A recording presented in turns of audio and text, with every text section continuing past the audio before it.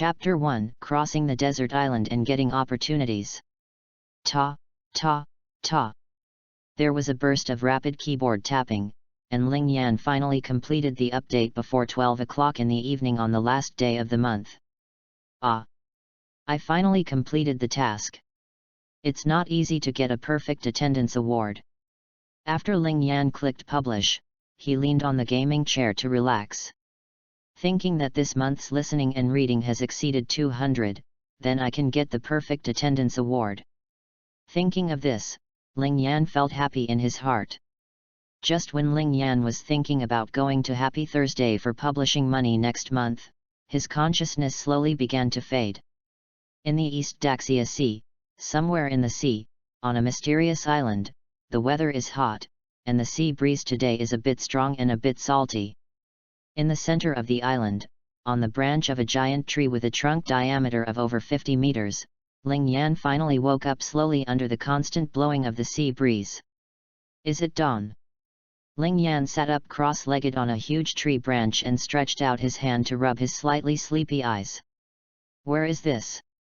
Ling Yan, whose eyes were fully opened, finally realized something was wrong. Damn it, why am I in a tree? Also, why does this tree look wrong? Why is it so big? Primitive forest. Ling Yan jumped up and stood up, his eyes full of disbelief. He looked around eagerly and found that everything around him was so strange. After calming down for a while, Ling Yan finally understood that he had traveled through time. At this moment, Ling Yan's age has regressed, and he has returned to the age of 10, and his height is only about 1.23 meters. Looking at the loose short-sleeved sweatshirt and floor-length trousers he was wearing, a trace of helplessness flashed across Ling Yan's cheeks. My kun, my 50 yuan kun. Ling Yan felt depressed when he thought that he didn't get the $50 from Crazy Thursday. Sitting on a tree branch, Ling Yan slowly accepted the fact that he had traveled through time, but he was still talking about the delicious kunchi. What kind of world is this? Is such a dense primeval forest from ancient times? Or somewhere? Ling Yan looked at the unfamiliar environment around him, filled with doubts in his heart. He was wearing a mask and had no memory of this place. After all, he is also a novelist who has read more than 3,000 novels on Yang Shizi, spent more than 5,000 hours reading, and written 3 novels. I still have a deep understanding of time travel, so I didn't panic much after confirming that it was really time travel. Tongzi. Is the system here? Dad. No, isn't it said that time travelers are all children of destiny and have their own systems or cheats? Ling Yan tried it several times and checked whether he had any special items on his body. He found that he didn't seem to have cheat. He is now sure that he really doesn't have cheat. What world is this? Ling Yan stood up and carefully observed the surrounding situation. This is an isolated island. There is a volcano-like peak in the center of the island. He is now on a huge towering tree. The sea breeze was a bit strong at the moment, and the weather was a bit sultry. It was so hot that Ling Yan was already sweating a lot. Goo. At this time, Ling Yan's stomach began to protest. Ling Yan touched his hungry belly with a helpless expression.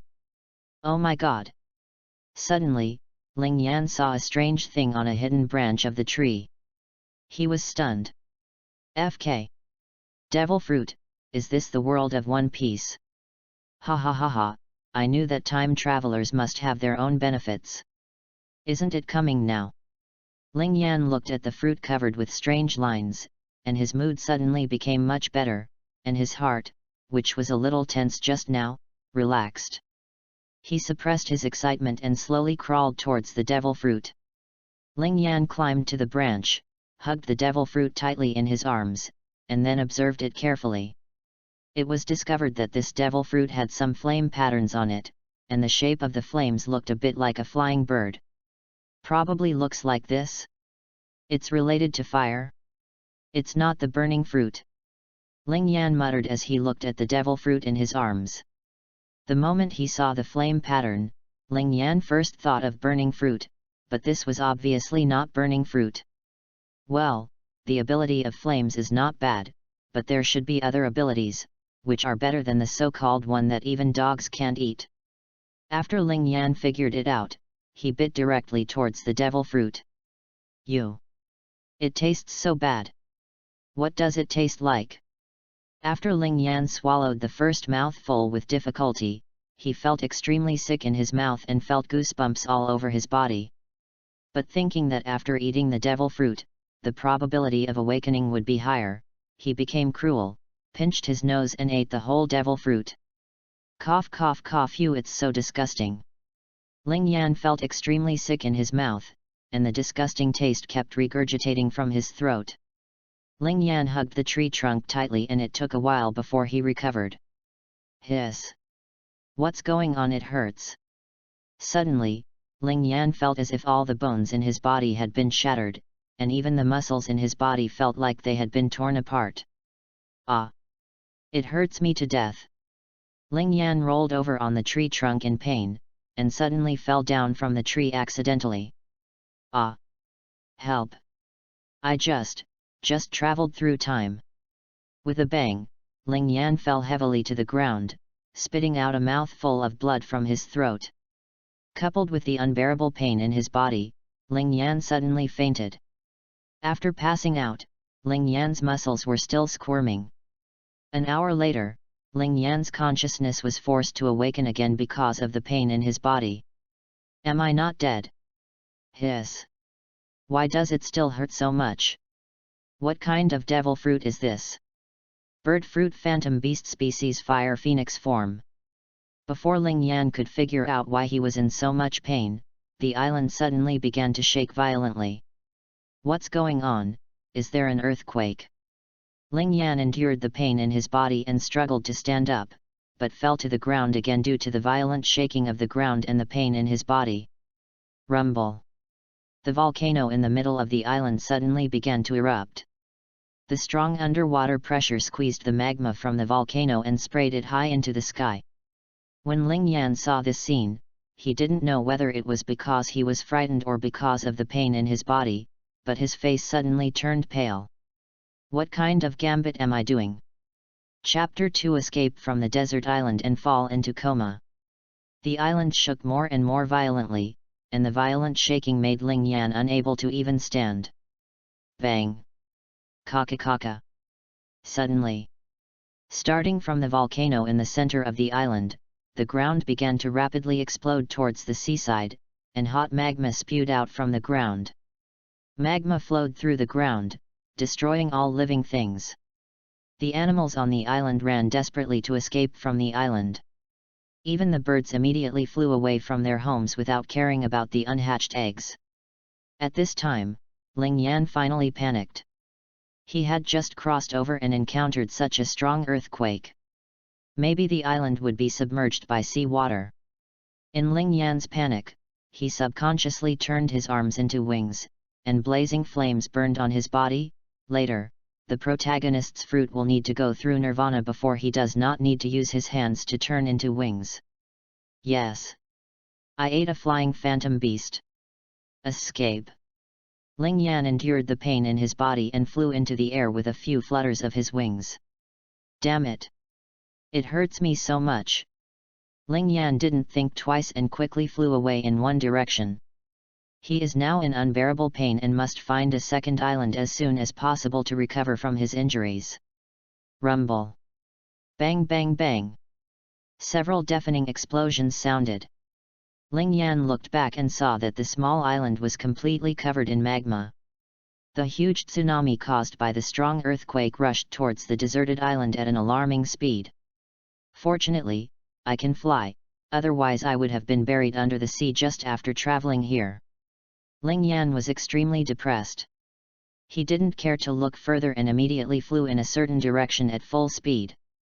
Ling Yan flew very fast, and the strong wind slapped his pale face. Because of the forced use of abilities and the strange pain on his body, Ling Yan's physical strength was consumed very quickly. I don't know how long it took, but Ling Yan was in a daze and finally saw a touch of green on the sea. Finally, there is an island.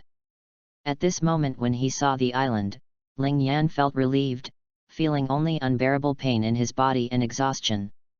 His wings immediately changed back, and in a trance, he fainted again. Phew! Bang! The unconscious Ling Yan fell rapidly from the air and crashed into the sea. What's going on? It looks like a person. Someone fell into the sea. What? I'll go rescue him right away. Jian, be careful. The anxious Aegean took off his coat, plunged into the sea, and quickly swam towards the place where Ling Yan fell. A group of people on the coast waited worriedly. Two of the girls were holding a woman's hand tightly, and the faces of these three were the most anxious. Bellmeyer, why hasn't Jian come up yet?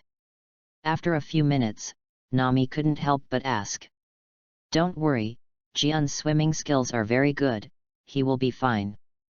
Bellmeyer comforted Nami and Nochijao with a gentle smile on his face.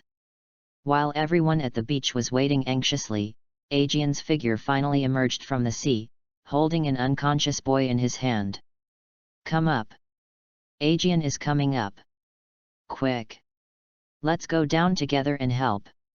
After people at the beach saw Aegean, several men immediately jumped into the sea and swam towards Aegean. Finally, Aegean and Ling Yan were caught in his hands before Aegean's energy was exhausted. Several men quickly dragged Aegean and Ling Yan to the shore. After landing, Aegean lay exhausted on the beach and breathed rapidly. Aegean, are you okay? I'm fine, I'm just a little tired. I'll be fine after taking a rest, Jian replied weakly. Is this boy still alive? Isn't he dead? Get out of the way, let me take a look. Bellmeyer leaned over and put her ear against Ling Yan's chest, and then she heard Ling Yan's weak heartbeat. He's still alive. He must have been choked by the sea water. Bellmeyer immediately gave Ling Yan first aid using the method he had learned at Marine. It's good to be alive. How could this little boy fall from the sky? It's so strange. Yeah, it's really strange. But he's pretty good looking, Nami, Nyokijao, why don't you let him be the husband of one of you? Akradine. Nami and Nyokijao refused at the same time, with a hint of blush on their cheeks. Ha ha ha ha. Two little girls, you are so embarrassed. Aegean was fine and Ling Yan was still alive. People around here started making jokes about Nami and Nakajao. Don't make fun of them, we don't know who he is yet. At this time Bellmeyer stood up. Aegean rested for a while, and his physical strength gradually recovered a lot. What to do? How to place this child? We don't know his identity. Yes, and he fell from the sky. After the teasing, everyone fell into distress again when looking at Ling Yan, who was still unconscious. Bellmeyer suddenly wanted to take Ling Yan back, but her family was full of women, so she didn't know if the little boy was willing. Aegean saw Bellmeyer's hesitation, thought that he had saved him again, and then made up his mind. I'll take him back. I only live alone, so it's okay to have one more person. That's really a good thing to say. Aegean, then he will leave it to you. Seeing that the matter was resolved, everyone began to disperse slowly. After all, they still had to work. Because Aegean was still a little exhausted, Bellmeyer picked up Ling Yan on his back and walked towards Aegean's house. The two little ones and Aegean followed behind. It wasn't until he walked to Aegean's house and put Ling Yan on the bed that Bellmeyer asked, Aegean, do you really want to take him in? I'd better wait until he wakes up and ask him if he wants to live at my place. You are a man and will take care of people there. Ha ha ha ha. I know about Bellmeyer, and maybe he can protect Nami and Nakajao in the future. Aegean looked at Ling Yan on the bed and said. I don't want his protection, Nami said softly, with a stubborn look on her cheeks. That's right, we can protect ourselves in the future, and I still have to take care of Bellmeyer, Nami, and you, Aegean. Nyaki said cheerfully. Ha ha ha ha, okay, let's wait until he wakes up. Maybe he doesn't want to stay here and wants to go home. Bellmeyer said with a smile. At this time, Belle had a question in her heart. When she was carrying Ling Yan on her back, she felt something moving inside his body. But when I took a closer look, I couldn't see anything, so I could only keep this question in my heart. Aegean felt that Ling Yan would never be able to return home. Not to mention the possibility of encountering pirates if he rashly went to sea, just because Ling Yan was so young. He didn't think Ling Yan could leave Kokozia village on his own. The four of them exited the house and went to work on today's affairs. After all, they still have their own jobs. Now Ling Yan's life is not in danger, he just needs to wait for him to recover well. At this moment, Ling Yan didn't know that he had arrived at Kokozia village, Nami's hometown. His current body is slowly becoming stronger due to the improvement of the devil fruit. Chapter 3 Ling Yan wakes up, here or there. The next morning, Ling Yan finally woke up. He slowly opened his eyes, and his blurred vision gradually became clear. It turns out he's not dead. Who saved me?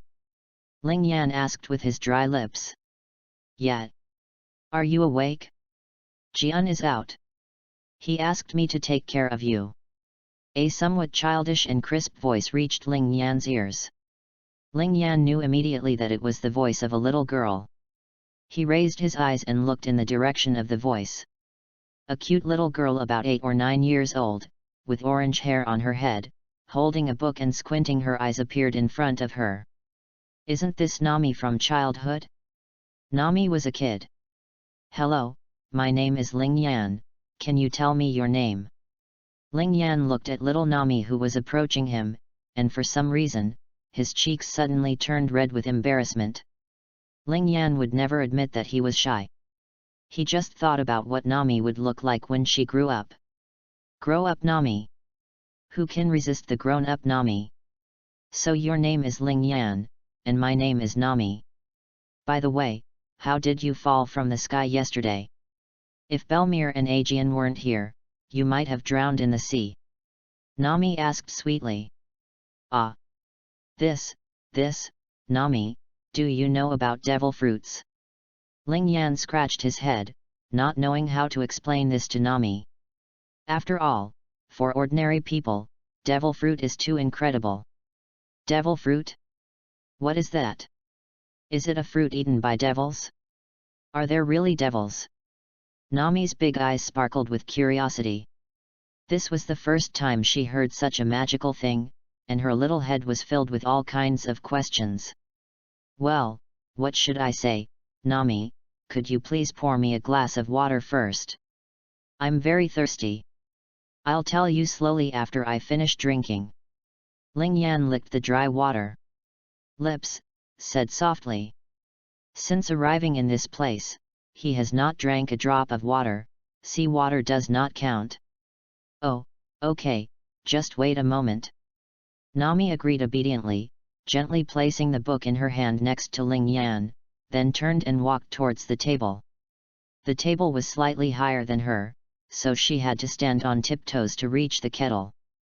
Ling Yan quietly looked at Nami's busy little figure, a warm current surged in his heart, and his originally nervous mood gradually relaxed. Looking at the cute Nami in front of him, Ling Yan raised the corners of his mouth slightly and his mood became particularly happy. He took a look at Nami's book, which was about weather. Sure enough, top navigators have been working hard since they were young. The water is here, now, drink it quickly. Nami handed a glass of water to Ling Yan, and then stood next to him, waiting for Ling Yan's answer. Thank you, Nami. Ling Yan said politely, took the water glass and drank the water in several sips. There was still some warm water flowing into his mouth and flowing down his throat. Ling Yan finally felt that he was alive, but this process was a bit irritating. I've finished drinking. Now I'll tell you what a devil fruit is. Yet, Ling Yan, tell me. Ling Yan calmed down his thoughts and then said, the devil fruit is called the secret treasure of the sea. It is the incarnation of the devil of the sea. After eating it, you will gain different abilities, but as a price, those who eat it will be rejected by the sea and become landlubbers. but because after eating devil fruit, you will gain great power, so many people in the sea want to get devil fruit. And each devil fruit costs 100 million berry at the cheapest price. 100 million belly. After hearing the 100 million belly, little Nami showed an expression of disbelief on her face. Her mouth opened wide, as if she could fit an egg into it. She was stunned, her eyes widened as if they were about to fall out. Then, her originally cute big eyes immediately changed into the shape of berry, shining with greedy light. Immediately afterwards, Nami seemed to be attracted by an invisible force. She grabbed Ling Yan's arm tightly and asked excitedly, "Pinch Ling Yan, did you just say that you also ate devil fruits? This is it true? 100 million berries." She had never seen so many berries in all her life. Now in her eyes, Ling Yan is no longer a simple person, but a golden mountain worth 100 million belly. Ling Yan was stunned when he saw Nami like this. It turned out that Nami's money-grubbing character had been developed since she was a child. "Oh, yes, I ate a devil fruit that can fly, that's why I fell from the sky." Ling Yan looked at little Nami's expression at this moment, feeling suddenly panicked. Little Nami doesn't want to sell me for berry now, does she? Si. Ling Yan, 100 million belly, just eaten by you. Little Nami let go of Ling Yan's arm, and her eyes gradually returned to normal. However, her heart was filled with unacceptable emotions. 100 million berries, that was a huge fortune. Actually, the one I ate might not only be worth 100 million berries, maybe it could be worth 3 billion berries. At this moment, Ling Yan said indifferently. "What? Worth 3 billion berry?" The irritating shouts resounded through the sky, deafening, and Ling Yan felt that the entire Caucosia village heard her voice. Little Nami's eyes were as wide as a bell, and her mouth opened into a big O shape. Her face was filled with disbelief and extreme shock, and her body was shaking involuntarily. "Oh! Nami, calm down, it's just 3 billion belly, it's not a big deal." "Just kidding, that's a fantasy beast species, not to mention 3 billion, it's 3 he can eat tens of billions." But after Nami heard Ling Yan's words, she felt like stabbing a knife into her weak heart. "Wow! 3 billion berries, you actually ate 3 billion berries." Nami couldn't bear it any longer, and suddenly burst into tears, with sad tears streaming down her face. "Ah, this! Nami, don't cry. 3 billion berries is nothing. I will help you earn more berries in the future. I know there is a lot of gold somewhere. I guarantee it will be more than 3 billion. Ling Homura said with a slightly mysterious look on his face. "Real gold? You're not lying to me? That's 3 billion belly. Where can there be so much gold?" Nami stopped crying immediately, grabbed Ling Yan's shoulders and asked excitedly. "Of course, and I'm sure that there is more gold than 3 billion berries there." Ling Yan was stunned for a moment and immediately assured. "Great! Ling Yan, don't lie to me." Nami was very happy, and her cute little face came directly in front of Ling Yan. "Nami, what's wrong with you? What 3 billion belly?" At this time, the door opened with a bang, and Nakajao ran in anxiously. She had heard Nami's voice in the orange grove just now. So Belmir asked her to come back and have a look right away. Nakajao was a kid. Chapter 4 Two Cute Little Ones. "Ah! It's nothing, I'm fine, Nokijao, why are you back?" Seeing Nokijao coming back, Nami immediately put away her previous thoughts and winked at Ling Yan, as if to tell Ling Yan not to tell Nokijao what happened just now. Ling Yan blinked slightly, indicating that he understood and would not tell Nakajao. "Hey? Are you awake?" "Hello, my name is Nokijao, I am Nami's sister." Nokijao walked to Ling Yan's bed and smiled at him. "Hello. Nyochigao, I am the sister, okay." Hearing Noichigao say that she was the sister, Nami couldn't help it and immediately retorted without waiting for Ling Yan to answer. Ahehat. Belmir said I am her sister anyway, so it's useless for you to object. Nyokijo smiled very proudly. Damn Belmir. I don't want to be your sister. Nami glared at Nakajo angrily, as if calling her sister made her very unhappy. Photos of two little ones. Hello Nokijao, my name is Ling Yan, nice to meet you. Seeing Nokijao being so polite, Ling Yan also became gentle. Then, Ling Yan, how did you fall from the sky yesterday? This was so strange, Nokijao really wanted to know. Hearing Nokijao ask about this, Nami couldn't help it, for fear that Ling Yan would tell Nokijao what they just said. So Nami rushed to say, I know this. Ling Yan ate the flying devil fruit and was not skilled in the air before he fell. Devil fruit? What is that? Can it fly? Ling Yan, can you fly? Nakajao's expression at this moment was almost exactly the same as Nami's just now. Go, go, go. Nokijao, Ling Yan has just woken up. It's better not to disturb his rest. Let's go out first and then I'll tell you. Nami pulled Nokijao out of the room, and when she did, she gave Ling Yan a proud look. Nami was really cute when she was a child, but she was a little malnourished, and Nokijao was too.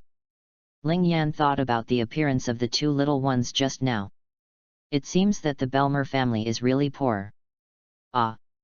After the two little ones went out, Ling Yan began to check his body and found that he was much stronger now than before eating the devil fruit. Could it be that the severe pain before was because the devil fruit was improving my body? I guess that's the case. Ling Yan held his chin and thought for a while, and finally understood the changes in himself. After all, animal-type devil fruits will more or less enhance the physique of the Esper, not to mention the fact that he is eating a phantom beast-type devil fruit. Ling Yan opened the quilt and got out of bed, went to the table and poured several glasses of water to drink. He was really thirsty now. After drinking the water, Lin Jian began to check the room. It was very simply decorated, and it didn't look like it was often occupied. The clothes on my body have been changed and replaced with the style of clothing here. But it doesn't seem to be any different. A t-shirt and a pair of beach shorts are all clothes he can wear at his age. The image of Ling Yan. It's just that there are still several circles of bandages wrapped around the body, and there seems to be some medicine in the bandages. Ling Yan suddenly remembered that Belmir was still alive, which proved that Aaron had not come here yet. Ling Yan suddenly became anxious when he thought of this.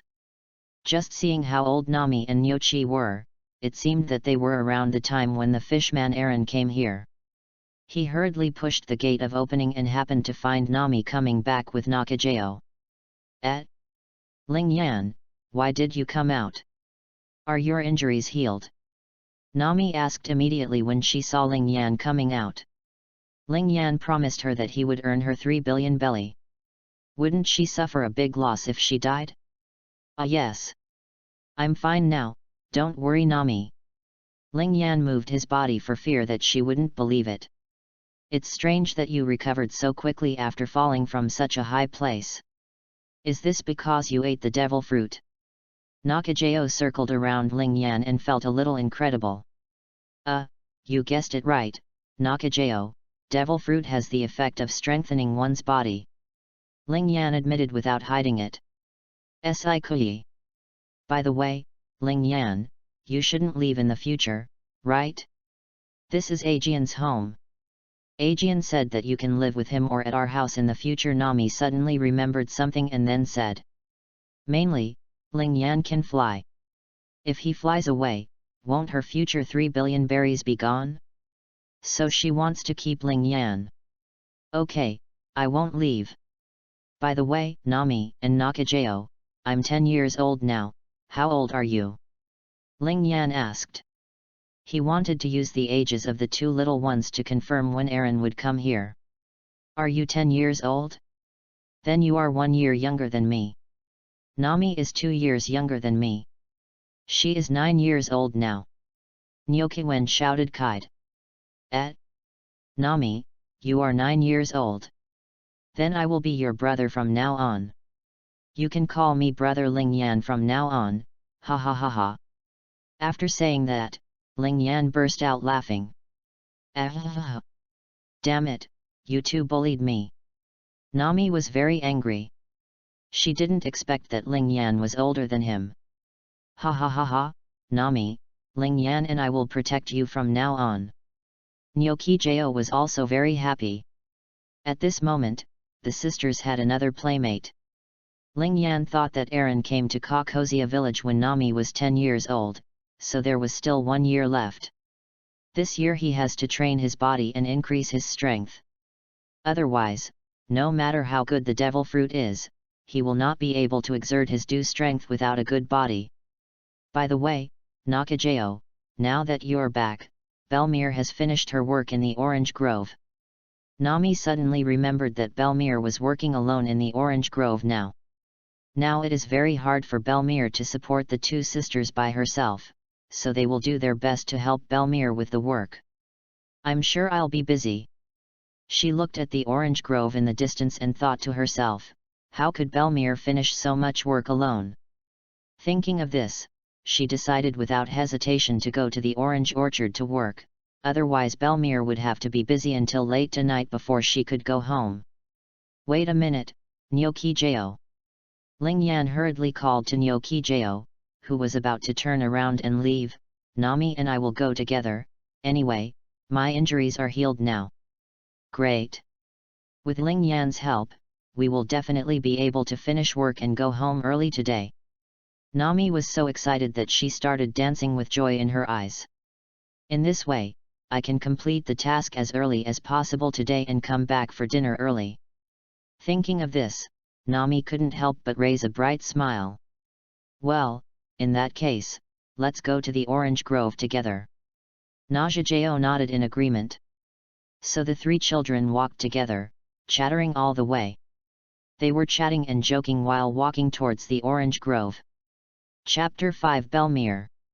The orange grove is not far from Jian's home, and the three children arrived there in just 10 minutes walk. Belmere, we're here. Nami shouted towards the orangery as soon as he arrived at the door.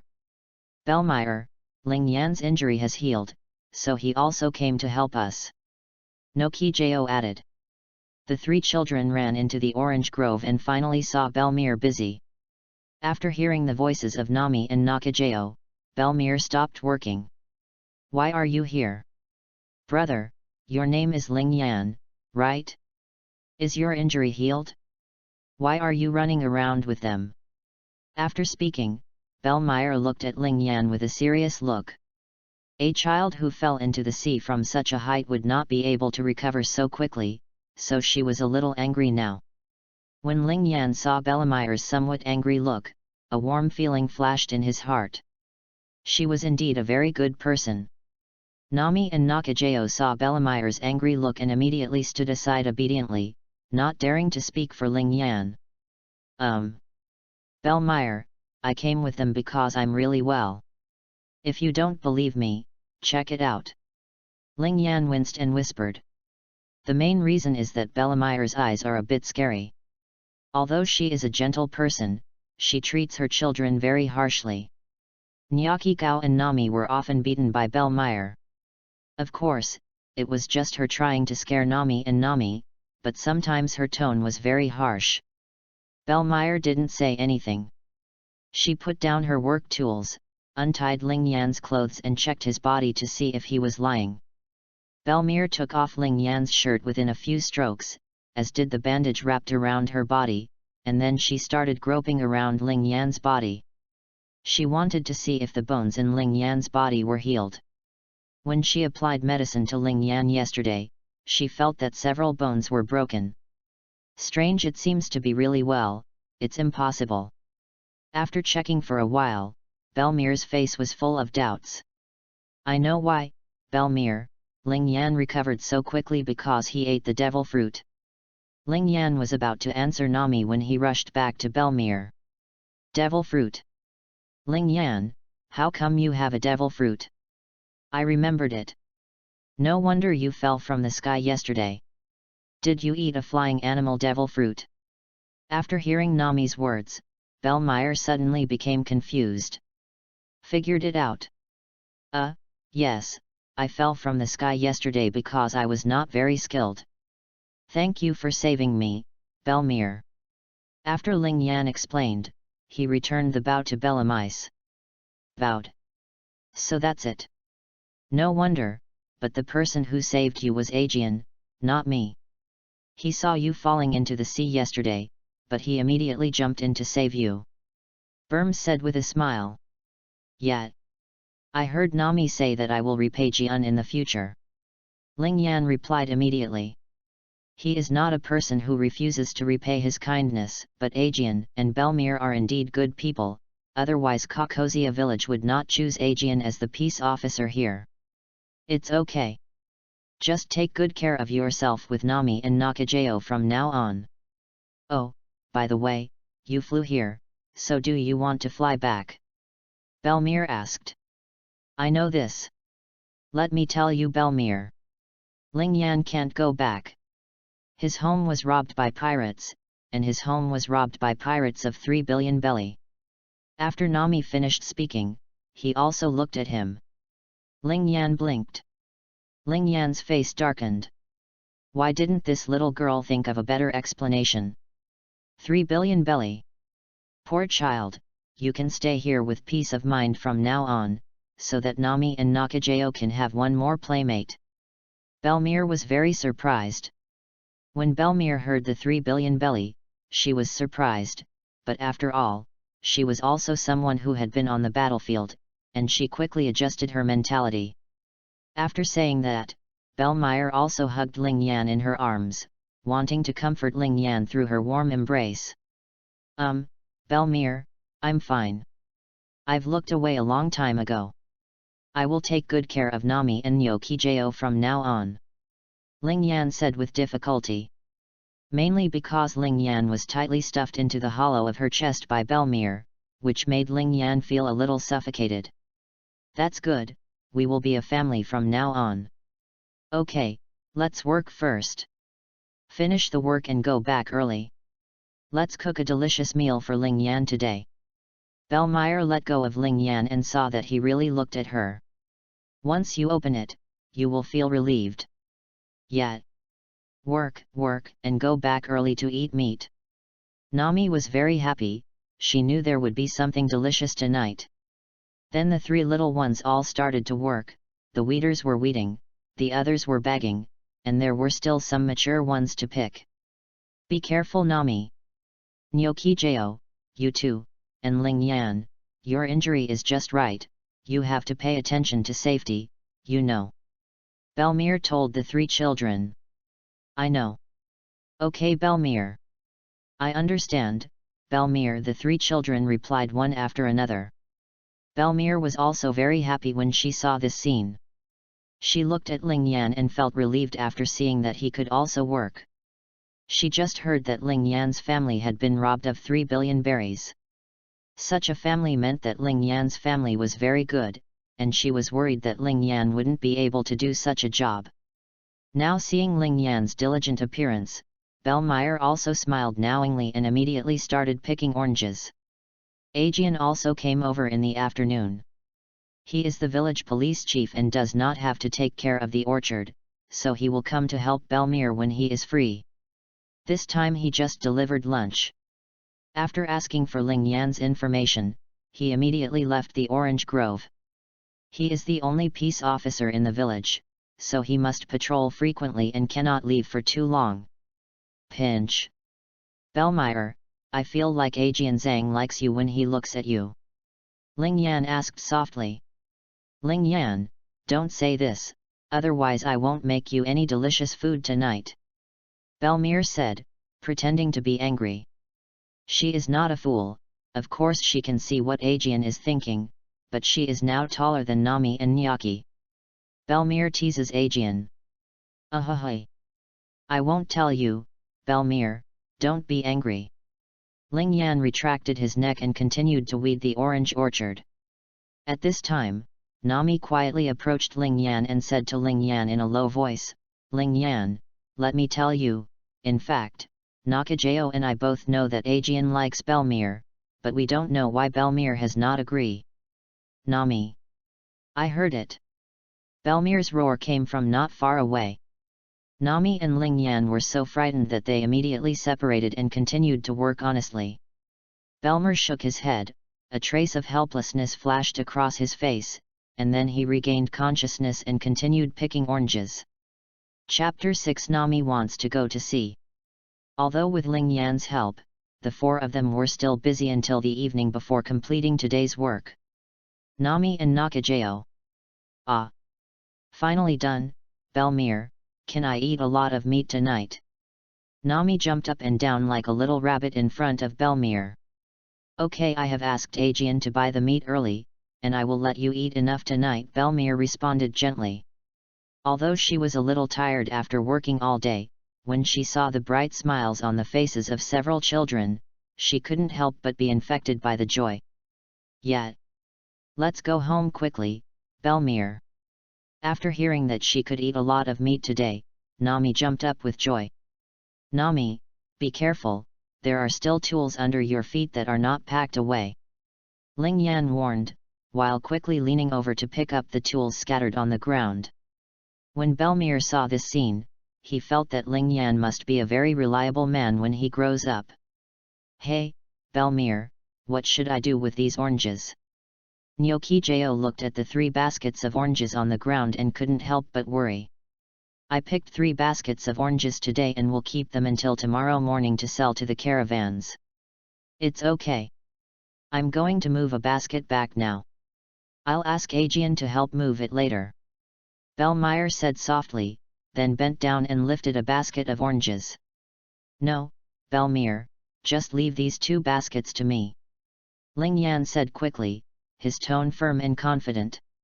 No, you can't move it, and your injury is just right. I'll move it again later. However, before Belmere finished speaking, he saw Ling Yan stretch out his hands, lift a basket of oranges with one hand, and lift them up easily. Wow! Nami exclaimed, her mouth wide open with an expression of disbelief on her face. Ling Yan, you are so awesome! She shouted excitedly, her eyes shining with admiration. Nakajao on the side was also surprised. Her eyes widened and she murmured to herself, "Si Ling Yan, you are stronger than Belmere." Although Belmere was also very surprised in her heart, she was once a marine after all and had seen many people with amazing powers. So she quickly came to her senses, smiled and nodded to Ling Yan, expressing recognition and appreciation. Ling Yan felt everyone's gaze, and a proud smile appeared on his face. He placed the 2 baskets of oranges firmly on the ground, then turned to Belmere and said, "Look, I told you it'll be okay. Don't worry, just leave any heavy work to me in the future. I'm very strong." Oh! After speaking, he waved his arms deliberately to show off his muscles. Belmere looked at Ling Yan's cute and confident look and couldn't help but laugh. She patted Ling Yan's shoulder gently and said softly, "Thank you, Ling Yan. But you must also pay attention to your body and don't force yourself." Ling Yan chuckled and nodded. Then he picked up the 2 baskets of oranges again and followed Belmere towards the house. Nami and Nakajao quickly followed. The evening sun shone on them, reflecting a warm and beautiful picture. On the way, Ling Yan and the others met Aegean, who came to help. "I'm sorry Belmere, I'm late, leave the oranges to me."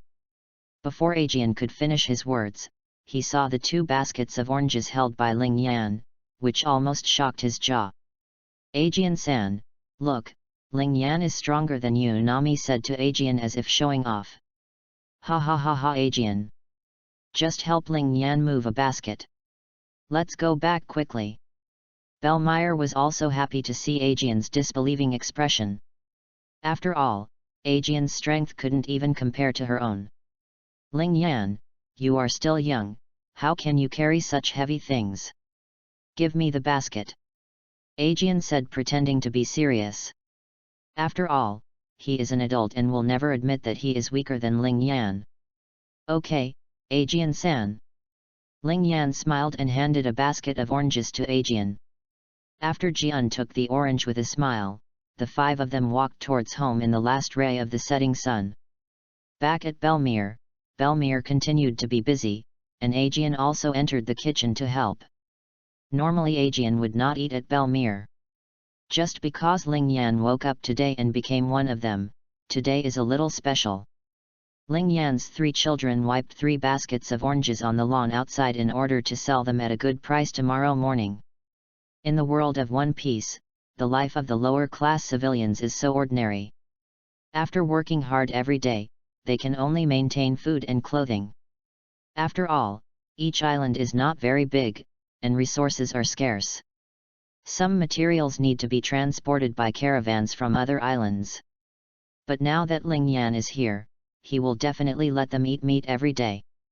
Ling Yan, since you can fly, can you take me to fly with you? Nami asked quietly, rolling her eyes. Nakajao on the side also pricked up his ears and listened to Ling Yan's guide. Of course, but I don't know the direction, and I can't see the chart. If I get lost at sea, I won't be able to come back. Ling Yan said softly. I recognize it, I recognize it. Pinch Ling Yan, can you take me to fly from now on and let's go to sea together? Nami was very excited. If Ling Yan can take her out to sea in the future, then she can go to many islands and draw many sea charts. Ling Yan reacted as soon as he heard it. Yes, isn't Nami the best navigator? When Nakajao heard that Ling Yan could take Nami to fly, she felt very happy. It's just that she's not as obvious as Nami. Hey Nami, please keep your voice down, after all, Belmere will not allow you to go to sea. Nyaki said in a high-pitched voice. Yeah. Then we just don't let Belmere know. Ling Yan, you have to remember to take me out to sea. Nami approached Ling Yan and whispered quietly. I know, I will definitely take you out to sea in the future, Ling Yan promised Nami. Just kidding, without Nami, he would probably have to wander around Kokozia village from now on. Otherwise, he would definitely not be able to identify the direction if he went to a farther sea area. Ships all over the world rely on nautical charts to navigate, but unlike the Grand Line, there is such a thing as a record pointer. Hearing that Ling Yan agreed, Nami was very happy, as was Nakajao, and the 3 of them worked much faster. Nami, Nakajao, Ling Yan, it's time to eat. Belmere walked out of the door and shouted. Great! It's time to eat. Okay. Here we come, the 3 children replied in unison. As soon as the oranges were wiped, Ling Yan and Belmere moved the oranges into the warehouse. Wow! That's a lot of meat. Nami's eyes lit up as he looked at the pile of bone-in meat. After Ling Yan and Belmere sat down, the family began to wolf down the food. Later, there were even scenes of adults snatching children's meat, and children snatching adults' flesh. Ling Yan felt this kind of atmosphere for the first time and felt so happy and warm, so he also joined the team of grabbing meat. There is no way, everyone has a good appetite. After eating, the 3 children fell asleep directly because they were too sleepy. Belmere threw the 3 little ones directly onto a bed and ignored them. Looking at the 3 children sleeping on the bed with their noses bubbling, Belmere showed a gentle smile. Chapter 7 Half a year later, going to sea for the first time with Nami. Time flies, half a year has passed in the blink of an eye. In the past 6 months, Ling Yan has been working for Belmere during the day and gets up early every day to exercise. After all, Eren is a potential enemy, and with his current strength, he cannot be taken lightly. On land, Ling Yan was not worried that he could not defeat Eren. But if he accidentally lets him run into the sea, it will be troublesome, so Ling Yan must kill him with one strike.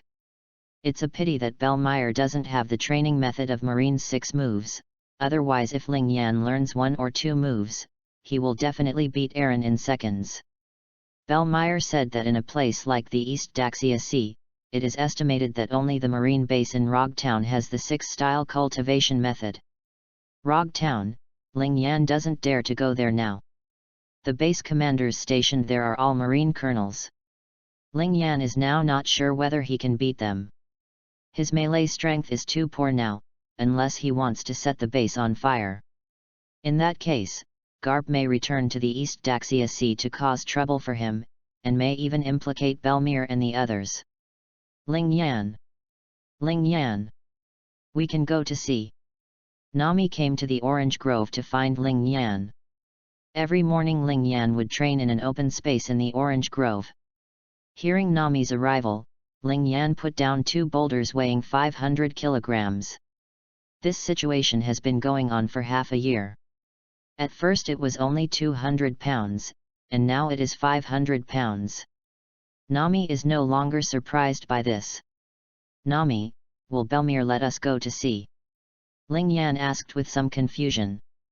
Nami had been thinking about going to sea for a long time. She had been planning it before, so she told Ling Yan, and Yokijao didn't even know. Definitely not, but Belmir and Najo went to work in the village today and won't be back until evening. Nami said excitedly. Ah? Then if Belmir knew about it, wouldn't it be a disaster for us? Good guy, Ling Yan didn't expect Nami to be so courageous. You know, if Belmir is angry, he will hit someone. The 2 little ones were beaten. Oh, it's better if we don't let them know. I've calculated that with your speed, we can be back at night. Nami didn't want to miss this opportunity. Otherwise, I don't know when I will have a chance to go to sea next time. Okay then, I'll go back and change into a set of clothes. I also need to grab a weapon just in case. Ling Yan thought for a moment and agreed. Yeah. Let's go back quickly. Nami was so excited that she dragged Ling Yan back home. Ling Yan was also a little excited, hanging around with children all day long, and he felt like he had returned to his childhood mentality.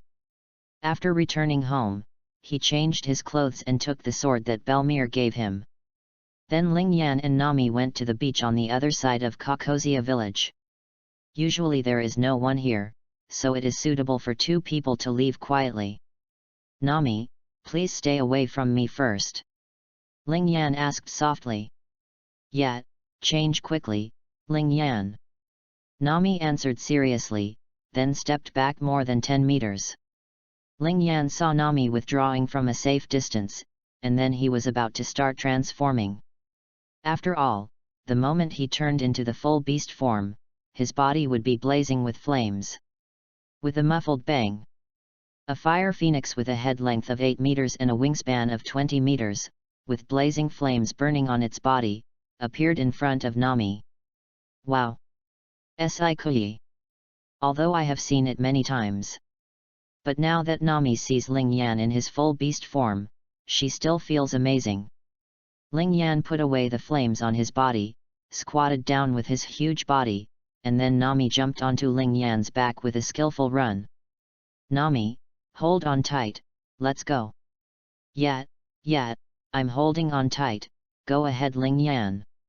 Nami sat on Ling Yan's back, holding Ling Yan tightly with her left hand and making a starting gesture with her right hand.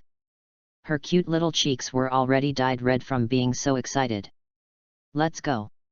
With a roar, Ling Yan flapped his wings and flew Nami high into the sky. Whoa-ah! Sik. It's so exciting. Ha ha ha ha ha. After flying high into the sky, little Nami laughed heartlessly behind her. Nami, which direction should we fly? Go to the right, yes, that's the angle, just keep flying, hee. Okay, Nami, then I have to speed up. I'm already seated, go ahead Ling Yan. Nami leaned over and lay on Ling Yan's back, her little face full of happiness and excitement. Ha.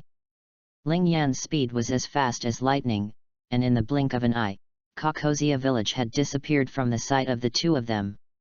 Nami, where is our destination this time? The Kingdom of Wakot. What? The Kingdom of Wakot? Yes, that's right there. Okay, I understand. When Ling Yan heard that Nami said that she was going to the kingdom of Oikat, Ling Yan didn't know what to say. The kingdom of Oikat is the hometown of Nami and Nakajao, where Belmir adopted Nami and Nakajao 9 years ago. I just don't know if Nami chose this place intentionally or if it was a coincidence. This country was destroyed more than 10 years ago and has become a ruin.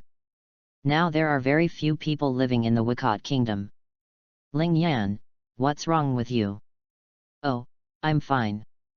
By the way, Nami, why did you think of going to the Oikat kingdom? Well, because this island is the closest to us, so I want to visit it. Then, did you know that the kingdom of Oikat was a destroyed country? Hey? A destroyed country? Ling Yan suddenly felt ashamed. It turned out that Nami didn't know that that was her hometown. It seems that Belmir did not tell Nami about this. Yes, I heard that it was destroyed more than 10 years ago and is now in ruins. Nami, do we still want to go there now? Well, we are all out anyway, and the preparation I made this time is to go to the kingdom of Oikat. It's too late to change the location now. Okay, I get it, Nami. Nami has been quietly preparing for this trip for 6 months. Ling Yan didn't know the destination until he set off now, but it didn't matter if he went there. After more than 2 hours of flight, a huge island appeared in Ling Yan's eyes. Nami, look, is it the island below? Let's take a look. Finally seeing the island, Nami was very excited. This is the first time Nami has seen a second island besides Hobby Island. She took out the nautical chart from her backpack, as well as a navigation chart she drew herself, and finally confirmed that the island below was the destination of their trip. That's right. It's right here, Ling Yan, let's go down. Nami put away the drawings and said seriously. Okay, I'll descend right now. Sit tight. Ling Yan dived and descended towards the Oikat kingdom. Phew. The descending winds were fast. The blow made Nami's hair fly. Chapter 8, The Kingdom of Oikat. Is this the Oikat kingdom? Ling Yan looked at the ruins in front of him with curiosity in his eyes. Nami looked at such a deserted country and couldn't accept it for a while. This was her first time going to sea. She also wanted to earn some berries, but in such a desolate place, I'm afraid there aren't even one berry. Ling Yan saw Nami's dejected look and knew what she was thinking now. Okay, Nami, maybe there is some treasure left here? Let's hunt for treasure here. Treasure hunting? Yes, there must be a treasure here. Let's go. Ling Yan, let's find the treasure here.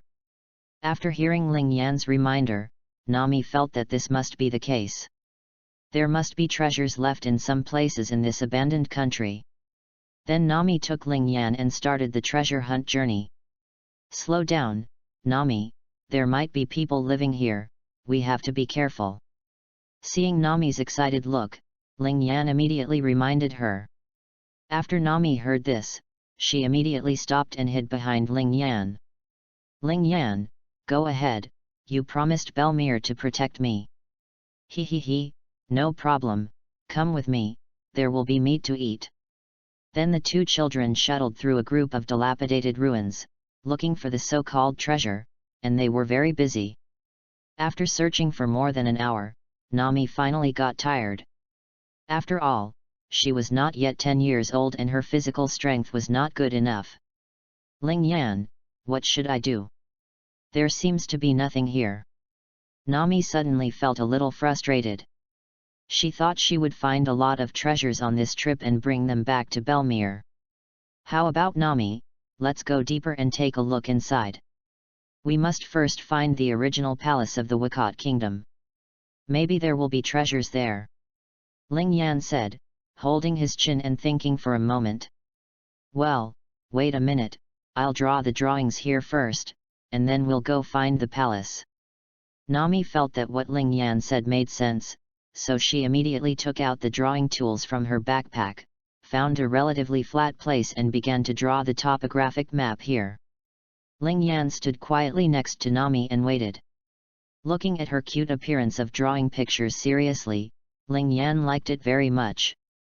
Except for the occasional sound of wind and the rustle of Nami's pen scratching the paper, there are no other sounds around. During this period, Nami ran to high places to look out from time to time, and also used measuring tools to measure the terrain here. Ling Yan felt that Nami was really serious and responsible at this time.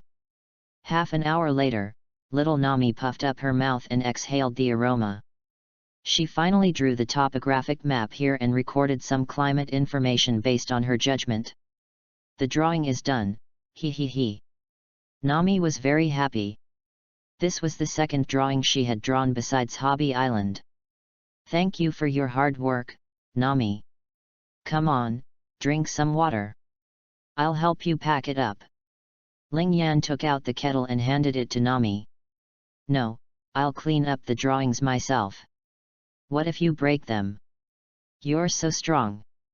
Nami refused Ling Yan's help. Then put the drawn drawings and drawing tools back into the backpack one by one. You can drink water now. Ling Yan said softly. He he he, thank you, Ling Yan. Little Nami put her backpack on her back, then took the water bottle from Ling Yan's hand, and opened her cherry mouth to take a few sips. Ha, I've finished drinking. Let's continue to search for the treasures of the palace. Nami capped the kettle and returned it to Ling Yan. Yeah, let's go and continue the treasure hunt. Ling Yan took Nami's little hand and continued walking deeper into the island. There is really no one here. It feels a bit eerie. Ling Yan, you have to protect me. Nami grabbed Ling Yan's hand and looked around nervously. Don't worry, Nami, I can lift 1,000 kilograms of stone now. Ling Yan said with some pride. However, he did not relax his vigilance. It was indeed too quiet along the way. Apart from some low shrubs, there were dilapidated buildings and not even a bird. Nami thought of Ling Yan's huge power, and instantly became less nervous. Her charming little eyes moved around to explore everything around her. After walking for who knows how long, the two children finally saw a large group of buildings, which looked like a huge city. All the houses have been destroyed, but the buildings in the middle can still be seen as they were before they were destroyed. Wow, such a big city, Ling Yan, this should be the original capital of the kingdom of Oikat, right? Little Nami exclaimed cutely as she looked at the huge building complex in front of her. Well, that should be it. Look at the broken buildings in the middle, aren't they similar to royal palaces? Ling Yan said warmly, pointing to the dilapidated palace in the middle that was not completely destroyed. Then let's get started. I must find the treasure here. Little Nami wrinkled her cheeks and said fiercely. Yeah. The treasure here must be ours, let's go. Ling Yan took Nami and started searching from the fringes. He didn't believe it. Could it be that this place had been searched so cleanly? The small figures of the two children appeared, disappeared, and appeared on the dilapidated building from time to time. Ling Yan! Come on! Look what I found! Nami waved to Ling Yan excitedly in front of a dilapidated house. I'll be there right away. Ling Yan immediately ran in the direction of Nami. He also wanted to see what Nami had found, and he was so excited. Soon Ling Yan came to Nami's side. This was a relatively large house. Even though it was dilapidated, it was still 2 stories high. How's it going? Nami, what did you find? Ling Yan asked as soon as he arrived at the door. Come with me, I'm telling you, I found a mechanism inside, but I don't dare to open it alone. Nami grabbed Ling Yan's hand and ran inside excitedly. Actually found a mechanism? Ling Yan was a little surprised, and then he started to get excited. There couldn't be some secret room, right? One filled with treasures? Nami took Ling Yan to a room like a study and walked to a bookshelf. It's right here. There is a mechanism here. I can't push it. Ling Yan, try it. Nami pointed to a hidden stone statue behind the bookshelf and said. The stone statue was not big, only about 40 centimeters high. It had been pushed away a little by Nami, and the shape of a small door appeared on the originally flat wall. It's really a trap. Nami, please move farther behind me. I'll push it away and take a look. Yet, be careful. I heard there might be hidden weapons or something where the treasure is hidden. Don't worry, I will pay attention. Ling Yan patted his chest and said. Then he looked around, then removed a piece of wood from the bookshelf. Held the wooden head against the stone statue and began to push it slowly. The moment he pushed it, Ling Yan felt something was wrong with the stone statue. How could this small stone statue be so heavy? Until he pushed the stone statue away, a small door on the wall opened. Chapter 9 Treasure. The moment the small door opened, Ling Yan immediately retreated to Nami's side. The two suppressed the excitement in their hearts and carefully observed the door. After waiting for a while, he found that there was no danger, and then Ling Yan slowly walked over, and Nami immediately followed after seeing this. Hey! Ling Yan, look, it's a small box. Nami pointed excitedly at the small box behind the small door. She felt that this small box must contain treasure, otherwise why would it be placed in such a hidden place? Ling Yan didn't say anything. The moment he saw the small box, his heart suddenly surged. This is too much like a small box for devil fruits. Nami is so lucky. Ling Yan, what's wrong with you? Is there something wrong? Nami looked confused at Ling Yan's stunned look. I'm fine. Nami, I'll take out the small box and take a look first. Ling Yan came back to his senses and said, suppressing the excitement in his heart. Ling Yan, be careful. Maybe the small box contains hidden weapons or something. Nami looked at the small box very seriously. Ling Yan also listened to Nami's words and carefully took out the box. After taking it into his hand, Ling Yan felt something was wrong. This box seems to be empty. Nami, it seems to be empty inside, there is nothing. After saying that, Ling Yan opened the box directly. Sure enough, there was nothing inside. Why? Damn it! I thought I found the treasure, so I'm so happy for nothing, little Nami said angrily. The little mouth pouted, and it felt as if billions of berries were missing. Little Nami pouted. Even Ling Yan himself felt like he was being tricked. Just now he thought he had found a devil fruit, but when he opened it, hey? It was empty. Nami, let's look elsewhere. I still don't believe it. Such a big kingdom has been looted. Ling Yan said fiercely. Let's go, Ling Yan. Nami felt that what Ling Yan said made sense. Even if such a large kingdom is destroyed, there will still be some valuable treasures left. The two children regained their confidence and prepared to continue their treasure hunting journey. Just when they were about to walk out of the study, Ling Yan stopped. What's wrong? Ling Yan. Little Nami looked back at Ling Yan. Why did she stop? Nami, don't you think that the stone statue just now was a little strange? Such a small stone statue is too heavy. Ling Yan turned around and pointed at the stone statue in the study. Hey? Maybe it's because she's a stone, that's why she's so heavy. Nami said with her head tilted. Ling Yan shook his head, and then said, if it's made of stone, it shouldn't be that heavy. I feel like there's something fishy about this stone statue. I'll take another look. After saying that, Ling Yan walked into the study again and walked towards the stone statue. Nami's curiosity was aroused by Ling Yan's words at this time, and she immediately followed Ling Yan. Ling Yan came to the stone statue, squatted down and began to inspect it. He picked up the stone statue. Nami, step aside. I'll take it out and take a look. Oh. Nami immediately exited this somewhat narrow corner. Ling Yan carried the stone statue to the study table and placed the stone statue on it. The weight is indeed wrong. It is much heavier than a stone of the same size. Ling Yan clapped his hands and looked at the stone statue and said seriously. Little Nami walked around the stone statue and didn't see anything. At this time, Ling Yan pulled out the sword from his waist and lightly knocked on the stone statue. Ding ding ding.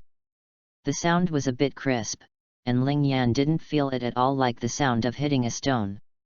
It's not made of gold, right? Ling Yan suddenly said. Gold? Really? Is this stone statue really gold? Nami immediately became excited when she heard the word gold. I'm not sure yet, I'll scratch it to see if there's gold in it. Ling Yan couldn't help but think of this. He used the back of the knife to scrape the surface of the stone statue. When Ling Yan scraped away a layer of stone film, the dark color inside was revealed. It doesn't seem to be gold, it looks like iron, but the iron is too dark. Ling Yan didn't understand. It's not gold. Nami's mood dropped when Ling Yan said it wasn't gold. She just wants to make a fortune, why is it so difficult? Ling Yan ignored Nami, turned over the iron knot and knocked again. Dong dong dong. Is it empty? Ling Yan heard the sound and shouted immediately. What's empty? Nami asked, raising his eyes full of confusion. This stone statue is empty inside. There may be something. Ling Yan said with certainty. When Nami heard that there might be something inside, her little face immediately lit up with joy. Quick, Ling Yan, open it and take a look, little Nami urged eagerly. Ling Yan immediately scraped off the stone layer at the bottom, revealing a dark iron color. He knocked again, and the sound was even more obvious. Ling Yan and Nami glanced at each other in tacit understanding, with excitement on their faces. They both had the same idea in their hearts, there must be treasure inside. Then Ling Yan began to scrape off the stone layer on the surface of the stone statue, revealing the entire dark interior, and the switch that turned on the inside of the stone statue was also found. There is a button on the back of this iron lump. Ling Yan believes that as long as he presses the button, the mechanism at the bottom will open. Linjian, I'll do this. Nami's excited hands couldn't hold it anymore. Okay, come on. Ling Yan turned Tai Bio Duo's back towards Nami. Nami immediately stretched out her little hand that was shaking with excitement. Her index finger gently touched the button, and she heard a click. Ling Yan and Nami knew that the switch at the bottom had been turned on. Then Ling Yan excitedly turned the iron lump over to reveal its bottom. Sure enough, there was only a thin layer of iron at the bottom. Nami carefully opened the iron plate. At this time, the two looked at each other, and their two little heads came together to look inside. Why? What is this? Where is my treasure? Wow T_T. Ling Yan, there's no treasure inside. Weev. Ling Yan, who was next to him, was already so excited that his body began to tremble. Devil fruit. There is a devil fruit inside. No wonder the small box just now was not there. It turned out to be placed in an iron lump disguised as a stone statue. Nami, you know what this is. Ling Yan took out the devil fruit inside with trembling hands. Hearing Ling Yan's question, Nami stopped crying and looked at Ling Yan blankly, wondering why Ling Yan was so excited. Nami, this is the devil fruit I said before. We are rich. This is real treasure. Ling Yan said excitedly while holding the devil fruit. Why? Devil fruit? It's the devil fruit worth at least 100 million belly. Little Nami was so frightened that she jumped up on the spot. Chapter 10 Someone is coming. That's right. Nami, we are so lucky. Ling Yan didn't expect that he would actually get a devil fruit this time. He was so lucky. Ling Yan, show me quickly. Hurry up. Okay Nami, don't get too excited. Little Nami carefully took the devil fruit from Ling Yan's hand, with excitement on her cheeks. Is this 100 million berries? Unknowingly, Nami's eyes had taken on the shape of berry. Looking at this devil fruit was like looking at 100 million belly. She felt that no treasure could compare to it. This devil fruit looks like a small gourd, with a green color all over and black circles on it. Ling Yan couldn't recognize it for a while, what kind of ability this devil fruit had. He felt that this should be a paramecia devil fruit. Suddenly, Ling Yan heard some movement outside. "Nami, someone is coming. Let's go first," Ling Yan whispered in a low voice. In an instant, the berry shape in Nami's small eyes disappeared, and then he quickly opened his backpack and put the devil fruit inside. "Then let's go quickly, Ling Yan, they must be here to steal my 100 million belly." Nami hugged her backpack and showed a trace of nervousness on her face. "Well, let's climb out of the window." Without hesitation, Nami and Ling Yan quickly jumped out of the window and immediately disappeared into the ruined buildings. A few minutes later, in the corner of a dilapidated house, Ling Yan and Nami carefully stuck their heads out from the wall to check the situation there. "There are so many people. Are these people also here to look for treasure?" Nami whispered. "Maybe not, I can't say for sure. The purpose of their coming here is also to find devil fruit." Ling Yan had a serious look on his face. Around the house where Ling Yan and Nami found the devil fruit, dozens of mysterious people in suits were carefully looking for something. Ling Yan recognized at first glance that these people were the CP organization of world government. "What? Then we can't be caught by them. This is my 100 million belly." Little Nami hugged the backpack tightly, fearing that the devil fruit inside would be snatched away. "Don't be afraid, Nami, these people are not very strong. We just have to be careful not to be discovered. Even if we are discovered, I can protect you." Ling Yan took Nami's little hand and said softly. Judging from the fact that these people were still holding guns, Ling Yan knew that these were just low-level agents and could not be their opponents. But Ling Yan couldn't act rashly, not to mention whether there would be any strong ones among them. If he fails to kill them all, his and Nami's image will be exposed, and then they will face a bounty from the world government. Ling Yan felt that if he could avoid being offered a bounty, it would take longer for Lao Lu, and they were in the East Daxia Sea now. Yet, "Ling Yan, you have to protect me, and the devil fruit, which is 100 million berries." Nami looked at Ling Yan and said seriously. After saying that, Nami leaned closely against Ling Yan. The two children quietly watched the group of CP organizations rummaging through the ruins in the corner. Suddenly Ling Yan saw a man in a suit with horns hairdo. This was Bruno from CP9. CP9 among these people, everyone is capable of 6 movements. Ling Yan immediately pulled Nami and retreated into the corner. He is not afraid of being discovered, but Nami is not. She has no ability to protect herself. "Why Ling Yan?" Nami asked in a low voice. "There is a stronger guy among those people, we have to hide." Ling Yan quietly cried. Hearing Ling Yan say that there are strong people, Nami nervously pulled Ling Yan's palm. "Don't worry Nami, we are very hidden here, they can't find us." Ling Yan comforted Nami while holding her little hand. "Yeah, I believe you, Ling Yan." Nami nodded lightly. Ling Yan was thinking, how could Bruno from CP9 appear here? Shouldn't they be in the capital of 7 Waters? He looked at Nami's backpack and suddenly thought, could this be Brook's gate fruit? But wasn't CP9's devil fruit given by CP9's chief, Spondam? But Ling Yan is not so sure, but if this devil fruit is really the gate fruit, then he and Nami will make a lot of money. Ling Yan feels that the Menmen fruit should be the most suitable devil fruit for Nami to eat. Should I trick Nami into eating this devil fruit? Ling Yan thought to himself. Nami, why don't you eat this devil fruit?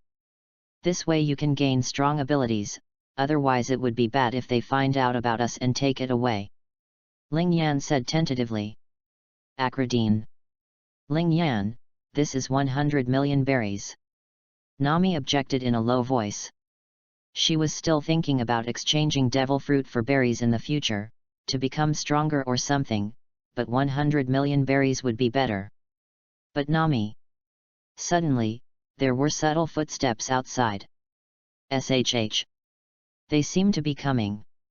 Ling Yan whispered. What should I do? They are not really going to steal my devil fruit, are they? Nami became nervous when she heard the footsteps outside. How about Nami, you eat the devil fruit now and you won't be able to take advantage of them. Ling Yan said with a roll of his eyes. Nami's little cheeks suddenly became tangled. Nami, we will make more money from berry in the future, but if the devil fruit is taken away, we will get nothing. Ling Yan saw Nami's heart moved and continued to seduce her. Okay. You can't give them any advantage. Nami made up his mind with a small bite. She opened her backpack and took out the devil fruit.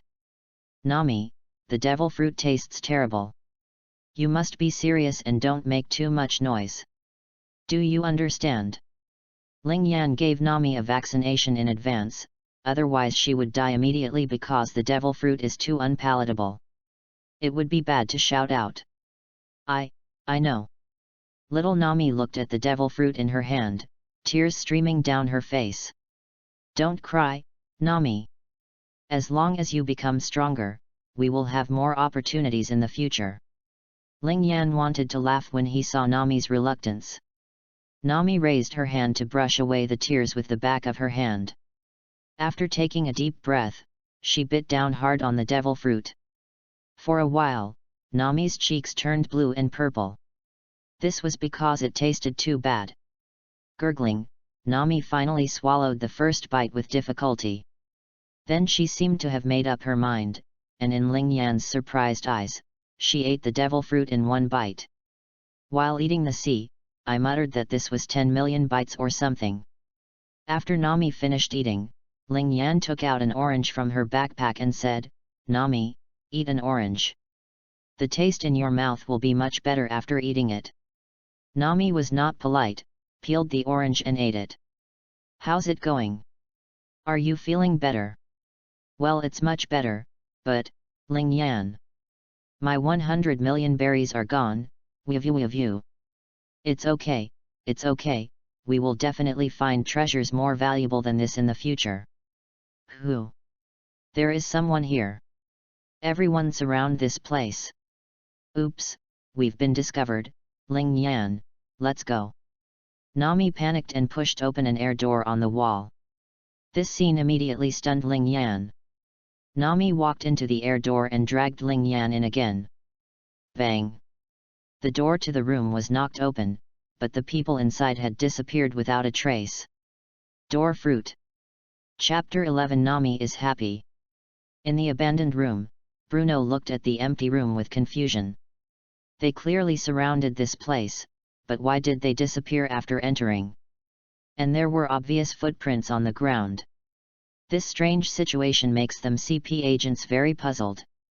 In a green alien space, little Nami was holding Ling Yan's hand, breathing rapidly because she was too nervous just now. Nami, how did you become so proficient in using the gate fruit? Ling Yan was stunned by Nami's operation. Ah! Door fruit. Nami was belatedly aware of what had just happened. She was too anxious just now and used the power of the gate fruit unconsciously. It's as if she was born to use this ability. Yes, the one you are eating is the door fruit. It seems to be able to open a door anywhere, just like you did just now. Ling Yan said seriously.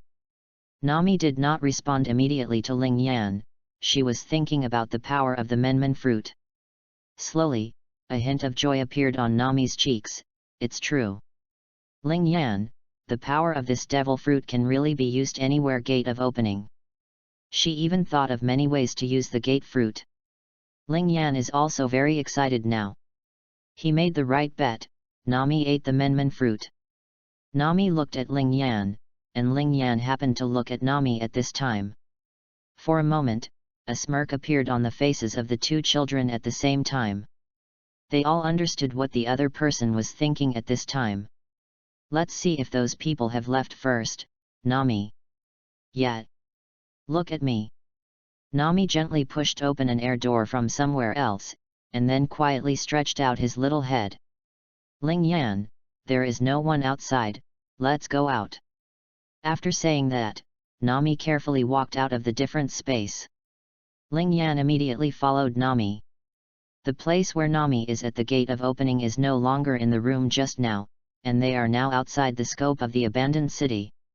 Sikui, Nami, this ability is really amazing. Although Ling Yan thought that the Menmen fruit was powerful, he didn't expect it to be so heaven-defying. He, we won't be afraid of others finding out from now on. The door fruit ability is so useful. Nami was very happy, she liked this ability so much. Pinch. Nami, can you gate of opening anywhere now? For example, our Kokozia village. Ling Yan asked tentatively. No, Kokozia village is too far away. I can only come here from the room we just stayed in like I did just now. If I want to open the door to a farther distance, I may have to become stronger. Okay. Nami thought for a moment and shook his head. Whoa, that's pretty awesome, being able to teleport such a long distance. Ling Yan nodded, this is also in line with the rules of Devil Fruit. Nami is still young, so it's definitely impossible to open the door too far. Let's go, Ling Yan, let's go to other places first. Maybe there are devil fruits in other places. Nami's thoughts became more lively after tasting the sweetness. Now that she has the power of the Menmen fruit, she is much more courageous. Okay, let's go. Let's go treasure hunting. Nami, how about you train with me in the future? Akradine, that's so tiring. Try it. As your strength becomes stronger, can you open the door further? Akradine. I don't want to train. The cutest Nami, just try it. Akradine. The two of them were chirping along the way, leaving behind cheerful sounds. The two changed directions and continued their treasure hunting journey. It was already noon, and they had to return to Kokozia village on Hobby Island before dark. After walking for nearly 2 hours, Ling Yan and Nami walked through a forest and arrived at another city. This city is much smaller than the previous one, and it is also dilapidated and looks like a ruin. Having encountered the situation for the first time, the two of them were much more careful this time. Ling Yan and Nami no longer separate, but search together, so that even if they are discovered, they can leave instantly. They walked directly towards the houses in the middle of the city. According to experience, rich people generally live in the most central areas of the city, where the probability of finding treasures is highest. 10 minutes later, Ling Yan and Nami walked to a relatively complete building.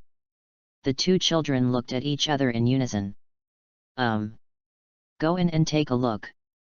The two children nodded heavily and walked in together holding hands. It was noon, and the sun shone in from the gaps in all directions, casting a patch of Madara on the dusty ground. Ta, ta, ta, ta. Ling Yan and Nami walked on the hard floor, making regular sounds. Ling Yan saw that there were broken oil paintings hanging on the walls, and there were broken valuable antiques around. The people who lived in this house must have been very wealthy nobles. Ling Yan said with certainty. I also think, I wonder if there are devil fruits here. Nami is thinking about devil fruits now because they are so valuable. As usual, they walked into a study room with a nautical chart hanging on the wall. Ling Yan couldn't see it, but Nami looked at it carefully. After more than 10 seconds, Nami moved her eyes and looked at the bookshelf aside. Ling Yan was already searching in the study. Nami stood on tiptoe and took down a book from the bookshelf, flipping through it. She was not interested, so she threw it aside. Suddenly she saw the books on the top shelf and became interested. Ling Yan, come here and help me take down those books. Nami pointed to the top of the bookshelf and said. Oh, here we come. Ling Yan walked over and saw that the bookshelf was too high, so he moved the desk over. Then he jumped on the desk and took down the few books Nami mentioned. Here, Nami. Nami cleaned the dust off the book and opened it. Wow! Sure enough, it's a book about climate. These are all books. It's really great, Ling Yan. Looking at the contents of the book, Nami was very excited. Great, Nami, you can learn more about climate this way. Ling Yan is also very happy, his navigator is making progress again. Nami cleaned up all the books, then opened a space door and put all the books in. Ling Yan believed that getting these books would definitely make Nami happier than finding treasure. Next, the two searched the entire house but found nothing of value. Goo. Ling Yan, I'm hungry, what should I do? Nami touched her growling stomach and made a bitter look on her face. I believe. Ling Yan pinched his chin and lowered his head in thought. Suddenly Ling Yan's eyes lit up and he said to Nami, Nami, let's go hunting in the forest we just passed by. There are many animals there, so we can bring some meat back to Kokozia village. What's going on? Okay, let's go. Ling Yan. Chapter 12 Hunting, Beast King Fight. Ling Yan and Nami came to the forest. This forest was not very big, but there were also many large animals living there. Not long after, they encountered a large bison that was grazing with relish. Not far in front of the big bison, there is a small pool. Nami, you climb up the tree and wait for me. I'll kill the cow and then come down. Yeah, be careful, Ling Yan. Don't worry Nami, I'm very strong. Nami nodded, climbed up a big tree smoothly, and then looked at Ling Yan on the branch. Ling Yan saw that Nami was already hiding, and then quietly walked towards the big bison. He held his breath to prevent the bison from hearing any movement. Only after approaching within 7 or 8 meters of the big bison did the big bison become aware of it. Ling Yan instantly squatted down and hid under the grass. The bison looked back at Ling Yan's side. After more than 10 seconds, he found that there was no movement, and then continued to eat grass happily. Not far away, Nami watched Ling Yan's movements nervously. Although she knew that Ling Yan was very strong, the bison was also very strong, so she was still a little worried. Ling Yan hid in the grass, quietly looking for opportunities. At this time, several goats came out of the forest, walked to the pool and started drinking water. When the bison heard the movement of the goats, it stopped grazing and raised its head to look at the goats drinking water. Ling Yan knew the opportunity had come. He jumped out of the grass with a swish, reaching a distance of 7 or 8 meters in the blink of an eye. At this time, the bison also felt movement behind him. It instinctively looked back. What a terrible sight it saw! A small humanoid animal smashed down on it with a fist as big as a sandbag. Ling Yan clenched his fist and hit the cow's head hard. Hee. Bang! One hammer hit, and oh no, Newton felt dizzy. Poof! A few seconds later, the dizzy bison fell to the ground. Several goats saw the little boy being so ferocious and were so frightened that they ran away. Wow! Success! The bison is down. Ling Yan, you are great. Nami was extremely excited when she saw this scene, and immediately jumped down from the tree and ran towards Ling Yan. Hey! Am I very powerful? Ling Yan stood in front of the big bison and proudly showed Nami a victory sign. Ahoy! That's great, Ling Yan, now you can eat meat. Nami looked at Ling Yan and her mouth watered with greed. With Ling Yan here, she would have meat to eat in the future. Of course, Nami, please wait a moment. I'll take care of the bison first. We'll have meat to eat soon. Ling Yan pulled out his knife and was about to start dismembering the bison. Okay, then I'll go find some firewood. Nami couldn't wait to run to collect firewood. Ling Yan began to process the bison and cut it into small pieces of meat. It didn't take long for the big bison, which weighed more than 1,000 kilograms, to turn into pieces of bone and meat. By this time Nami had picked up a pile of firewood nearby. Ling Yan, light the fire quickly, I want to eat roast beef. Okay, here you go. Ling Yan set up the firewood, touched it lightly with his fingertips, and the hot flame instantly rose. He flicked the small flame towards the firewood. With a bang, the dry firewood was immediately ignited. Ling Yan and Nami put a dozen skewered bones and meat on the fire and grilled them. Wow, it smells so good. Nyoki Jo and the others can eat a lot of meat tonight. Nami was very happy. This was the first time in her life that she could eat so much meat. That's necessary. If we're short of meat in the future, let's go hunting again. Ling Yan said proudly. The bones and meat were roasted over the fire until they were sizzling with oil. Ling Yan and Nami have been wandering around, and the waiting time has been like a year. Half an hour later, Ling Yan finally couldn't help but stood up and gave it a try. Wow, it's ready to eat. I'll come, I want this piece. Nami couldn't wait to take down a piece of grilled meat. Don't be anxious, be careful because it's hot. Immediately afterwards, the two children ate hungrily and completed their first picnic in this forest.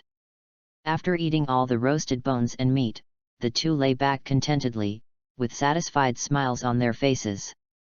I'm so full, that's great Ling Yan. No, if you follow me around, you'll definitely have meat to eat. No, I'm a navigator, you have to listen to me. It seems like no matter what, we will have meat to eat every day from now on. Roar. At this moment, a shocking beast roar suddenly came. Ling Yan and Nami immediately stood up and looked in the direction of the beast's roar. This voice, couldn't it be the Beast King here? Ling Yan guessed. Beast King? Isn't that awesome? Let's leave quickly, Ling Yan, it will be in danger if the Beast King discovers us. As soon as Nami heard the word Beast King, a look of fear appeared on her face. Roar! Roar! At this moment, another beast roar sounded. In an instant, all the animals in the forest began to flee crazily. Ling Yan hugged Nami and jumped up to a big tree in the blink of an eye. Don't be afraid, Nami, the two beasts are probably fighting for the position of the Beast King. Ling Yan looked towards the direction where the huge beast roars came from and said softly. It's just two beasts. If he wants, he can burn them both with a fire. Fighting for the Beast King. Nami looked at Ling Yan doubtfully. It should be. How about, Nami, let's go take a look. The meat of the Beast King must be much more delicious than beef. Ling Yan knew very well that in this world, the stronger the animal, the more powerful the energy contained in its meat, such as Poseidon. But, what if the Beast Dynasty pounces on us? Don't be afraid, the Beast King can't defeat me, and Nami, have you forgotten? You can escape at any time through the gate of opening. That's right, I even forgot that I am now a door fruit user. Nami suddenly remembered that she now has superpowers. Let's go take a look. Ling Yan jumped down holding Nami in his arms. Now all the wild beasts in the forest have escaped, so there is no need to worry about any wild beasts hitting you. Let's go and have a look. When she thought about her door fruit ability, little Nami was no longer afraid, but felt a little excited in her heart. Immediately, the two little devils immediately ran towards the direction where the huge beast roars came from. 10 minutes later, Ling Yan and Nami finally saw the two beast kings dueling, a tiger nearly 10 meters high and a huge black bear more than 10 meters high. At this time, the two ferocious beasts were fighting, and both sides had suffered serious injuries, and the tiger had already shown its defeat. Is this the Beast King? It's really big, Nami exclaimed. Roar! At this time, the black bear let out an amazing roar, and hit the tiger hard on the head with its huge bear paw. The tiger, which was already seriously injured, could no longer bear it and fell to the ground with a whimper. Roar! When the black bear saw that he had won, he roared wildly, as if telling the animals in the forest that he was the only king here. Ling Yan looked at the black bear and the fallen tiger, their eyes glowing, and he almost cried out. Nami, wait for me here, I will kill this black bear. Why? Chapter 13 Beast King Meet. Return to Kokozia village. Nami didn't expect Ling Yan to take action. But, Ling Yan, can you really beat that big black bear? Nami pouted and looked at Ling Yan worriedly. Nami, don't worry, I'm very strong. This time I'll let you see the power of my devil fruit. Ling Yan said mysteriously. Okay, then you have to be careful. If you can't beat him, run back quickly and I will take you to escape into my different space immediately. Little Nami took a deep breath and said seriously. Well, I know, but don't worry, I can kill this black bear in one move. After hearing Nami's agreement, Ling Yan strode towards the black bear. Nami watched Ling Yan walk towards the big black bear, with a trace of worry on his face. She quickly opened a door next to her, ready to take Ling Yan to evacuate at any time. Ling Yan walked towards the big black bear step by step, and his body gradually ignited with blazing flames. When little Nami saw this scene, her mouth opened wide in surprise. Because she saw that Ling Yan's feet were on fire. No, the soil he stepped on was burned into magma.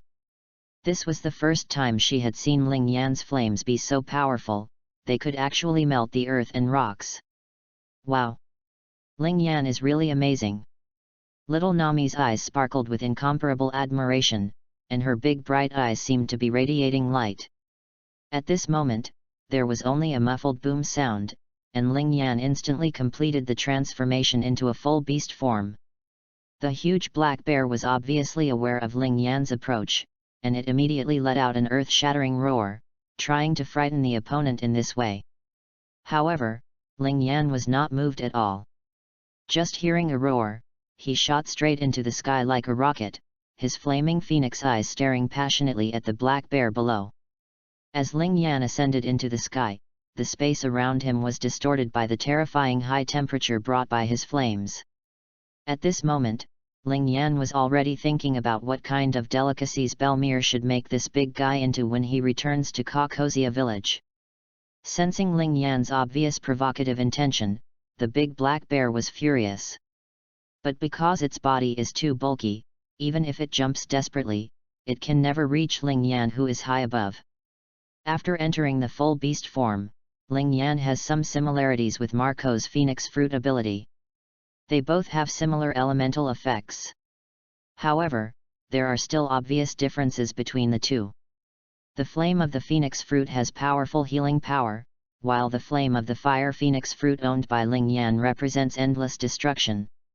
At this time, the big black bear had already felt the huge danger from Ling Yan. It suddenly wants to run away now. This guy who can transform is so awesome. Just when the big black bear was thinking, Ling Yan waved his wings, and a blazing flame instantly surrounded the big black bear. The terrifying high temperature made the big black bear look frightened in its eyes. It wanted to rush out, but every time it got close to the flame, the terrifying high temperature scared it back. Fire Flame Emperor Flame Strike! Ling Yan roared and rushed towards the big black bear. His flaming little claws pressed against the big black bear's forehead. With a puff sound, the claws directly pierced the black bear's forehead, and only the big black bear screamed ouch. 2 seconds later, the big black bear fell to the ground with a thud and could no longer die. Ling Yan returned to his human form, put away the surrounding flames, and then showed a proud smile towards little Nami. Si.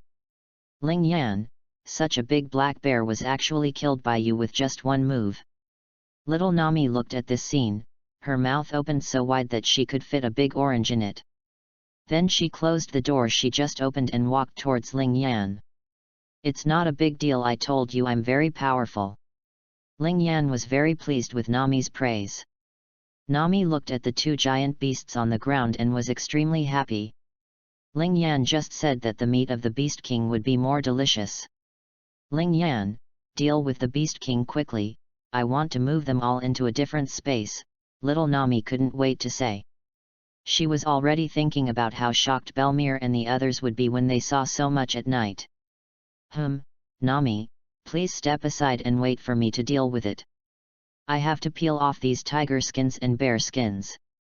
They will definitely be very majestic when made into a cloak or something. Ling Yan pulled out his knife and started to deal with these two big guys. Nami heard that Ling Yan wanted to use the skin of the Beast King to make a cloak, and she suddenly wanted to use it to make some sets of clothes. Then she looked at the tiger. After thinking about it, Nami asked Belmere to make clothes for herself using tiger skin when she was going back. She will be a little tiger by then, ooh. The two giant beasts were too big, and it took Ling Yan a long time to chop the two giant beasts into pieces of bone and meat. By the time Ling Yan and Nami moved the meat into the different space, it was already afternoon. Nami, we have to go back, otherwise Belmere and the others will be worried if they don't find us if we go back too late, Ling Yan said softly. Then let's go back. Nami was very satisfied with this trip to sea. Not only did she eat the legendary devil fruit, she also got several rare books about climate, and so much Beast King meat. The harvest from this trip is really great. Immediately, Ling Yan turned into a full animal form. After putting away the flames all over his body, little Nami lay on Ling Yan's back skillfully again. Nami, are you sitting still? Ling Yan, I'm sitting down, let's go home. Okay. Ling Yan's phoenix flapped its wings, and within a few whistles, it took Nami and flew above the clouds. After Nami figured out the direction, Ling Yan quickly flew towards Kokozia village. Pinch. Nami, let's go to Rogue Town next time. I have something to handle there. Rogue Town? Is it the place where the legendary One Piece was executed? Yeah, right there. Okay, but I have to prepare. It will take about a month. 1 month? Okay, I'll trouble you, navigator. No trouble, who made me your navigator, he. Ling Yan felt much relieved when he heard Nami say that he could go to Rogue Town in a month. The purpose of his going to Rogue Town was, of course, for the Marine 6th form, especially the powerful movement skills like Shao, which Ling Yan really wanted. When the fishman Aaron comes, he will definitely be able to kill Aaron before he escapes into the sea with his extremely fast movement speed. Aaron is the third leader of the Fishman Pirates. Second only to Fishman Tiger and the future Shishibukai Jinbei. That's why Ling Yan paid so much attention to Aaron. He didn't want to overturn the situation.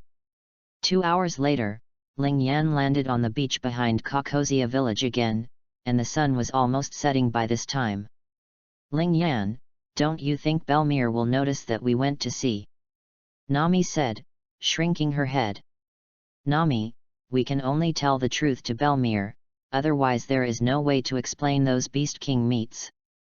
But don't worry too much, we are all devil fruit users now, I believe Belmere will understand. Ling Yan took Nami's little hand and comforted her. After listening to Ling Yan's words, Nami's nervous mood relaxed a lot, mainly because Belmere's angry look was too scary. Chapter 14 Belmere's Compromise. Click. In the Belmere house, in the room of the three little ones, an air door was gently pushed open by Nami. She tiptoed and stretched out her little head to look into the room. When she found that no one was there, she walked out with brisk steps. Ling Yan was the same as her.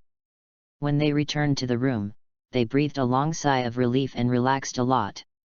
Ling Yan and Nami looked at each other, with happy smiles on their faces. That's great, Ling Yan, Belmere and the others haven't come back yet. Little Nami was very happy. As long as she was discovered later, she would be scolded later. Nami, let's put the meat in the refrigerator first, otherwise it will be a pity if it spoils. Ling Yan said softly.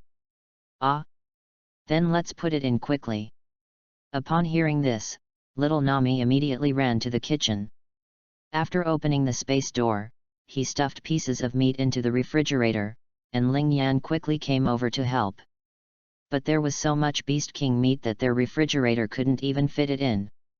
They had no choice but to go to Aegean's house again and filled the refrigerator in Aegean's house, but there was still a lot left. What should I do, Ling Yan? There is still a lot left. Little Nami looked at the Beast King meat in the different space with a sad face. There is nothing we can do. Let's wait until Belmere and the others come back to find a way. Let's have a barbecue feast tonight. Ling Yan had no choice but to eat more tonight. I will definitely buy several large refrigerators in the future, and I will also put a few in Nami's different space. The two walked back to Belmere's house again, and halfway there, they happened to meet Belmere and Nokijao who were returning home. Nami saw Belmere from a distance and ran over. Belmere, it's just the right time for you to come back. There's still a lot of meat left. We don't know what to do with it. Belmere, this is terrible. What to do? What kind of meat? Where is it? Belmere was confused. Ling Yan slapped his forehead. Nami was so busy thinking about how to process the meat that he actually forgot about their trip to sea. Sure enough, Nami came back to her senses after hearing Belmere's question. She didn't know how to explain it all at once, so she could only cast her pitiful eyes on Ling Yan. Belmere, we are going to sea today. Ling Yan said bravely. Anyway, sooner or later you have to confess, it doesn't matter if you say it sooner or later. What? Suddenly, the entire Kokozia village resounded with Belmere's roar. Half an hour later, at the Belmere house, Ling Yan and Nami stood in front of Belmere with their necks hunched. Nokijao was also hiding at the door of the room, huddled behind the door and eavesdropping. After training Ling Yan and Nami for half an hour, Belmere's anger subsided a lot. So, now Nami has become a devil fruit user, right? Belmere asked seriously. Yeah, Belmere, I am now a gate fruit user.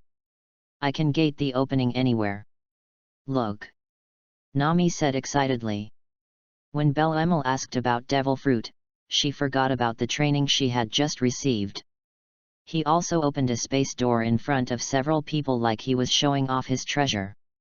Najiko, who was peeking in the room, was so surprised that he couldn't open his mouth from ear to ear. It's so amazing. Belmere looked at the scene happening in front of him with a complicated expression.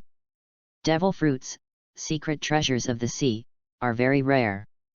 She has been in marine for so long and has never encountered one. However, now 2 of her 3 children have become devil fruit users.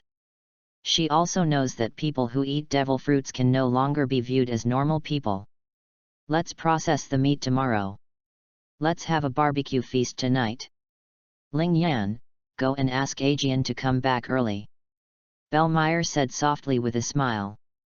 Okay, Belmere, I'll go right away. Ling Yan immediately went to the village to call Aegean back. After Nami saw Belmere's anger subsided, her little heart finally felt relieved. Then she happily told Belmere about her and Ling Yan's experience of going to sea. Nokijao also came out of the room after seeing the incident. When Belmere heard Nami say that the place they were going to this time was the kingdom of Oikat, her face became serious again. Nami, you can't go to the kingdom of Oikot in the future, do you understand? Belmere asked. Although she knew that it was the hometown of Noki and Nami, according to her investigation at Marine, the destruction of that country was not normal. She is afraid that Nami will be in danger in the kingdom of Oikot. Then, Belmere, you mean that Ling Yan and I can go to sea in the future, right? Nami said in disbelief. Yes. I agreed, but you must report to me first in the future. Belmere said angrily. Now that Ling Yan and Nami have become devil fruit users, Kokozia village cannot restrain these 2 children, so it is better to let them fly freely. Wow! That's great Belmere, thank you. Little Nami danced with excitement. From now on, she can finally go to sea with Ling Yan freely. Okay, I'm going to prepare some barbecue tools. Belmere said and walked into the kitchen. Neither of them noticed that Nokijao showed a trace of envy on his face. She is still a child, and of course she wants to go out to sea and play with Ling Yan like Nami. At this time, Nami walked up to Nokijao and said happily, "That's great, Nokijao, we can go to sea together in the future, but... Having said this, little Nami rolled her eyes and circled around Nakajao. Hey? Nami, are you saying that I can go to sea together? Nakajao didn't notice Nami's eyes. She seemed to have heard Nami saying that he wanted her to go to sea together. Suddenly, a happy smile appeared on Nyokijao's little face. She was indeed her sister, and she would think of her when she went out to play. Nyokijao, according to what Ling Yan said, you are too weak now. You have to practice hard to become stronger in the future. Going to sea is very dangerous. Little Nami said to Nakajao seriously like a little adult. But Nami, I can't go out to sea with you now. Belmal can't finish the housework alone, so I want to stay and help. Nokijao put away his smile and said seriously. Now Ling Yan and Nami are both mysterious devil fruit users, she is just an ordinary person, and going to sea together will only hinder them. That's right. Belmir definitely can't be alone at home. But our family will definitely not be short of belly in the future. Then you can go to sea with us again. Ling Yan and I will protect you from now on, Nyokijao. Ha ha ha ha. Little Nami patted Nyokijao on the shoulder and smiled proudly. Damn it! Who wants you to protect me? You are the younger sister and I am the older sister. It is the older sister who should protect the younger sister. Nyokijao said unconvinced. I'm better than you. I'm my sister. I'm better than you. Chapter 15. Preparing to go to sea again. On a quiet night, a lively banquet for 5 people was being held in front of Belmir's house. Barbecuing alone is too boring, and Belmir has made many other dishes using the beast meat. All 5 of us had a great time tonight. Not everyone can enjoy this life of all-you-can-eat meat. The common people at the bottom of this world are struggling for food and clothing every day, and they have long been accustomed to this kind of life. Ah, I'm full, I'm full. Nami and Nyokijao lay directly on the grass, squinting their little eyes and stroking their round bellies, with satisfied smiles on their faces. On the other side, the 2 adults drank a lot tonight, and the somewhat drunk Belmir began to tease Aegean. Aegean couldn't cope with it, so he excused himself as it was too late and ran back to his home immediately. In fact, his face had already turned red from shyness. Belmir, I'll take care of the rest. I'll help you go in and rest. Ling Yan looked at the drunken Belmir and couldn't help but say. Ling Yan, you are so reliable, then, hiccup, then I'll go back first. Belmir burped and stood up staggeringly. Don't worry Belmir, I will definitely clean up everything. Ling Yan hurried over to support her and helped her back. When they came out again, Nami and Nakajao were already fast asleep on the grass, and the bubbles on their little noses were still getting bigger and smaller. Ling Yan had no choice but to throw them into the big bunk in the room one by one. Oh, I am so diligent. Ling Yan came out, looked at the mess in the yard, and said helplessly. But then Ling Yan was like a gust of wind, his movements were so fast that he flew up. After 10 minutes, the small yard had become completely new. Looking at the clean yard, Ling Yan was so satisfied that he immediately went back to the house to take a bath and sleep. It was still dark the next day, and Ling Yan woke up early to prepare for practice as usual. Now that Belmir has promised that he and Nami can go to sea frequently, their family will no longer be short of living expenses. There were many pirates on the sea outside, as well as nobles who had done many evil things. Ling Yan felt that these people could be used as objects to rob the rich and give to the poor. After all, their family is quite poor, with only Belmir as an adult labor force, and there is also Aegean, who counts as half. Ling Yan planned to let Nami's name as the little thieving cat resound throughout the sea on his way to eat, drink and have fun in the future. Nowadays, 1,000 kilograms of weight can no longer meet Ling Yan's daily training needs. And it has been decided that if you get the 6th marine style, you must first practice the shaving style. So today I started training the agility of the legs. I hope this will be helpful for the Marine 6 poses in the future. Early morning time always flies by quickly, and before you know it, the sun has already risen high in the sky, and Ling Yan has completed his last set of movements under the scorching sun.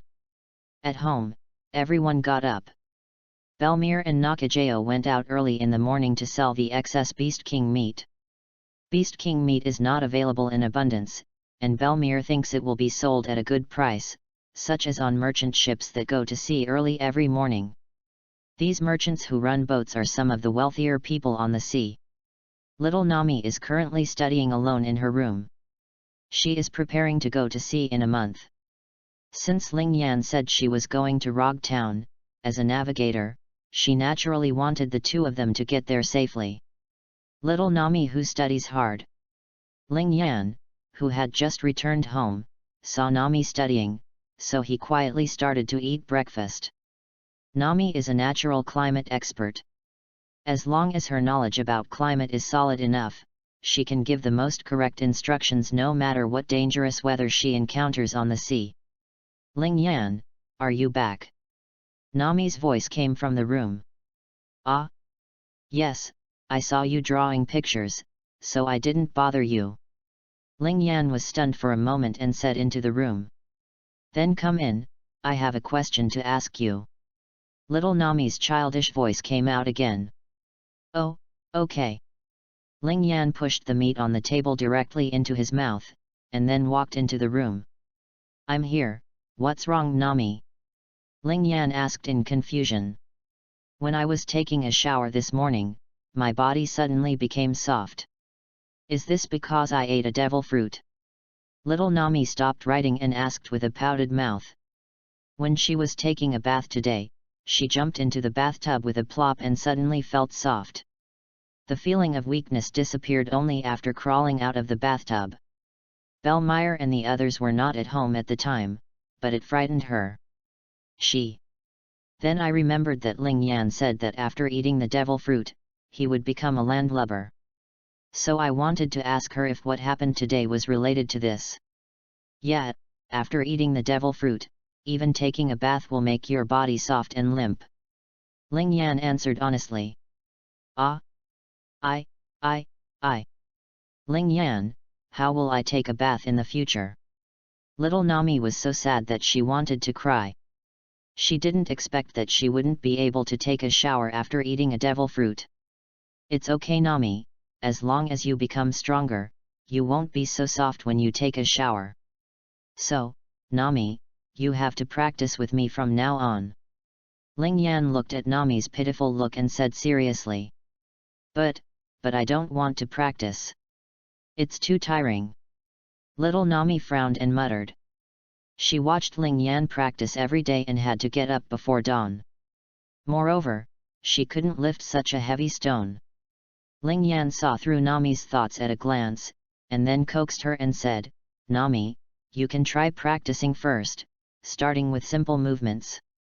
Think about it, if you become stronger, we can go to more fun places. Besides, you don't want your body to become limp as soon as you take a shower, right?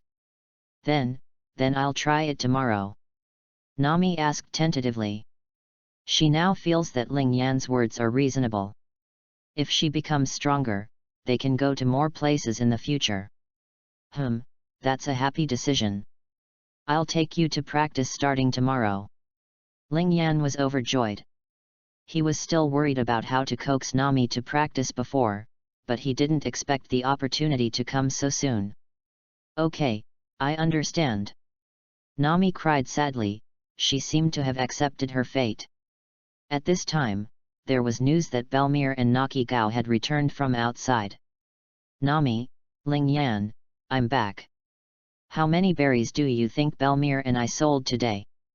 Nyaki ran into the room and said in a high-spirited manner. How much did you sell for? When Nami heard the word berry, she was even more excited than Noki.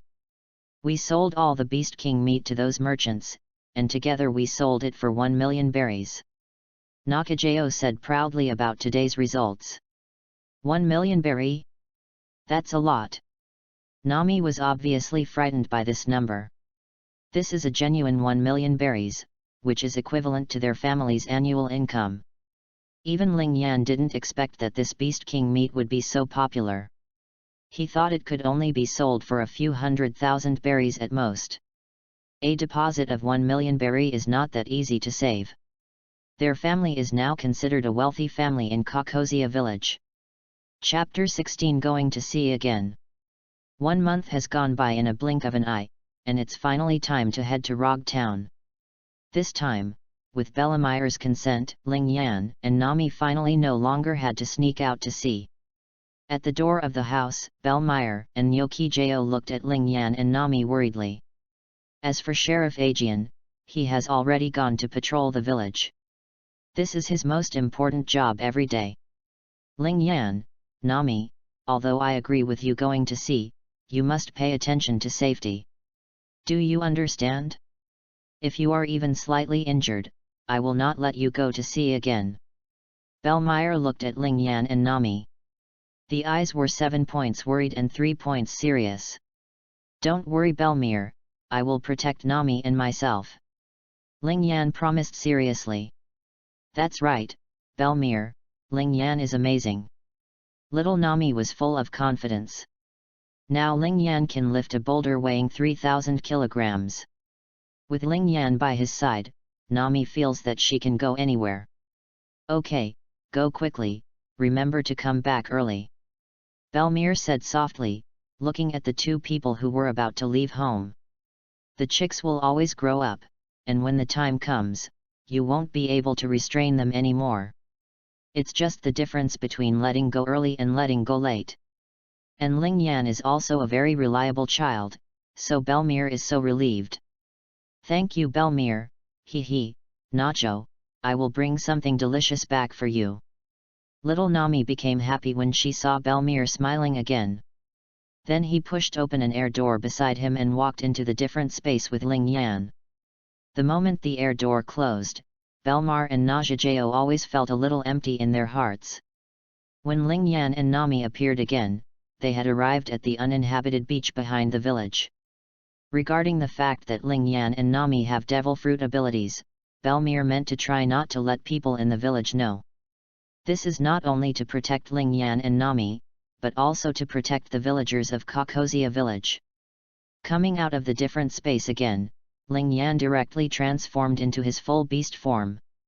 After the flames on his body were extinguished, he squatted down. Nami, come up quickly. Okay hee. Little Nami jumped up and stood firmly on Ling Yan's back. Then she sat down cross-legged and shouted with an excited smile on her face, I'm sitting tight, Ling Yan, go for it. Okay hold on tight, Nami. Ling Yan immediately flapped his wings and flew high into the sky in the blink of an eye. Belmire and Nyoki-jo were still looking at the door of their house. When they saw the huge fire phoenix flying away, they turned around and went back to the house. When they reached the sky, Ling Yan slowed down and waited for Nami to figure out the direction. Ling Yan, go a little further to the left, yes, this is the direction. Nami pointed in a direction and said with certainty. Well, then I'm going to speed up, Nami, hold on tight to me. Ling Yan said loudly. I'll hold you tight. Nami leaned down and pressed against Ling Yan's back. Ling Yan immediately started to accelerate, flapped his wings a few times, and flew far away. Little Nami was lying behind Ling Yan, her heart full of excitement. Although this was her second time going to sea, she was still very excited. The distance from Hobby Island to Rogue Town is about the same as to the Kingdom of Oikat. Along the way, relying on Nami's god-level predictions, they avoided several big storms. About 3 hours later, Ling Yan and Nami arrived at Polestar Island where Rogue Town is located. The two landed in an uninhabited place on the island, and then relied on Nami's gate fruit ability to return to Rogue Town. In a small corner of a deserted alley, Nami carefully stretched out her little head from the air door. No one is around, we can go out, Ling Yan. With that said, Nami walked out of the different space with brisk steps, followed closely by Ling Yan. I have to say that this is indeed Rogue Town, one of the most prosperous places in the East Daxia Sea. Even in a deserted alley, you can still hear the bustling sounds of the streets outside. Let's go, Nami, let's take a good look around the place where One Piece was once executed. Ling Yan took Nami's soft little hand. Yeah, let's go. Nami held Ling Yan's hand tightly. The two children walked out of the alley and happily wandered around Rog Town. Wow, it smells so good, Ling Yan, how about we go try the food here? Nami took a deep breath with her little nose facing the fragrant restaurant.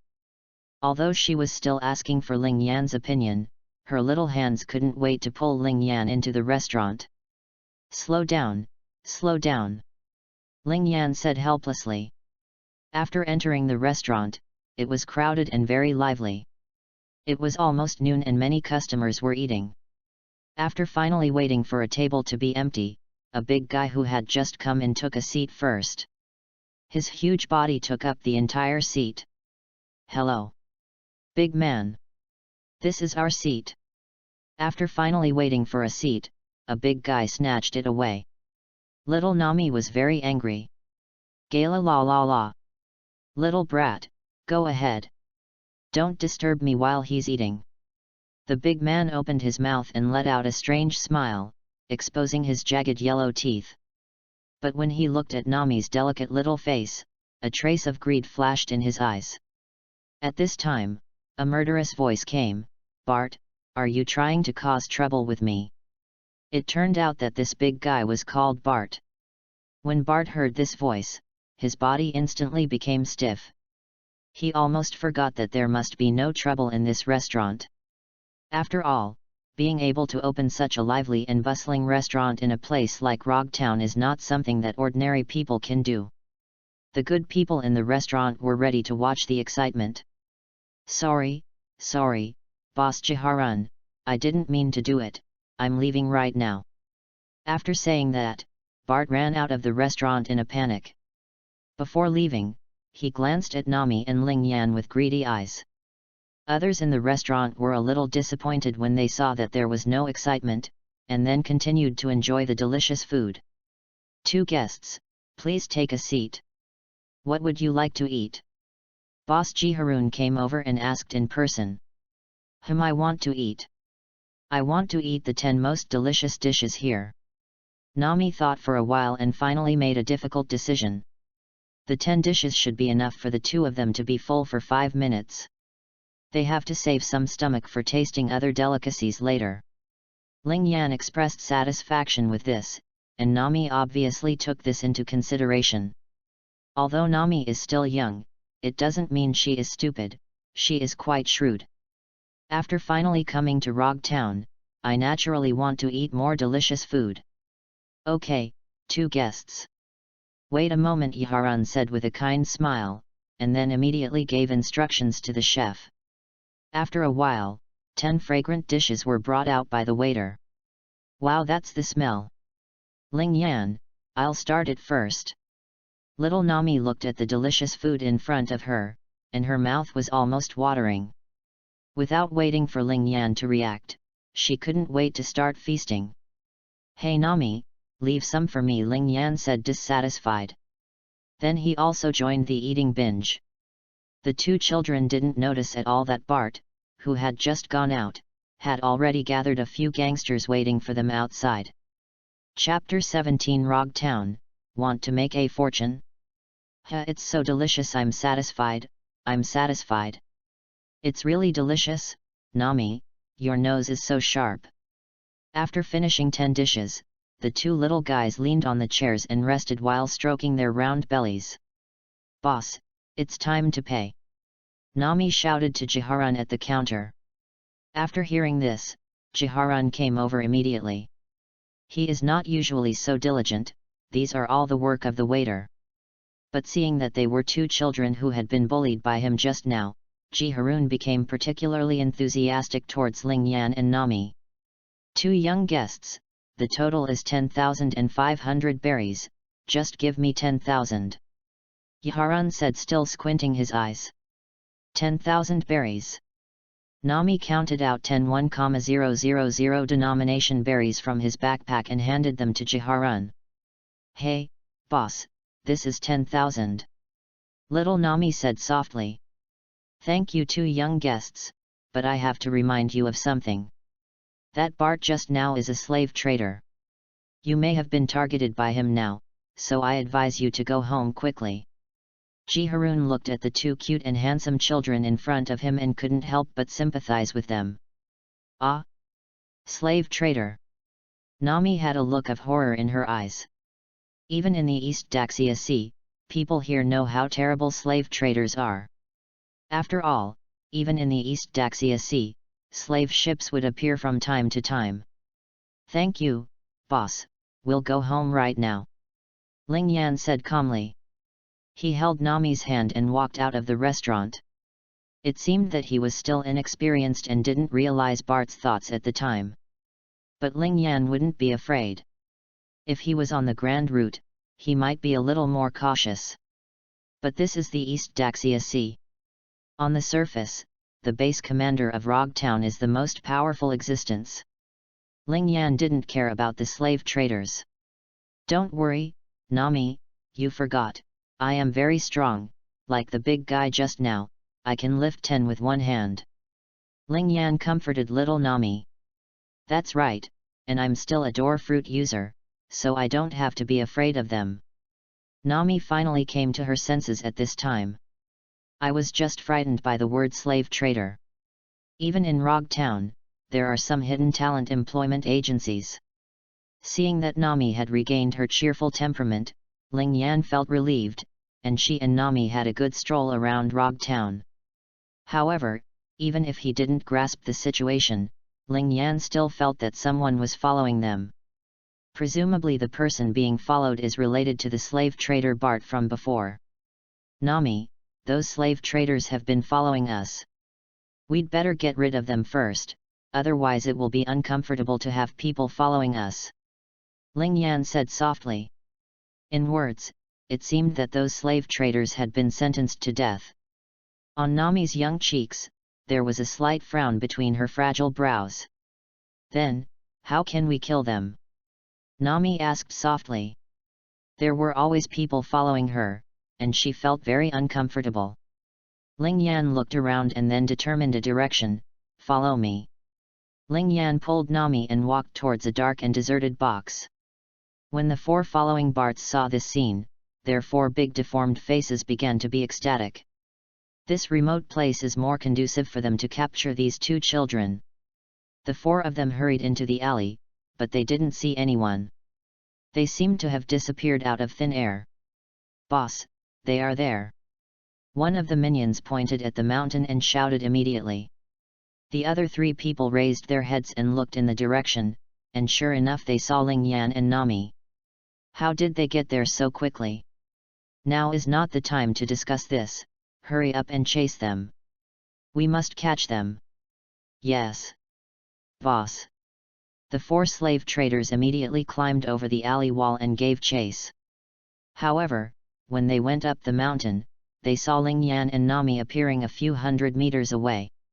The four of them could only pant and continue chasing until they reached a big tree, and Ling Yan and Nami disappeared completely. Damn it! They escaped. Bart slapped the tree hard. "Boss, what should we do now?" one of the minions asked. "Go back first. An adult is coming in the evening. As long as we meet the adult's request, we can leave here and go to the Grand Line," Bart said directly. When talking about this, Bart also felt a little hurt. That adult's appetite is too big. If they want to go to the Grand Line, they may have to hand over all their savings over the years. The other three people thought that soon they would be able to leave the East Daxia Sea and go to the legendary Great Sea Route, and the chain store's expression instantly became crazy. Then Bart took his three younger brothers and prepared to return to Rog Town immediately. Suddenly, Ling Yan's figure appeared in front of them. "Boss, it's the boy who disappeared just now." The little guy looked at Ling Yan with greed on his face. In today's world, beautiful things are expensive, and slaves are no exception. Gala la la la. I didn't expect you to come to the door by yourself. Kids, catch him! Bart yelled viciously. Yes, boss. The three minions immediately rushed towards Ling Yan. Ling Yan looked at the three people attacking him with an expressionless face, and a blazing flame was already ignited on his left finger. The moment the three minions approached him, Ling Yan threw the flames directly. Ah! Boss! Help me! What kind of fire is this? Why can't it be extinguished? Ah! It hurts! In just a few seconds, the three minions turned into burning men. Bart couldn't make any move until they burned all the bones and residue. His legs were so frightened by the scene just now. Evil, devil fruit. You are a devil fruit user. Bart slowly came back to his senses, and the eyes he looked at Ling Yan had been replaced by fear. How's it going? Are you surprised or surprised? Ling Yan looked at Bart and asked with interest. At this moment, Nami opened a door in the air and walked out of the different space. Hey? Why is there another one? Ling Yan, didn't you kill him? Nami thought that Ling Yan had killed all four of them, and then came out of the different space. Another devil fruit user. Bart was on the verge of crying. He had never even seen a devil fruit user before. How could he be so lucky today to meet two? Of course he is here to rob. He is a slave trader, he must have a lot of treasures. As soon as these words came out, Nami's eyes immediately took the shape of berry. Yes, yes. I have treasure, and I also have a lot of berries, and I'll give them to you. Please don't kill me. Bart said in a panic with a sad face. Yes, very interesting. Then, take us there quickly. Ling Yan looked at Bart with cold eyes. Don't play tricks. Ling Yan is very powerful. Nami on the side glared at Bart fiercely. But in the eyes of others, Nami's fierce expression is even more cute. I absolutely wouldn't dare. Bart promised hurriedly. The two children in front of me were living ancestors, and the three men who just killed them without any hesitation. He didn't dare to joke with his own life. Chapter 18 Really Rich. Ling Yan escorted Bart towards Rog Town, while Nami jumped back into the different space. After all, Nami is weak in body, so staying in a different space makes it easier for Ling Yan to move outside. Bart, who was walking in front, had been thinking about how to escape Ling Yan's control. He has worked hard for so many years, and he is unwilling to give up all his savings to a child who was his prey before. He has been in Rog Town for so long, and of course he has some connections. He has a protective umbrella in the marine base here. Just look for an opportunity to inform him. If you move again, I will turn you into a little roast chicken. Ling Yan's voice was playful with a hint of murderous intent. In an instant, a layer of sweat broke out on Bart's back. Spare your life. Don't kill me. Bart was so frightened that he knelt down with a plop. Ling Yan slowly walked up to him, quickly threw out his left leg, and kicked Bart backwards with a whip kick. Bang! Ah! Pfft! Bart, who was kicked away, was thrown more than 10 meters away like a cannonball. The moment he hit the ground, he felt a sweet taste in his throat, and then he spit out several mouthfuls of blood. Don't kill me, I don't dare to kill me anymore. Bart struggled to beg for mercy.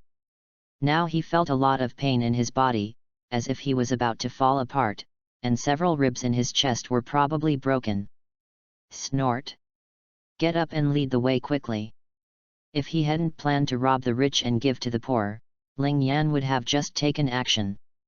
Now I have no choice but to rob him of his wealth first and then get rid of him. Yes, yes, yes. Don't kill me, I'll lead the way right away. Bart endured the pain in his body, staggered up, and continued to take Ling Yan to his residence in Rog Town. In the different space, Nami looked at everything happening outside with a smile. She thought Ling Yan's angry look just now was so cool.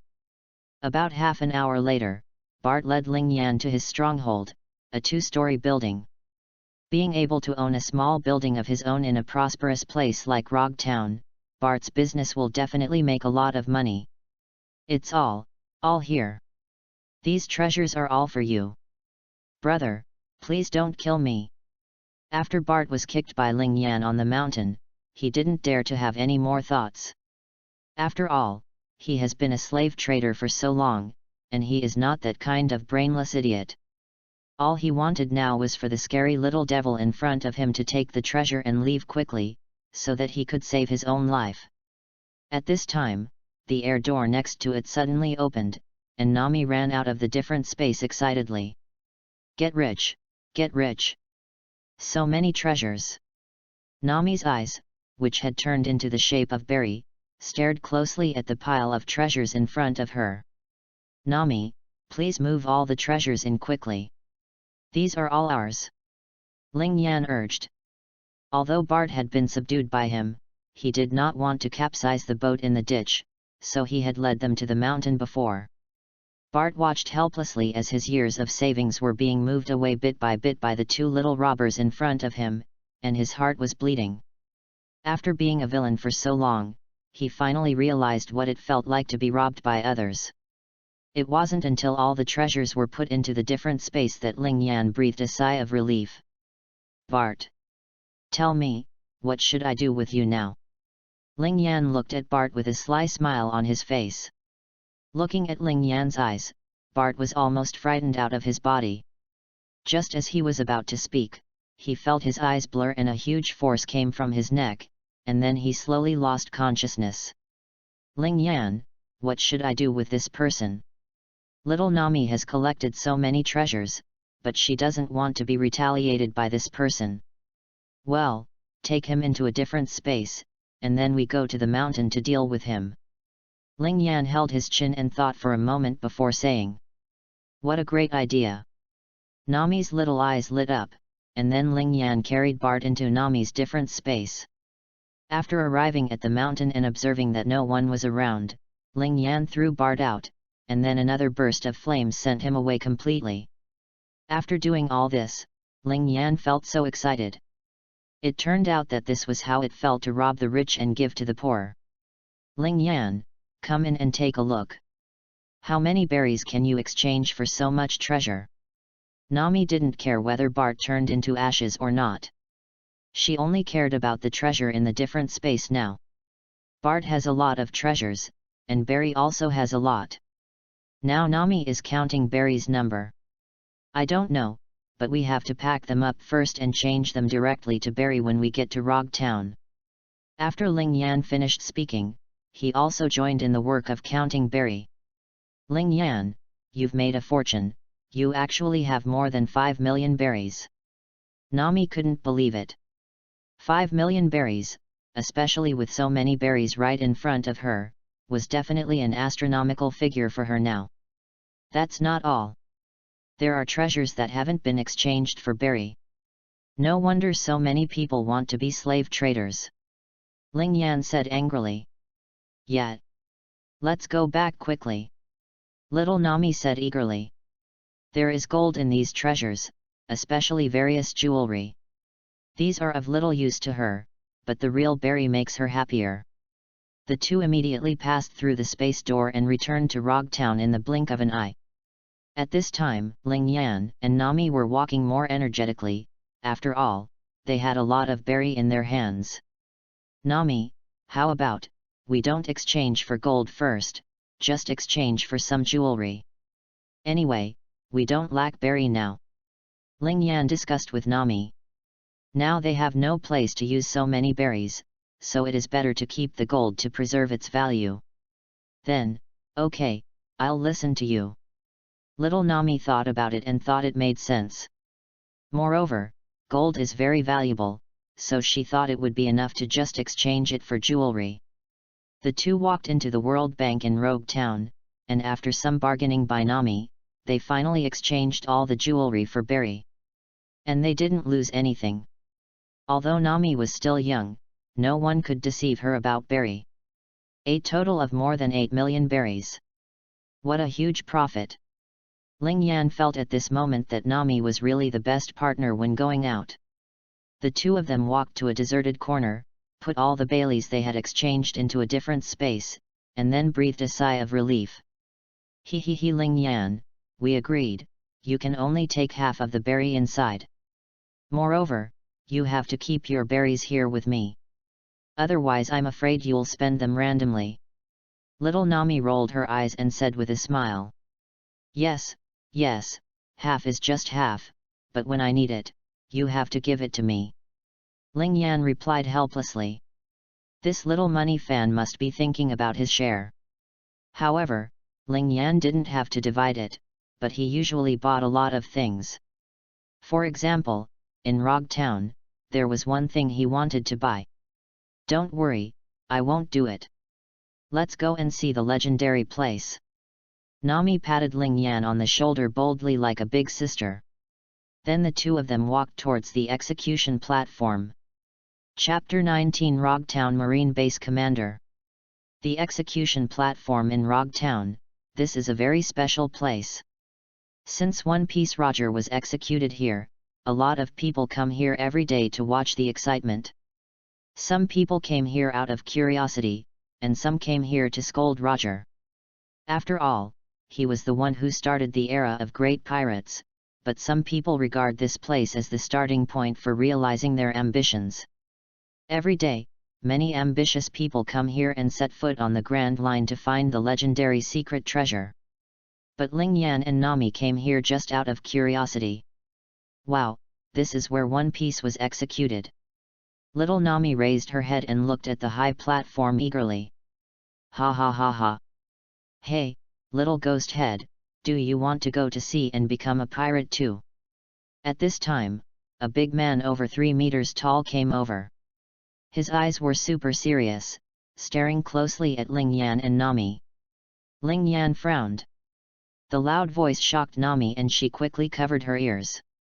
Seeing this person appear, many of the people who were gathered around here just now turned pale with fright and ran away immediately. Ling Yan's intuition told him that the man in front of him was certainly extraordinary. Because he felt a sense of oppression from this man. Who are you? Whether I am a pirate or not is none of your business. Little Nami hid behind Ling Yan and shouted back angrily. This guy's voice was too loud. He had scared her just now. She didn't want to give this guy a good look. Sister, let's go, ignore the loud voice. Ling Yan pulled Nami without leaving a trace, rubbed oil on the soles of his feet and hurried away. Speak louder. Just a little.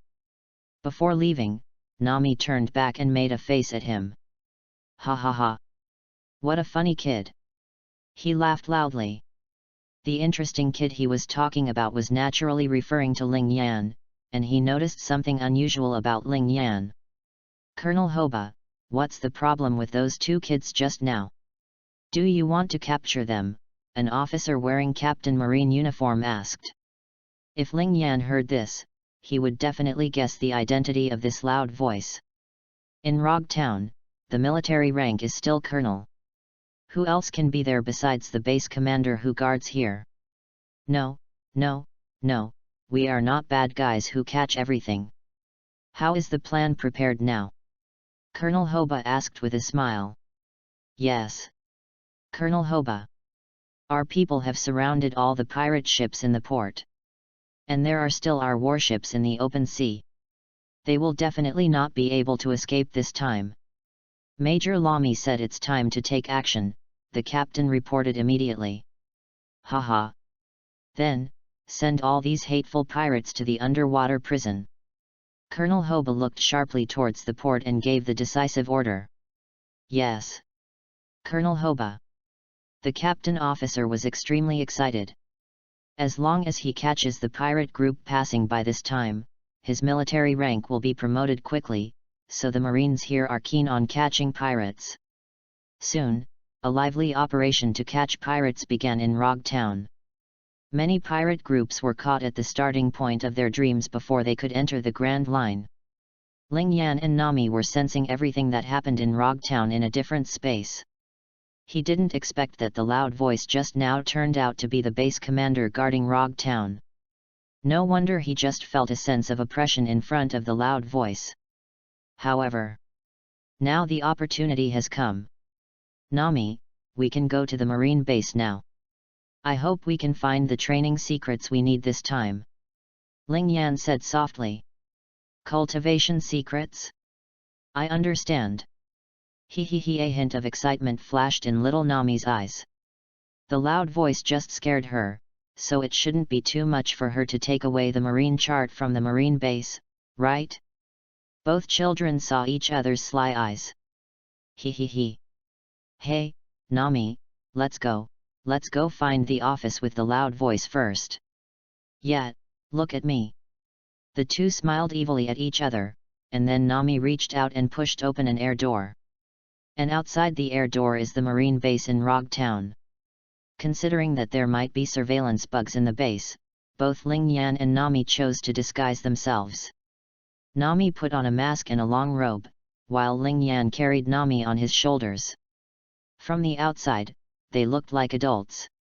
This will definitely not fool you handsome readers, but it is enough to fool the people here. After opening 2 holes in the middle of the robe, Ling Yan tiptoed out of the different space while carrying Nami. After confirming safety, the two finally successfully entered the base director's office in Hoba. Time was running out, and they didn't know when Hoba would come back, so the 2 little ones hurriedly rummaged around the office. Ling Yan, come here and see if this is what you are looking for. Little Nami found a notebook from Hoba's desk. Let me take a look. Ling Yan immediately ran over to check. He opened the notebook and found that it contained some of Hoba's training techniques and some experiences in training sailors. It wasn't until the end that Ling Yan saw the records about the 6 marine styles. What surprised Ling Yan even more was that there was also Hoba's training experience on domineering. That's it. Great Nami, you are really my lucky baby. Ling Yan was very excited and praised Nami without hesitation. Although only 4 of the 6 marine styles are recorded in it. Iron Block, Lan Jiao, Moonwalk, and Ling Yan needed to shave, but this also satisfied Ling Yan's needs. Not to mention there are ways to practice domineering. Armed domineering and witnessing domineering are what he needs now. Ling Yan feels very satisfied. Humph. Of course, I'm very lucky. Nami raised her little head proudly. Throwing the notebook into Nami's different space, Ling Yan put Nami around his neck again, and the two began to look for what Nami needed. Hurry up!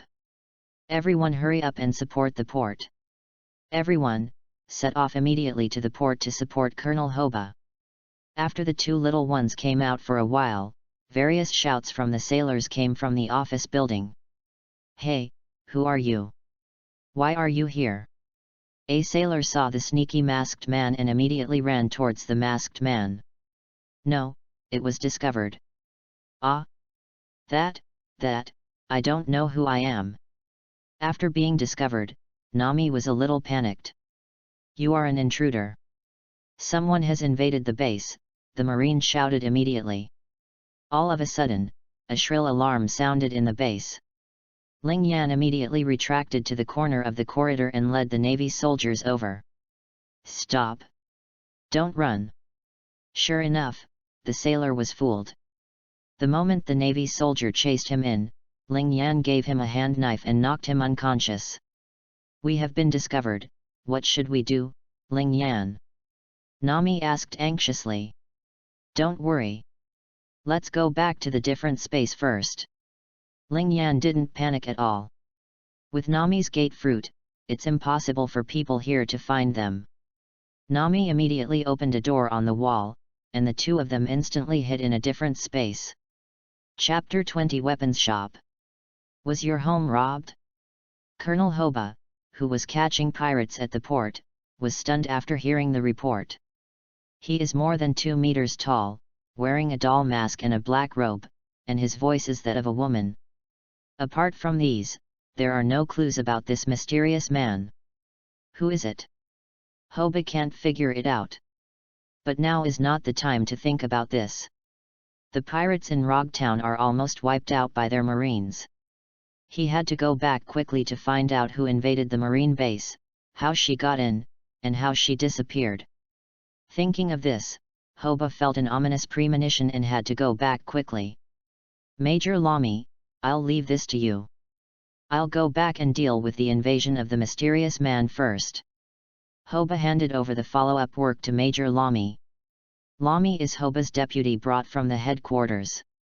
In addition to being good-looking and sexy, his work ability is also very reliable. Yes. Colonel Hoba. Lamy replied seriously. Hoba nodded, and then rushed back to the base with part of the navy. In a different space, little Nami was carefully looking at several charts that had just been obtained from Hoba's office. Nami, is there anything wrong with this chart?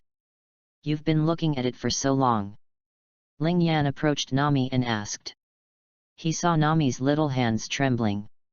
Ling Yan, this is the chart of the Grand Route. Did you know?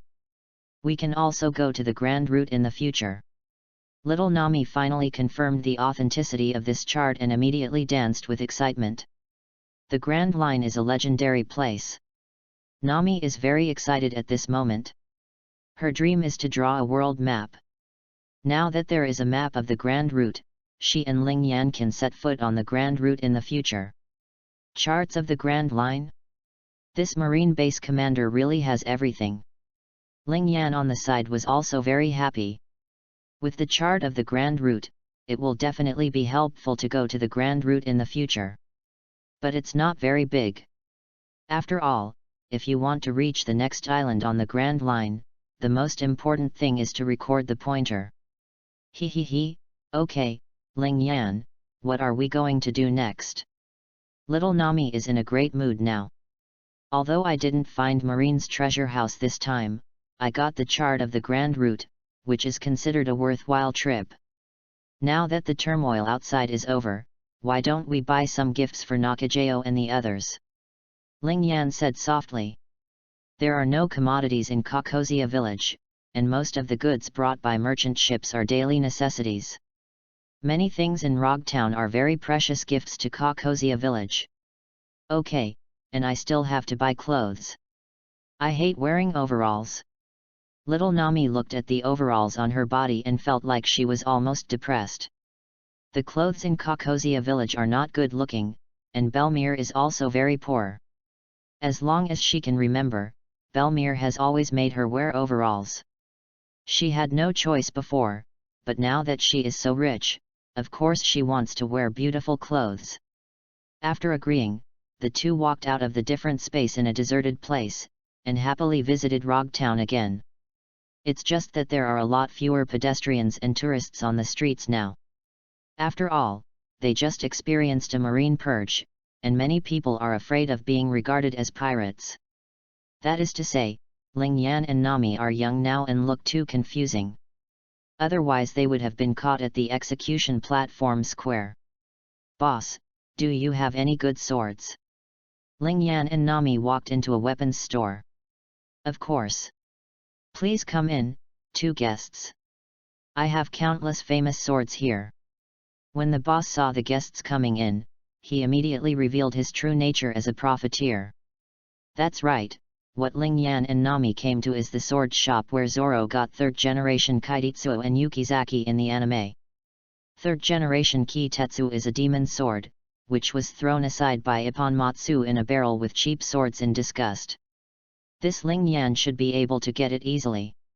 However, he still wanted to try to see if he could get Yukaize. That sword was Ipponmatsu's treasure, and he would not hand it over easily. Ipponmatsu identified which rich young master the two people in front of him must be. As long as he took good care of these two children, he would definitely make a lot of money. With such a mood, Ipponmatsu enthusiastically introduced various good knives in his shop to Ling Yan. Nami thought it was so boring here, so she wandered around the store by herself.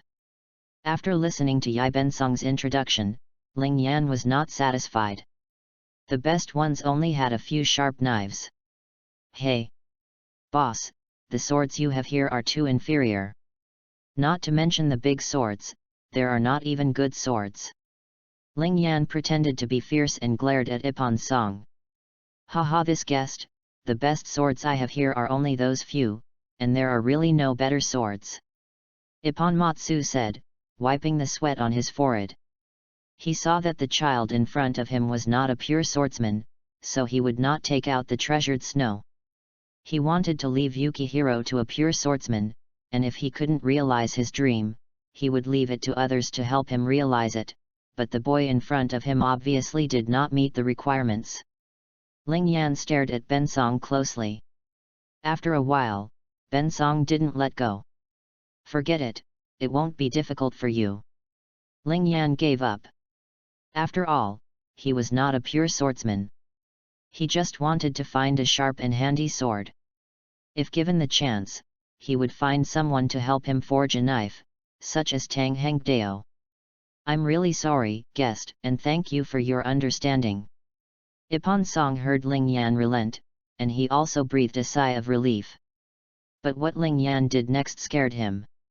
Ling Yan walked directly to the barrel of cheap swords and took out a red scabbard sword. Ling Yan looked at the third-generation ghost in his hand, and the corners of his mouth raised slightly. This guest, this sword is not for sale. It is a harmful thing. Please. He pulled out the third-generation Kitetsu and admired it. The extremely sharp blade and the purple pattern on the blade made people feel a little weird. Third-generation ghost, a 50-level good sword. Boss, I want this one. Nami, give me 50,000 berries. Ling Yan ignored Ippon-song's warning. Hey? Have you chosen? Nami said as he opened his backpack. She counted out 50,000 berries from her backpack and handed it to Ling Yan. Stupid, stupid. I won't sell it. This is a demon sword. If you die because of this, doesn't it mean that I have killed you? Yupindeo was very panicked. Although he was a little greedy for money, he didn't want anyone to lose his life due to the knife he sold. I like it, it's him. Ling Yan directly threw 50,000 berries to Yupindeo. Then, under Ippondo's annoyed look, he pulled Nami out of the weapons shop. Ling Yan also saw that he was not a bad person, so he did not use force to take away his snow. His principle is that I will not offend others unless they offend me. If someone offends me, I will destroy his whole family. Finally, the ashes must be raised. Chapter 21 Target, Halo Stone. Wow! In a fashion store, the curtain of the fitting room was opened. Little Nami walked out wearing cute children's clothes. How about it, Ling Yan, does this look good? Little Nami spun around in front of Ling Yan like a little peacock. Before Ling Yan could say anything, the shop owner hurriedly praised you. It suits you so well, my guest, this dress is tailor-made for you. The shop owner was afraid that Ling Yan would say it was not good looking, so he used all kinds of nice words on his mouth as if it were covered with honey. Immediately afterwards, little Nami changed into one outfit after another until she tried on all the clothes she liked. By this time, Ling Yan was too sleepy to open his eyes. Ling Yan! Little Nami shouted angrily in Ling Yan's ear. Ah! It looks good. Nami, you look so cute in this outfit. Ling Yan's sleepy head was scared away and he quickly praised Nami. Humph! Big liar! Nami didn't believe Ling Yan's sweet words. But she really liked the clothes she just tried on. Then, Ling Yan saw Nami's special skills. That's bargaining. The young Nami started bargaining with the boss about the clothes one by one. In the end, Nami bought all the clothes at a 10% discount, and there were more than a dozen sets for Nakajao and the others. This stunned Ling Yan. Nami is so suitable for spending time together. He is simply a model of thrift and diligence. He, that boss still wants to fool me, there is no way out. After leaving the clothing store, Nami walked in front, with pride written all over her face. Ling Yan, on the other hand, was carrying a large bag of clothes and followed Nami like a little follower. Now Nami has put on a cute little suspender skirt, which perfectly accentuates her sunny, sweet, and lovely look. Cute little Nami.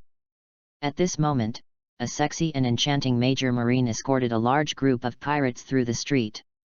The Marines seemed to be showing off their achievements, and at the same time they also wanted to scare the pirates who did not show up today. Ling Yan and Nami quickly walked aside to hide. People on the street were talking a lot. Some people loudly praised Marine's bravery, some did not dare to speak, some glared, and some praised Major Marine's sexy figure. When Ling Yan saw a pirate wearing different handcuffs on his hands, his heart immediately became alive. If he guessed correctly, it should be the Sea Tower Stone handcuffs, and that person must be a devil fruit user. Sea Floor Stone is a good thing. Ling Yan plans to borrow some from the marine base. When he returns to Kakozia village, he can use it to train his resistance to Sea Tower Stones, otherwise it will be dangerous when he encounters Sea Tower Stones in the future. Ling Yan, what are you looking at? Little Nami tilted her head and asked when she saw Ling Yan staring at a pirate. We'll talk about this later. Let's find a hotel first. Ling Yan retracted his gaze and said softly. Oh, let's go then. Although little Nami is very curious now, she is not in a hurry. The two quickly found a relatively luxurious hotel, got a room with soft beds, and ordered a banquet waiting for them. They had been working hard all day and were already starving. After the innkeeper brought a lot of delicious food, Ling Yan and Nami started eating happily. Pinch Ling Yan, can you say it now? Nami said after putting a piece of meat into his mouth. Nami, I remember I told you that in addition to being afraid of seawater, people with devil fruit abilities are also afraid of one thing, and that is Sea Tower Stone. Ling Yan said while eating. I remember this, but what next? Nami didn't understand. Halo Stone has similar effects to the sea, but unlike seawater, Sea Tower Stone can develop resistance through contact and exercise. If we have the Sea Floor Stone and train the Sea Floor Stone resistance in the future, then we don't have to be too nervous when encountering the Sea Floor Stone attack in the future. Ling Yan stopped and explained to Nami. After listening to Ling Yan's words, Nami's eyes lit up. She is very weak now, and it would be terrible if someone attacks her with a Sea Tower Stone. If she can't use the gate fruit, then she's just an ordinary little girl, and that's not okay. So, Ling Yan, are you planning to get some sea stone to train your resistance? Little Nami asked curiously. That's right. I see that among the pirates who were captured today, there are devil fruit users who are handcuffed by Sea Floor Stone handcuffs. So I want to go to the marine base tonight and ask them to borrow some sea rock for use. Ling Yan said easily. Nami felt a little strange. Is it really borrowing? She couldn't figure it out. Okay, let's fill our stomach first, then have a good sleep, and we'll take action at night. After saying that, Ling Yan continued to happily eat the delicious food. Oh, I know Nami doesn't care if she borrowed it now. She supports whatever is good for them anyway. The two children happily decided on their actions for the night, then filled their bellies and lay down on the comfortable soft bed to rest. But the current marine base is not peaceful. When the base commander, Colonel Hoba, returned, he found that his office was missing a training notebook and several charts of the Grand Route. He turned the base upside down and couldn't find the intruder. Even the surveillance phone bugs didn't capture how this woman invaded the marine base. So until now, Hoba has not given up looking for this abominable masked man. After all, this thing is too weird. The masked man knocked out the sailor and then disappeared. When the stunned sailor woke up, he didn't even see clearly how the masked man took action. Colonel Hoba, do you think it is possible that this masked man is also a devil fruit user? Just when Hoba was confused, Major Lamy put forward her opinion. Colonel Hoba suddenly realized, yes, she must be a devil fruit user, otherwise she wouldn't have disappeared so silently. And it should be an ability related to space. This is troublesome. Such a devil fruit appears in the East Daxia Sea. What's even worse is that she took away her training notes, which recorded the 6 marine styles and the training methods of Haki. If he can't catch the masked man now, she will definitely become more difficult to deal with after she learns domineering. And Hoba guessed that the masked man's final goal should be to go to the Grand Line, otherwise she would not have taken away all the charts of the Grand Line. Major Lamy, immediately monitor the port of Rogtown closely and pay close attention to whether this masked man will go to the Grand Line from here. Hoba immediately issued the order. Yes. Colonel Hoba. Major Lamy saluted and immediately went out to make arrangements. Masked man, don't let me catch you. Hoba's eyes were filled with sparkle, showing a trace of bloodthirsty expression. Chapter 22 Pirate's Treasure. Ling Yan, wake up, it's getting dark. Nami shook Ling Yan's shoulders and called softly. Nami, what's wrong? Ling Yan stood up in a daze, rubbing his eyes and yawning widely. Smelly Linjian, didn't you say you were going to the marine base tonight? It's already dark, and you're still staying in bed. Little Nami said angrily. At this time, Ling Yan woke up as if from a dream, and patted his head. Oh, I almost forgot about this. I have to borrow the sea tower stone tonight. He quickly got up and ran to the bathroom to wash his face and wake himself up. At this moment, Nami's eyes were shining with a cunning light, because all the pirates were caught by marine during the day, so the treasures of these pirates. Thinking of this, Nami was excited. So she decided to find out where the treasure was hidden when she arrived at the marine base later. I'm ready, Nami, let's go. Ling Yan finished washing, changed into clothes that matched Nami and walked out. Little Nami circled around Ling Yan and nodded with satisfaction. Well, not bad, not bad. This dress is so beautiful. It is worthy of being chosen by this beautiful girl. Hee, of course, Nami has the best vision. Let's go. Ling Yan said with a smile. Yet, little Nami didn't forget about business. She walked to the wall, opened a door, and the two of them took everything in. Nami, please open the door in a hidden spot this time, but don't get too close to the base director's office. Ling Yan reminded after entering the different space. I know, I will be careful. Nami observed the alien space for a while, then pushed it gently with her little hand, and a space door leading to the marine base appeared. She put on a cute doll mask and carefully poked her little head out to investigate. There's no one outside, Ling Yan, let's go. After saying that, Nami and Ling Yan walked out of the different space and quietly sneaked into the marine base. This time Nami did not open the space door in the base office building, but opened it near the training ground. Ling Yan found that the lights in the office building were still bright, and occasionally he could see a few heads shaking, and he didn't know what they were busy with. Nami, you go look over there, I'll look over here. If you find it first, don't touch it directly with your hands. Use a cloth to hold it. And after half an hour, whether we find it or not, we have to come back here, do you understand? Ling Yan looked at Nami and warned her seriously. Don't worry, I know. Nami said, suppressing the excitement in her heart. Then the two of them started rummaging around the base, and two small figures flashed past somewhere in the base from time to time. It wasn't until half an hour later that Ling Yan and Nami returned to the corner of the training ground to meet again. I didn't find anything here, Nami, did you find anything over there? Ling Yan asked softly. I didn't find it either, but Ling Yan, I found the treasure they looted from the pirates. Little Nami gasped, very excited. Ling Yan's eyes lit up after hearing this. Marine caught so many pirates today, and they must have gotten a lot of treasure from their pirate ships. Now that Nami has discovered it, we can't let it go. Now that we've discovered it, let's go take a look. Ling Yan smirked and made a decision immediately. Yeah, I know where the location is. Let's go through the space door now.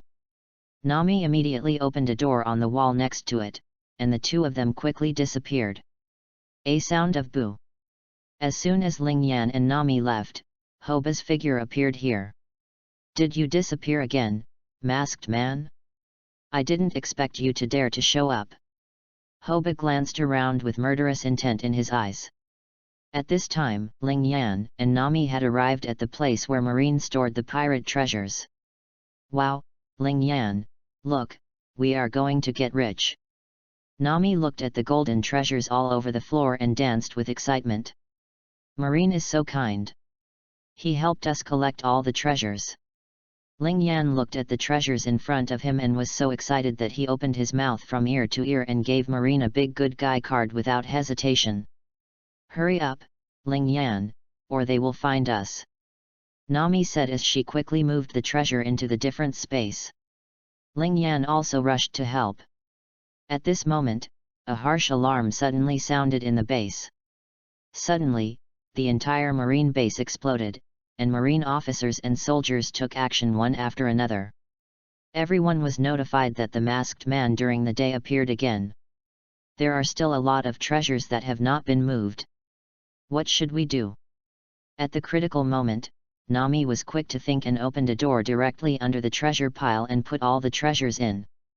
This scene stunned Ling Yan. Why didn't he think of it? Quick! Ling Yan, come in quickly!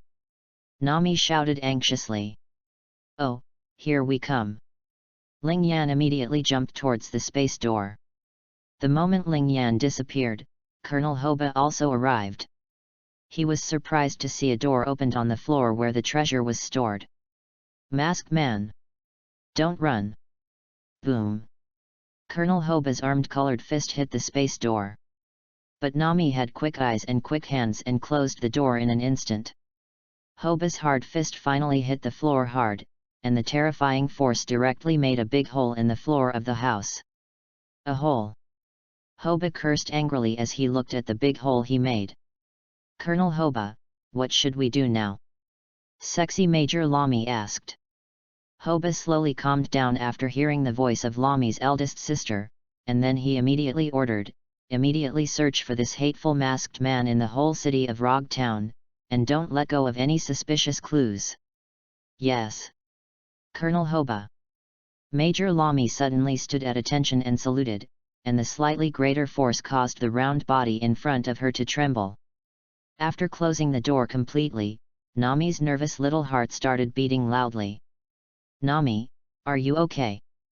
Ling Yan looked at Nami's rising and falling chest and asked with concern. I'm fine, Ling Yan. It was a thrill just now. I was almost caught by that Marine. Nami patted her chest and said with lingering fear. But, these are all mine, he. Little Nami looked at the pile of treasures in the different space, and the nervousness she felt just now disappeared without a trace in the blink of an eye. Little financial fan Ling Yan said helplessly. Ling Yan felt that if she gave Nami enough berries, she could probably sell Ling Yan. Nami, we can go to the Marine barracks. They are busy looking for us now. There should not be many people in the barracks. Ling Yan said firmly. The most important purpose of coming to the Marine base this time has not been achieved yet. They can't just leave like this. Marine barracks? I know. Little Nami said seriously. The two continued to put on their masks, and then came to the Marine barracks through the space gate. Soon Ling Yan and Nami found the armory room here. Hey, I finally found it. Ling Yan quickly took out 3 pairs of sea stone handcuffs separated by cloth. They're in the ordnance room of the barracks. Everyone get over here. Quick! Chapter 23 A Day in Rog Town. Colonel Hoba led the sailors to the armory room. The mysterious masked man must have been gone for a long time. At this time, Colonel Hoba's face was so gloomy that people around him did not even dare to express their anger, for fear of offending the base commander. This abominable masked man has been fooling the entire Marines in Rogue Town from day to day. The initiators have now returned to the luxurious soft bedroom, and the exciting emotions made Ling Yan and Nami's little faces turn red. Keek Ling Yan, we really got rich this time. Little Nami danced with excitement. If all the treasures just obtained were exchanged for berries, it would definitely exceed 100 million berries. Little money fan, by the way, Nami, Don't tell Belmere what happened at the marine base this time, otherwise she will definitely be angry. Ling Yan warned in advance. I know, Belmere was also a marine before, so of course we can't let her know. Ling Yan, your purpose of coming to Rogtown this time has been achieved, and it will be my turn tomorrow. Nami said softly. Of course, I will accompany you tomorrow. Ling Yan promised immediately. Nami's most important goal is, of course, to draw a map of Pole Star Island. She is the one who wants to draw a map of the world. He, let's go to bed quickly. Nami said happily. Then he quickly got into bed. Ling Yan also smiled slightly and went to bed to rest. At this time, the marine base was in chaos. Colonel Hoba ordered that all marines be on duty and turn the base upside down. Until dawn, the sailors couldn't find out anything. Colonel Hoba could only accept the fact that the mysterious masked man had left. The next morning, warm sunlight poured into the room through the window, casting colorful Madara lights and shadows on the floor. On the soft big bed, Ling Yan and Nami were still sleeping soundly. The quilt covering her body had been kicked under the bed at some point, and her posture was like two cute little pigs. Until the sun shines on them, they are warm and comfortable. Nami slowly got up, stretched, rubbed his eyes, and was fully awake in a few seconds. She gently pushed Ling Yan, who was still sleeping, and said softly, Ling Yan, get up quickly, I'm hungry. Is it dawn yet? Ling Yan slowly opened his eyes. The first thing that caught his eye was Nami's cute little face. When he saw the sunlight shining into the room, the dazzling sunlight dispelled Ling Yan's sleepiness. In Kokozia village, he insisted on getting up before dawn every day to practice. He had not slept so comfortably for a long time. Goo! Suddenly there was a stomach growl, and little Nami's face turned red instantly. Seeing Ling Yan's blank eyes, Nami said coquettishly, get up quickly, let's go find something to eat. Oh, I'll get up right now. Ling Yan quickly jumped out of bed, and then the two of them quickly finished washing. It was already morning at this time, and bursts of lively cries could be heard from the streets of Rogtown. Obviously, yesterday's riot caused by Marine's arrest of pirates has passed, and the civilians living in Rogtown have returned to normal life. Wow, Ling Yan, the pancakes over there taste so delicious. And that spring roll, I haven't eaten spring rolls yet, I want to eat them. What kind of snack is this? It's so sweet and looks delicious. Ling Yan. Let's buy some and give them to Nakajeo and the others. And that pan-fried sea fish. We don't have this kind of fish in Kakasha village. Buy some of this too. As soon as he arrived at the busy street, Nami was so hungry that he was immediately attracted by the delicious food at the stalls on both sides. Then the two children began to quickly visit the stalls where the scent came from, almost sweeping away the food stalls on the entire street. Ling Yan and Nami didn't stop until their bellies were full of food. Ling Yan, I want to buy some tools for charting and some navigation books first. Nami said softly while walking. There should be phone bugs for sale here. Let's buy a few back.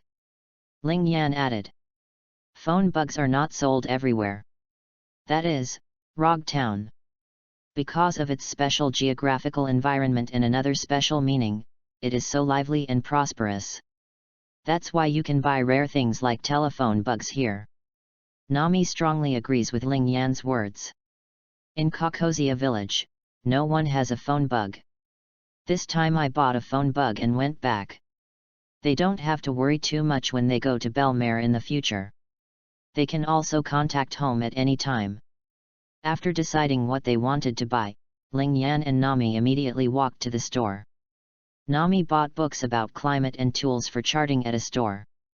Just when they were about to buy phone bugs, the two met Colonel Hoba from the marine base in a store selling phone bugs. Ha ha ha! We meet again, little brother. As soon as Hoba saw Ling Yan, his eyes immediately lit up. Even the depressed mood caused by the masked man yesterday was much better now. He could feel that Ling Yan was a rare good prospect. So at this point he was going to try and see if he could get this kid with potential to join Marine. As soon as Nami saw Hoba, she immediately hid behind Ling Yan, then stuck her head out and looked at Hoba guiltily. After all, yesterday, the two of them turned the Marine base in Rogue Town upside down. Now that she sees her true master, Nami will definitely feel guilty. When Ling Yan saw Hoba, he felt a little nervous, but he quickly calmed down.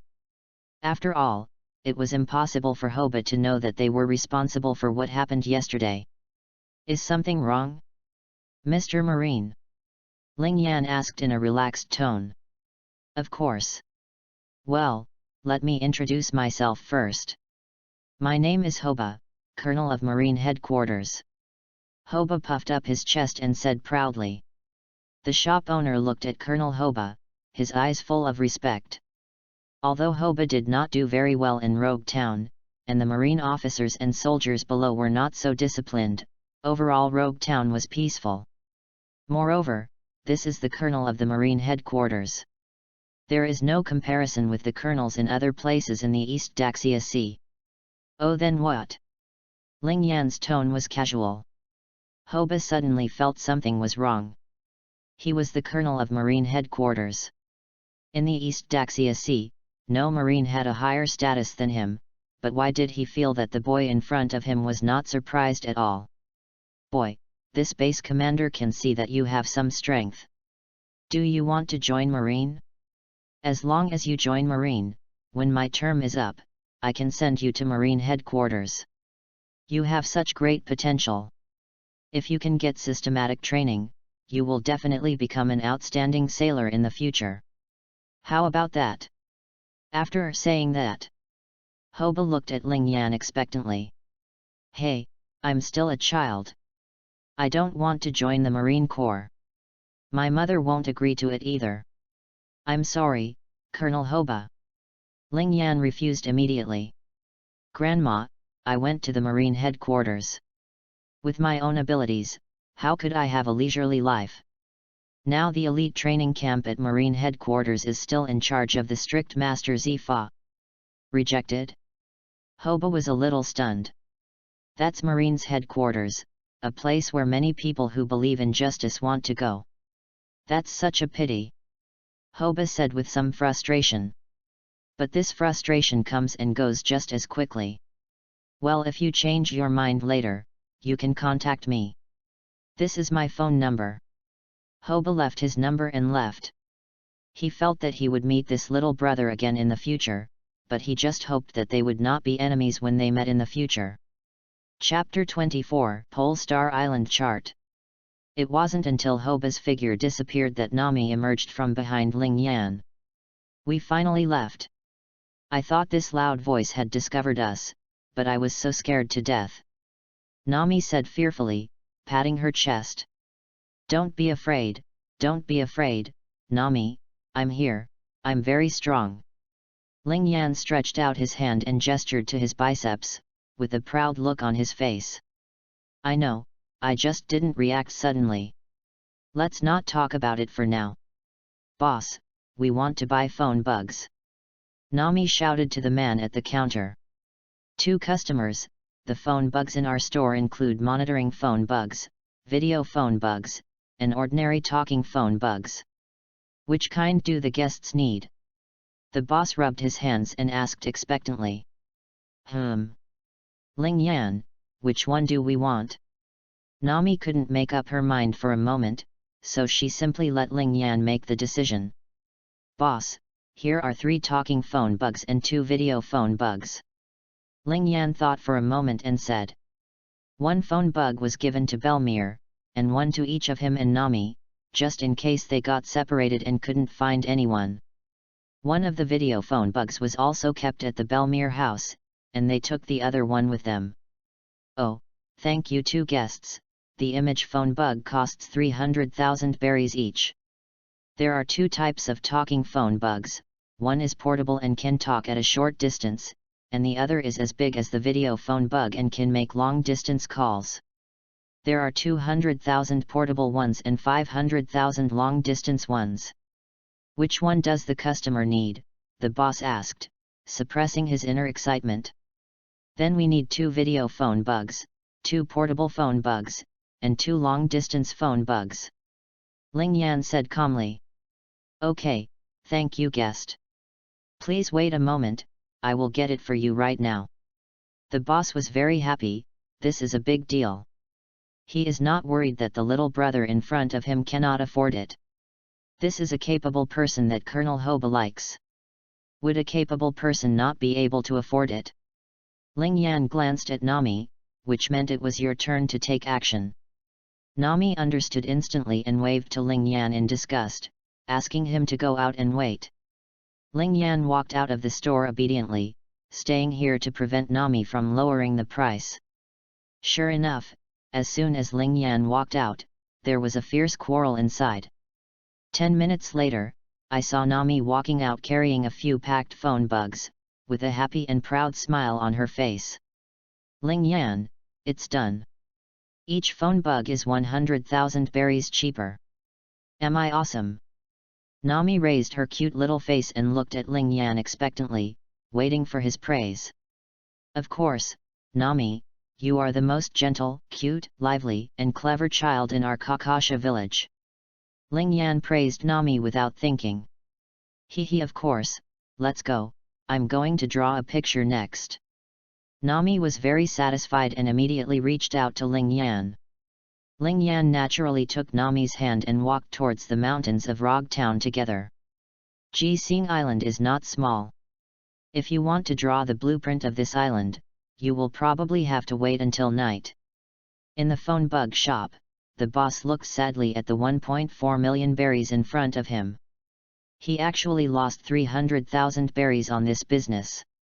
Half an hour later, Ling Yan and Nami were already walking through the mountains and forests of Polestar Island. Ling Yan, measuring tool. Okay. Ling Yan. Paper. Here it comes, here it is. Ling Yan, help me chop down that tree, it blocks my view. Okay, let's go right away. One afternoon passed, and Nami finally finished drawing the sea map of Polestar Island. Drawing a sea chart is not just as simple as drawing an island. You must also draw the sea area around the island, determine the climate of the sea area, and then mark it. Finally, Nami has to use his own judgment to calculate the approximate distance from Kokosia village to Polestar Island. This afternoon, Ling Yan finally saw what it means to be a genius. Nami is a genius, the best navigator. No wonder the golden lions want to grab Nami after seeing her talent. Even if the golden lion could fly, he would still have to be blinded when encountering extreme weather during the great battle in Atver. By the time the two of them put away the sea map drawn by Nami, it was already evening, and this time they decided not to go back without the menmen fruit. Ling Yan, why are you so nice to me? Nami was very curious while walking on the path in the mountains. Ever since he followed Ling Yan to Kokosia village, Ling Yan had been very kind to her. Although Ling Yan is also very kind to Nyokijeo and the others, Ling Yan's kindness to her is special. Although she is young, she is not stupid. Well, because Nami is very cute, I want to marry you as my wife when we grow up. Ling Yan said without any secret. Ah! Ling Yan, I'm still so young, but you don't even let the children go. Nami folded her hands in front of her chest, pretending to be frightened by Ling Yan. What, I mean when we grow up. Ling Yan patted Nami's little head angrily. Humph, I won't marry you when I grow up, little Nami said, turning her little head to the side. But she was also happy in her heart. Ling Yan was so good looking, so it seemed like marrying him wouldn't be a disadvantage. Nami thought this way. Really? Then I will marry another woman in the future. Ling Yan said quietly. How dare you? Hey! This beauty is tired from walking, so you can carry me back. After Nami said that, she jumped directly onto Ling Yan's back. Ling Yan naturally held Nami up to prevent her from falling. Nami, who is less than 10 years old, is so light that Ling Yan can even run a marathon with her on her back. Hold tight, we're going back. Hold me tight. Ling Yan carried Nami on his back, bathed in the afterglow of the setting sun, and walked leisurely towards Rog Town. Unknowingly, Nami had fallen asleep on Ling Yan's back. Listening to the slight snoring coming from behind, the corners of Ling Yan's mouth raised slightly, feeling a little proud. The two returned to Rog Town. There were not many people in the street restaurant, but the aroma of food was still coming from inside. Nami was also awakened by the scent. Ling Yan, I'm so hungry. Nami rubbed her eyes and her voice was a little blurry, as if she hadn't woken up yet. Ling Yan looked at the restaurant. Isn't this the same restaurant they entered the day they first arrived? Then let's have dinner here. Yeah, Ling Yan, you can put me down. Ling Yan let go of the hand on his back, and little Nami slid down. The two happily walked into the restaurant hand in hand. The boss, Ji Harun, was settling accounts at the counter. When he heard someone coming in, he was about to say that it was closed today. But when he saw it was Ling Yan and Nami, a surprised expression appeared on his face. Are these two brats still there? Did Bart fail? Or have they been killed? Questions came to his mind. Boss, we want to eat the same dish as that day, 2 portions. Nami happily ordered after sitting down. Okay, come right away. Jiharan suppressed the doubts in his heart and hurriedly went to give instructions to the cook. He always felt that something was wrong with these two children. Could it be? Chapter 25 exposed? Jiharan knew that he shouldn't ask more questions, and then walked into the kitchen full of curiosity. After a while, 10 fragrant dishes were served, and the portions were twice as much as what Ling Yan and Nami ate on the first day. Kui, it smells so good, thank you boss. Thank you boss, you're welcome to us. Nami and Ling Yan thanked the boss and then ate happily. Ha ha ha, you're welcome, just enjoy your meal. Ji Harun said with a laugh. Jiharan is particularly happy when he sees others liking the food in his restaurant and when he sees the satisfied expressions on his customers' faces when they eat their food. He used to be a chef for a pirate group. Since Roger started the Age of Discovery, they have been rushing towards the Grand Line. It's a pity that they didn't have a long journey in the Grand Line before they encountered a very powerful opponent. In that battle, their pirate group suffered heavy losses, and only a few people survived. So he returned to Rog Town, opened a restaurant, got married, and had children here. His daughter is now 9 years old. Dad, try it quickly, I just made it. At this time, a cute little girl wearing a chef's uniform came out of the back kitchen, holding a steaming dish in her hand. Hey my little baby, Daddy is here. When Ji Harun saw his daughter, his face lit up with joy. Ling Yan and Nami couldn't help but look at the little chef. It's delicious. This dish is very well done. Anya will definitely become a better chef than her father in the future. Ji Harun took a bite of his daughter's dish and commented very seriously. Hee, of course, several uncles said that my cooking skills have improved a lot. Anya was very happy because he was recognized by his father. Ling Yan, should we also find a chef in the future? Nami lay next to Ling Yan's ear and asked softly. Chef? Ling Yan had a question mark on his face. He didn't know why Nami said that suddenly. However, when he followed Nami's eyes, he immediately understood that this girl had fallen in love with the restaurant owner's daughter. Nami, I don't think so. Ling Yan also came over and replied in a low voice, look, every time we go to a new island, we can taste the local specialties. It doesn't seem to be of much use if we bring a chef. It seems like, well, let's forget it. Nami felt that Ling Yan was right, so she continued to eat happily. At this time, the little girl named Anya looked towards Ling Yan and the others, with a bit of curiosity in her eyes, but she didn't think much and went back to the kitchen with an empty plate. It was getting late, and Ling Yan and Nami were also full. Boss, the bill is settled. Nami shouted loudly. Okay, 2 guests, a total of 20,000 berries today. Boss Jiharun came over immediately. Nami took out 20,000 belly and handed it to Jiharun. This time, both parties didn't waste any words, and Ling Yan and Nami walked out of the restaurant. It seems that the sea will be very lively in the future. Jiharun looked at the backs of Ling Yan and Nami and was lost in thought for a while. He always felt that these 2 children were not simple. The sun has set below the sea level, and the sky has gradually turned from light blue to dim. The street lights on both sides of the street have been turned on, but the pedestrians on the road are in a hurry. Although the security in Rog Town is considered to be at the top level in Donghai, there are still some unruly people who appear occasionally.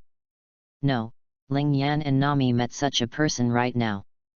A fierce-looking Major Marine led a team of Marines to block their way. Although Nami is also an ability user now, she still hides behind Ling Yan habitually. In the Marine base. In the base director's office, Colonel Hoba and the beautiful Major Lamy were watching this scene from a distance. Colonel Hoba, I'm going to capture Marino now. Lamy said in a calm and confident tone. No, no, no, that kid won't be defeated by Marino, just watch. Hoba's attention was always on Ling Yan. Marino was one of the 2 majors he brought from Marine headquarters. Lamy is his confidant, but Marino was instructed by his superiors to bring him to the East Daxia Sea for training. But he didn't expect that not long after Marino arrived in Rog Town, he would hook up with the slave traders here. He has reported this matter to Marine's Criminal Investigation Bureau, but more than a year has passed since the incident, but there has been no response from the Bureau. If there was nothing fishy about it, he would never believe it.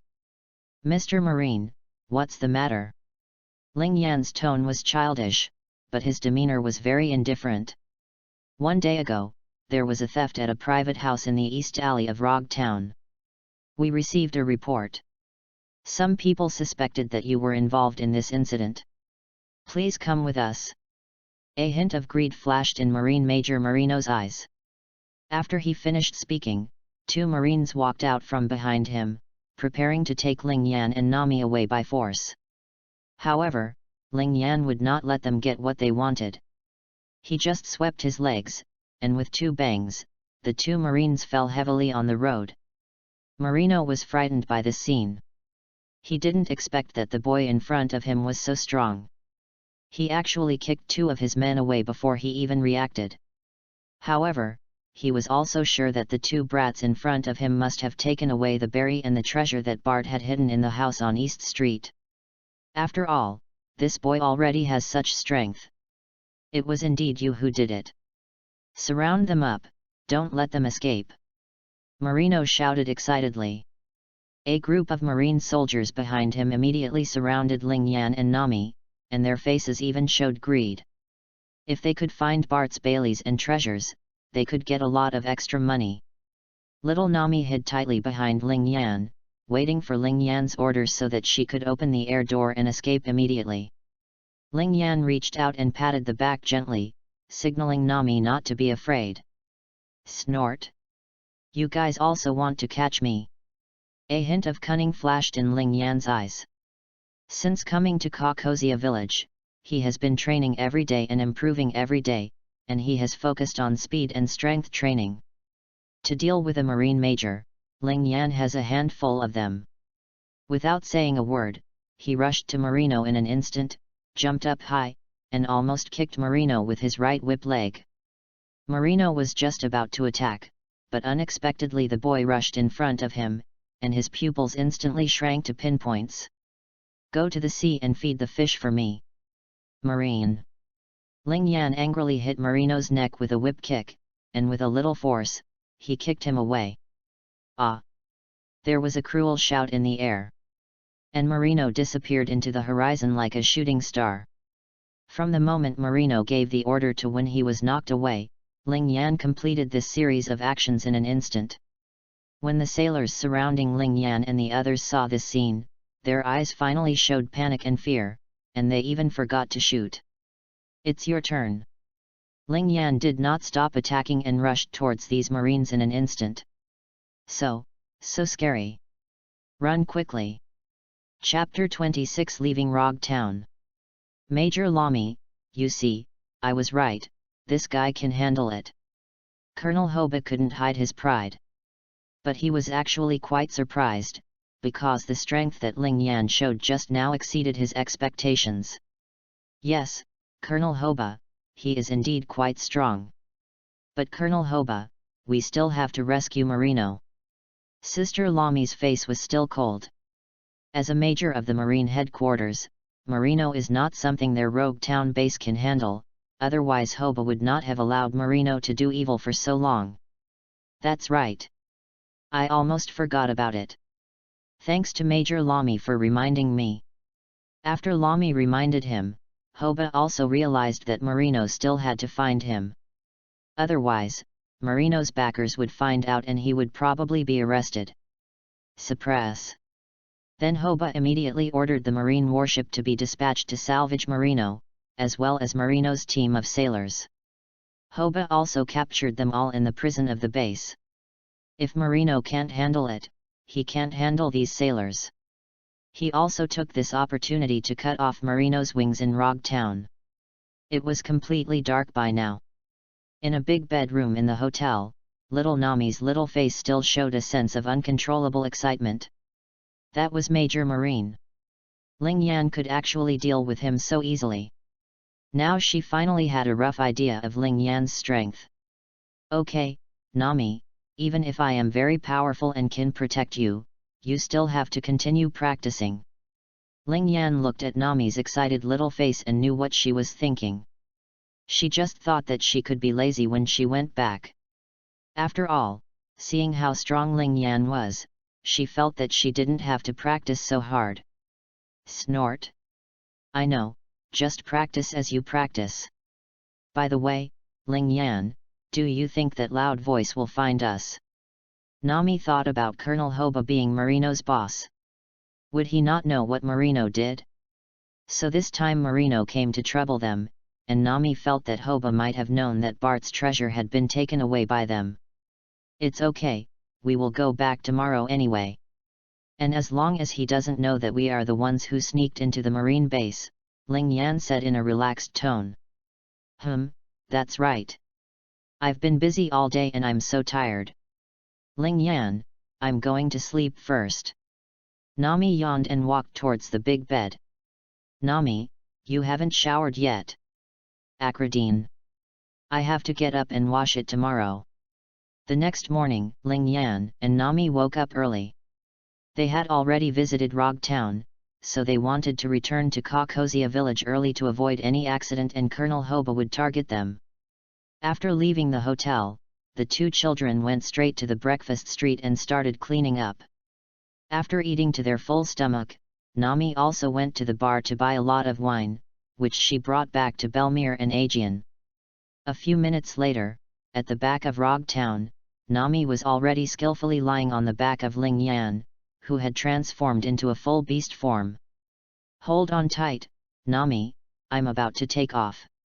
Yeah, I've got a firm grip. The next moment, Ling Yan flapped his wings and flew high into the sky with a whoosh sound.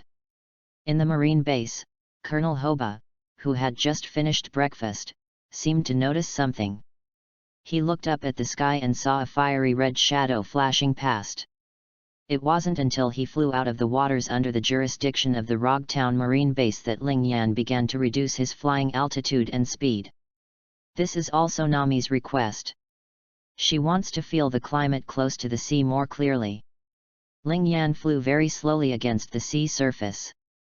Nami sat steadily behind Ling Yan, holding a notebook and writing and drawing. But the sound of several shell explosions came next, breaking this beautiful scene. When Nami heard this voice, she immediately put away her notebook. Ling Yan, I heard the sound of an explosion. Do you think it could be pirates? Nami looked towards the direction of the explosion and asked curiously. That's right. Those who are fighting at sea are either pirates or marines. Let's go over and have a look. Speaking of which, we haven't seen pirates in the 2 times we went to sea." After saying that, Ling Yan changed direction and headed towards flying in the direction of the explosion. Nami on her back also held onto Ling Yan slightly, with a look of anticipation on her face. She naturally knew about pirates, but she had never seen them before. It didn't take long for the two to arrive at the fighting area. What appeared in front of them was a medium-sized pirate ship, attacking a merchant ship. As for that merchant ship, both Ling Yan and Nami knew it.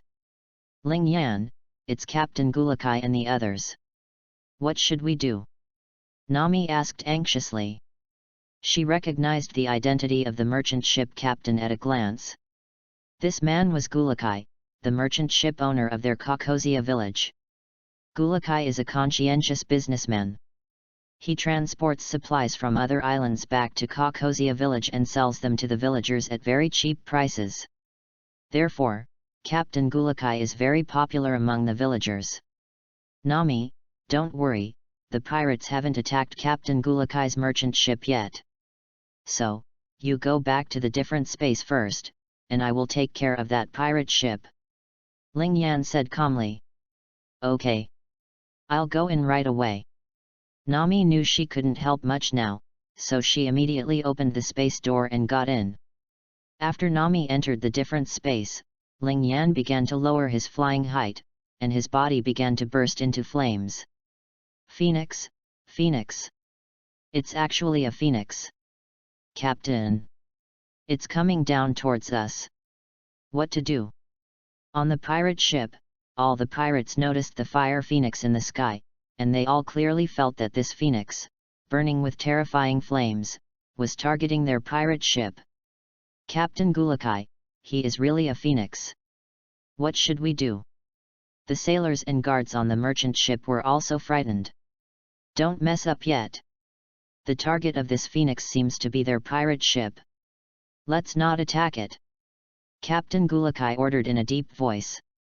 "Everyone! Shoot! Shoot at Phoenix! Shoot him down!" the pirate captain shouted excitedly. "The phoenix is a legendary beast. If their pirate group can capture a phoenix, they can just sell it to those rich nobles, and their pirate group will make a fortune." The next moment, all the pirates' guns were pointed at Ling Yan, and all of a sudden the guns rang out, and all the guns and shells were shot towards Ling Yan. But the next second, the faces of the pirates showed expressions of astonishment. The bullets actually penetrated Phoenix's body without causing any damage. "Fire Flame Emperor Meteor Star!" High in the sky, Ling Yan roared, his wings flapped violently. And a fireball 10 meters in diameter appeared, and landed towards the pirate ship at an extremely fast speed. "Quick, run! What a big fireball! Captain! It's going to hit our pirate ship! A hole! Dash boom! Ah! Help! It's so hot! Captain, help me!" Amidst the sounds of panic and curses, Ling Yan's fireball directly hit the pirate ship, instantly blowing it apart. On the merchant ship side, everyone looked at the scene happening in front of them with their mouths open. "Captain Gulakai, did that phoenix speak just now?" a sailor asked with a trembling voice. "A hole! Stop talking nonsense!" Captain Gulakai cursed. Captain Gulakai now understands that the phoenix that just appeared is the legendary devil fruit user. Captain Gulaki was afraid that his crew would offend this powerful devil fruit user, which would bring disaster to them. But when they looked up again, the phoenix was gone. Chapter 27 Belmir's Thoughts. Naturally, Ling Yan would not let them know his true identity. Such a powerful phantom beast devil fruit would definitely arouse the covetousness and fear of many people. His self-protection ability is still very weak now, so he will not expose his identity. After rescuing Captain Gulakai and his gang, Nami no longer had the time to study the weather along the way, and the two of them returned directly to Kokozia village. However, Ling Yan did have an idea about Nami's future. There was one place he still wanted Nami to visit, and that was Visalia, the small sky island, where the god tier that really studies climate is located. In the afternoon, the two returned to the mountains behind Kokozia village. Nami couldn't wait to go home. As soon as she landed, she pushed open a space door. The two children walked into the space door and arrived at the door of their home in the blink of an eye. Belmire, Nokago, we're back. Little Nami shouted happily towards the open door of her home. After a while, a burst of cheerful footsteps came. It was Nakajao. She heard Nami's voice and ran out immediately. Nami. Ling Yan. You are finally back, I miss you so much. Nyaki rushed to Nami, holding hands, feeling extremely happy in her heart, and her little face was also full of happiness. He, I miss you and Belmire too. By the way, I brought you a gift this time. Little Nami raised her proud little head proudly. Belle-Emile also came out at this time, and she was finally relieved to see Nami and Ling Yan back safely. It had been 3 days since the two children had gone to sea, and she had been terribly worried these 3 days. Although both children have legendary devil fruit abilities, they are still young after all, so she naturally has the unavoidable worries. Ling Yan, did you encounter any danger when you went out this time? Belmire walked up to the two children, carefully inspected their bodies, and asked Ling Yan gently. Don't worry, Belmire, we haven't encountered any danger. Ling Yan replied softly. He knew that Belmire was worried about them, so he cooperated with Belmire. Belmire, just keep your heart in your stomach. Ling Yan is very powerful. This time we met the slave traders, and Ling Yan took care of them easily. Nami said happily. Ling Yan secretly thought, not good. Slave traders. Belmire and Nakio exclaimed in unison. What's going on? Tell me carefully. When he heard slave trader, Belmire suddenly lost his composure. Then the four of them walked into the room, and Nami told Belmire and Nakajao everything about how they met Bart on the first day they arrived in Rogue Town. This opening was like turning on a faucet. Nami talked endlessly, telling almost everything about their experience in Rogue Town except for the marine base. Nyokijao on the side was dumbfounded, her big eyes widened, and she yearned even more for going to sea. Belmire became more and more worried. After all, she still felt that Nami and Ling Yan were too young. Although Ling Yan is very strong, he is only 10 years old after all. No matter how strong he is still a child. Therefore, Belmire wanted to limit the number and time of the children's sea trips before they reach adulthood. Of course, the 3 children don't know this. By the time Nami finished talking about her trip to Rogue Town, Nyaki's expectant eyes were staring straight at Nami. As if to say, you just said you were going to bring us a gift, where are the gifts? Nami saw the look in Nakajao's eyes and knew what she was thinking. Then she pushed aside with a smile, and a small space door appeared in front of the 4 of them. Wow, this devil fruit is so powerful. Even though she had seen it many times, Nakajao was still so surprised that she couldn't open her mouth from ear to ear. The gifts are all here, there are too many. Belmire, Nakajao, come in and move out together. With that, Nami couldn't wait to walk into the different space. Belmire and Nakajao followed closely and walked in. When they stepped into the different space, they were stunned by the mountains of gifts. However, some things, such as the sea tower stone handcuffs and most of the treasures, were hidden by Nami. But what was left amazed Belmire and Nakajao. Hiss! Looking at the dazzling array of various commodities, the shiny pile of gold treasures, and the neatly arranged berries, Nyokijao's mouth was open enough to fit an egg. He, Belmire, Nacho, these are the clothes I picked out for you, as well as the food in the refrigerator. They are all the specialties of Rogue Town, and we are also buying them this time. There's a phone bug. Nami looked at the surprised expressions of the 2 of them, not to mention how proud she was. Telephone bug? Where is it? Belmire asked hurriedly when he heard that Nami had bought a phone bug. The reason why she was so worried after Ling Yan and Nami went to sea was because she couldn't contact the two children. Across the endless sea, she didn't know the situation of her children, so how could she not worry? Here it is, Belmere. Ling Yan magically took out the 6 phone bugs from the merchandise on the side. So many. Belmere's eyes widened when she saw 6 phone bugs. She knew how precious phone bugs were. You must know that there is not even a phone bug in Kakasha village, not only because it is expensive, but also because there are few places to sell this thing. Belmere, there are 6 phone bugs here, 2 are video phone bugs, 2 are portable phone bugs, and 2 can make super long distance calls. This way, we can keep in touch at any time even if we go to sea. Ling Yan explained cheerfully. When Belmere heard this, a happy smile immediately appeared on her face. She couldn't wait to pick up the phone, and she didn't even bother to look at the new clothes Nami bought her. Naturally, Nakajao still couldn't understand Belmere's mood at the moment. She and Nami were already excitedly showing off the beautiful clothes. After all, what girl doesn't like beautiful clothes? Okay, let's move all the things out first, and put the dishes in the refrigerator at home first. There happens to be a refrigerator that is still empty. Belmere said, taking the lead in holding the phone. Went out. The 3 children also got busy obediently. This time Nami and Ling Yan bought a lot of things that were not available in Kakasha village. After moving everything out, the 4 of them felt that their house suddenly became a bit small.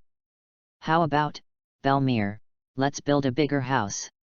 Anyway, our family now has so many berries, how about building a villa with an orchard? Ling Yan looked at Belmere and asked softly. Belmere listened, looked at the expectant eyes of Nami and Nakajao, and finally nodded, agreeing to Ling Yan's proposal. Okay, then build a big house. Yeah. Marvelous. Nami and Nakajao immediately cheered, and Ling Yan was also very happy. They had both traveled through time, and of course they had to enjoy it. Chapter 28 New Home. Time flies like running water, half a year is fleeting. With the support of a large number of berries, the large villa of the Belmere family was completed early. Although it is said to be a villa, it is actually considered a small manor. Although the house in the manor is only 2.5 stories high, it covers a large area. Now everyone has their own room. Even so, there are still plenty of rooms available. Nami now has her own secret space, which is a quiet drawing studio. Ling Yan also has his own professional training room, so in the past 6 months, his strength has improved by leaps and bounds. Among the 6 marine styles, shaving has become his main training skill in the past 6 months, and now he has mastered it. At this time, in the training room, Ling Yan was doing weight-bearing exercises with Hailishi handcuffs on. Now he has basically adapted to Hailishi's restraint. Wearing the Sea Tower Stone, apart from being unable to use Devil Fruit abilities, his other actions are no different from those of a normal person. Besides Ling Yan, there was another person in the training room, and that was Nakajao. Nakajao is naturally full of yearning for going to sea, so she has been practicing hard in the past 6 months. If you don't count the Devil Fruit ability, Nakajao is now much more powerful than Nami. The main reason is that in the past 6 months, besides being lazy, Nami has also spent a lot of time learning about climate and nautical charts. Ling Yan, Nakajao, come out and have breakfast. Belmere's shout reached the training room. Coming. Okay, Belmere. Ling Yan and Nakajao replied in unison. Let's go, Ling Yan. Nakajao came over and helped Ling Yan untie the sea stone handcuffs on his hands. When I walked to the restaurant, I saw a lot of delicious dishes prepared by Belmere. Because there was no shortage of berry, the 3 children persuaded Belmere to give up the idea of continuing to grow oranges, and the orange orchard was sold to the villagers.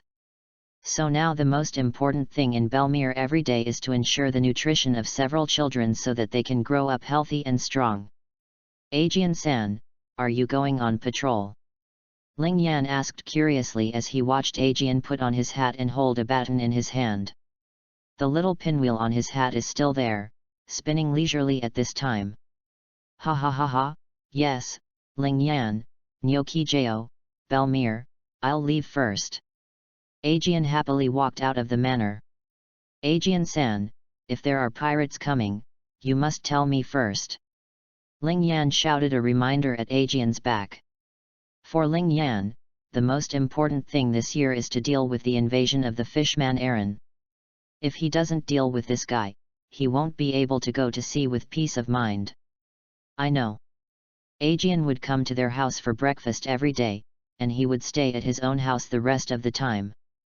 The Belmire family also persuaded Aegean to move in together, but Aegean refused without even thinking. He said, how could a man live in someone else's house? Everyone felt that what Aegean said made sense, so they stopped trying to persuade him.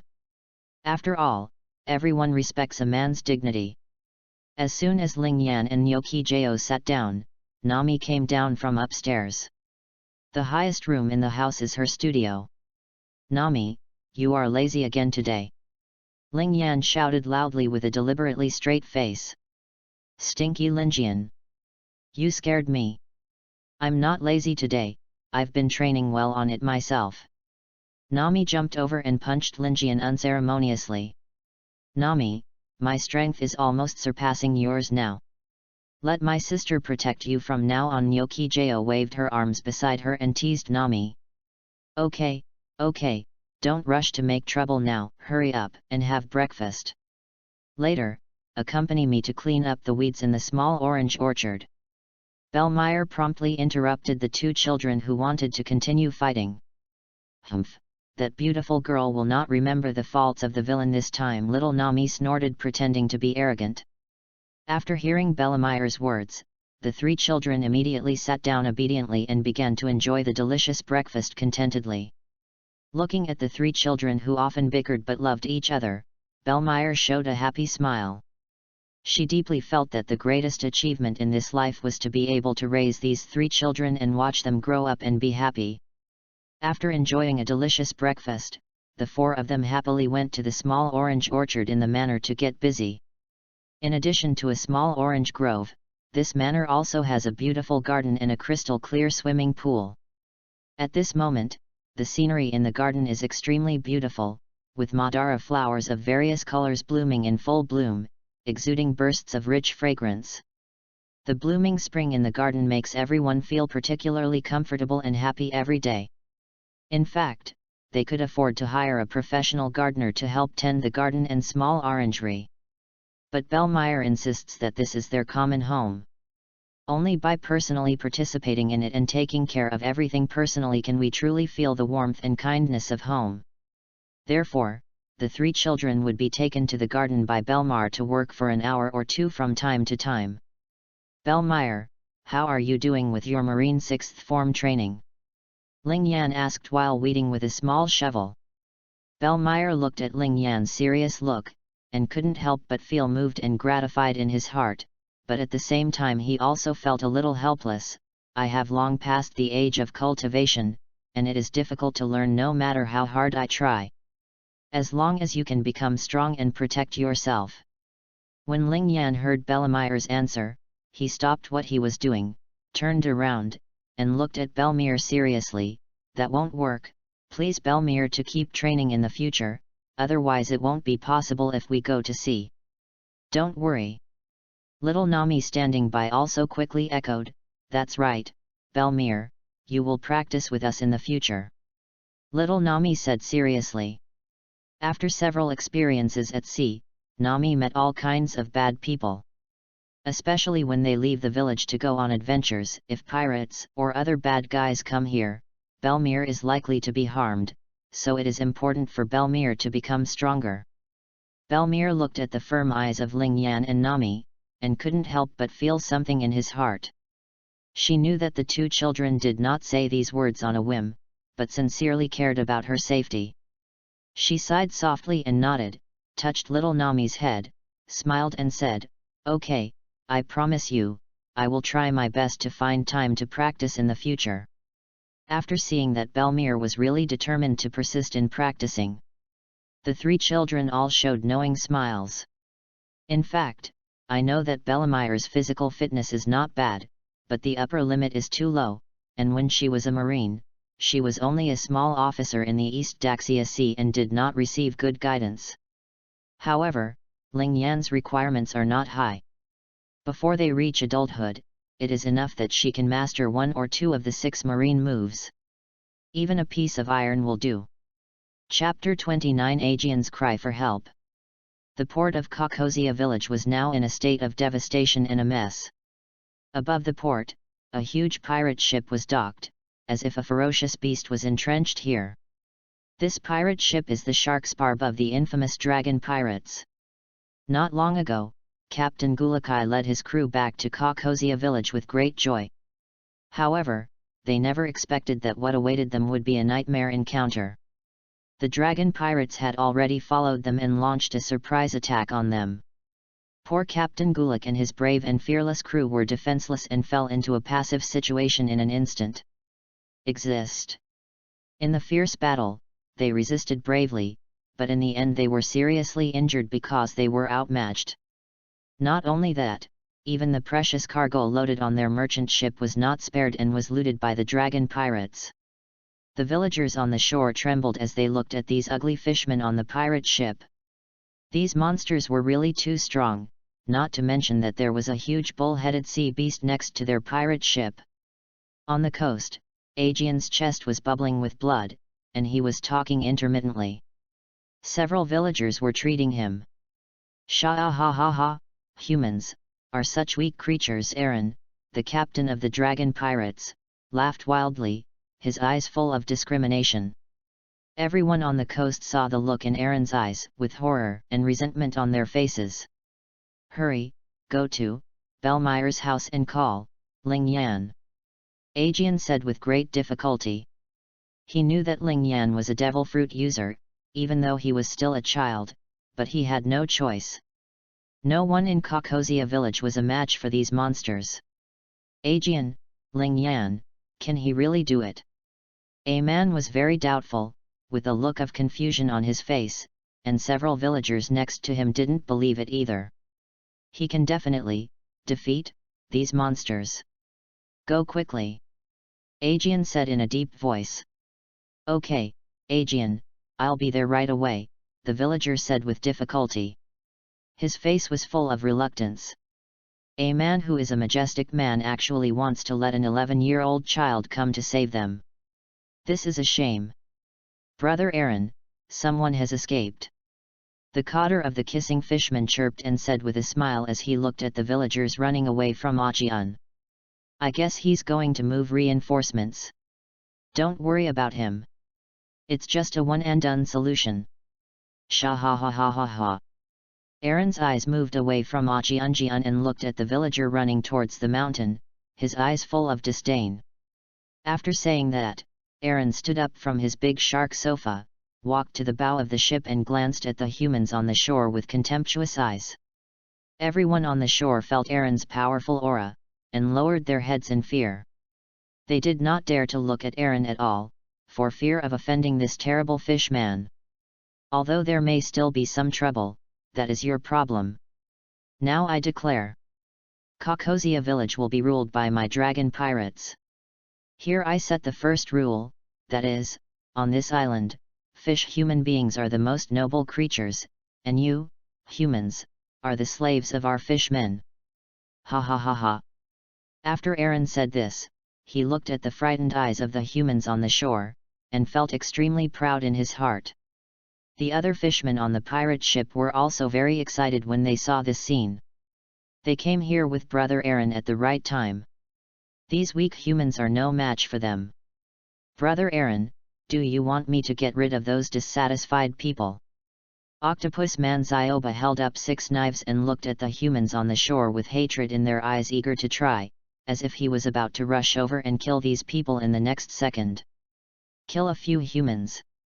The humans on the shore were really scared. They thought that this group of monsters would be like the pirates in the past, just plundering the treasures and then leaving. But now, listening to what this fishman said, they are not planning to leave Kokosia now. If you leave the village, you still have to rule this village. No, no, no, Zioba, you must be friendly to our slaves, they are all our wealth.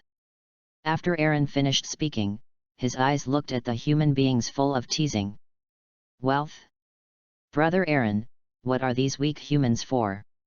Kruby, the minnow man cotter, was a little confused. Of course they are a treasure. Weak humans, as great fish. You guys, did you hear that clearly? Aaron was full of momentum, his murderous eyes sweeping across everyone on the shore. What? 100,000 berries per person. But we don't have so many berries.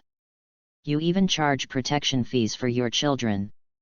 You are so unreasonable. I won't pay. Yes. We won't pay. There were protests from the crowd on the shore. Aaron's mood suddenly worsened when he saw that these humans dared to oppose his proposal. His eyes began to darken, and a faint murderous aura began to spread. Everyone suddenly shivered and felt extremely cold. Harsh! Salt Roast Aaron shouted in a low voice. These ignorant human beings dare to refute him, he must show some shame to these weak human beings. Yes. Brother Aaron. Hiccup. The salmon fishman Yinchuo took a sip of wine and looked at the few humans who had just protested on the shore, with a trace of bloodlust in his eyes. He jumped off the pirate ship, walked slowly to the shore, and then raised his big fin-shaped hand, and a few raindrops like water drops flowed vertically from his palm. Hit the water. Shioyaki released several droplets of water pellets from his hands, shooting at the humans as quickly as bullets. Ah! With a few puffs, the few humans who had just resisted were pierced through the chests by the gelatinous water droplets burned by salt. A hole! What have you done? The village chief yelled angrily at Shioyaki, but the next moment, he was slapped by Shioyaki and flew out. Village head. Are you okay? Village chief. Damn it. These monsters are too strong. The villagers immediately ran over to check on the village chief, filled with anger and unwillingness. Aegeon, who is now a patrolman, was seriously injured. Captain Gulakai and his group, who had high hopes, were also injured, and even the village chief was shot away. As villagers of Kokosia village, they feel very helpless at this moment. They seem to have accepted the fact that they will be ruled by this group of fishmen. Sha ha ha ha. How about it, have you recognized the reality? You humans are just weak and humble lower creatures. It is your honor to be ruled by advanced fishmen like us. Aaron laughed and jumped to the shore, slowly walking towards him because of fear. And humans are slowly retreating. Damn it!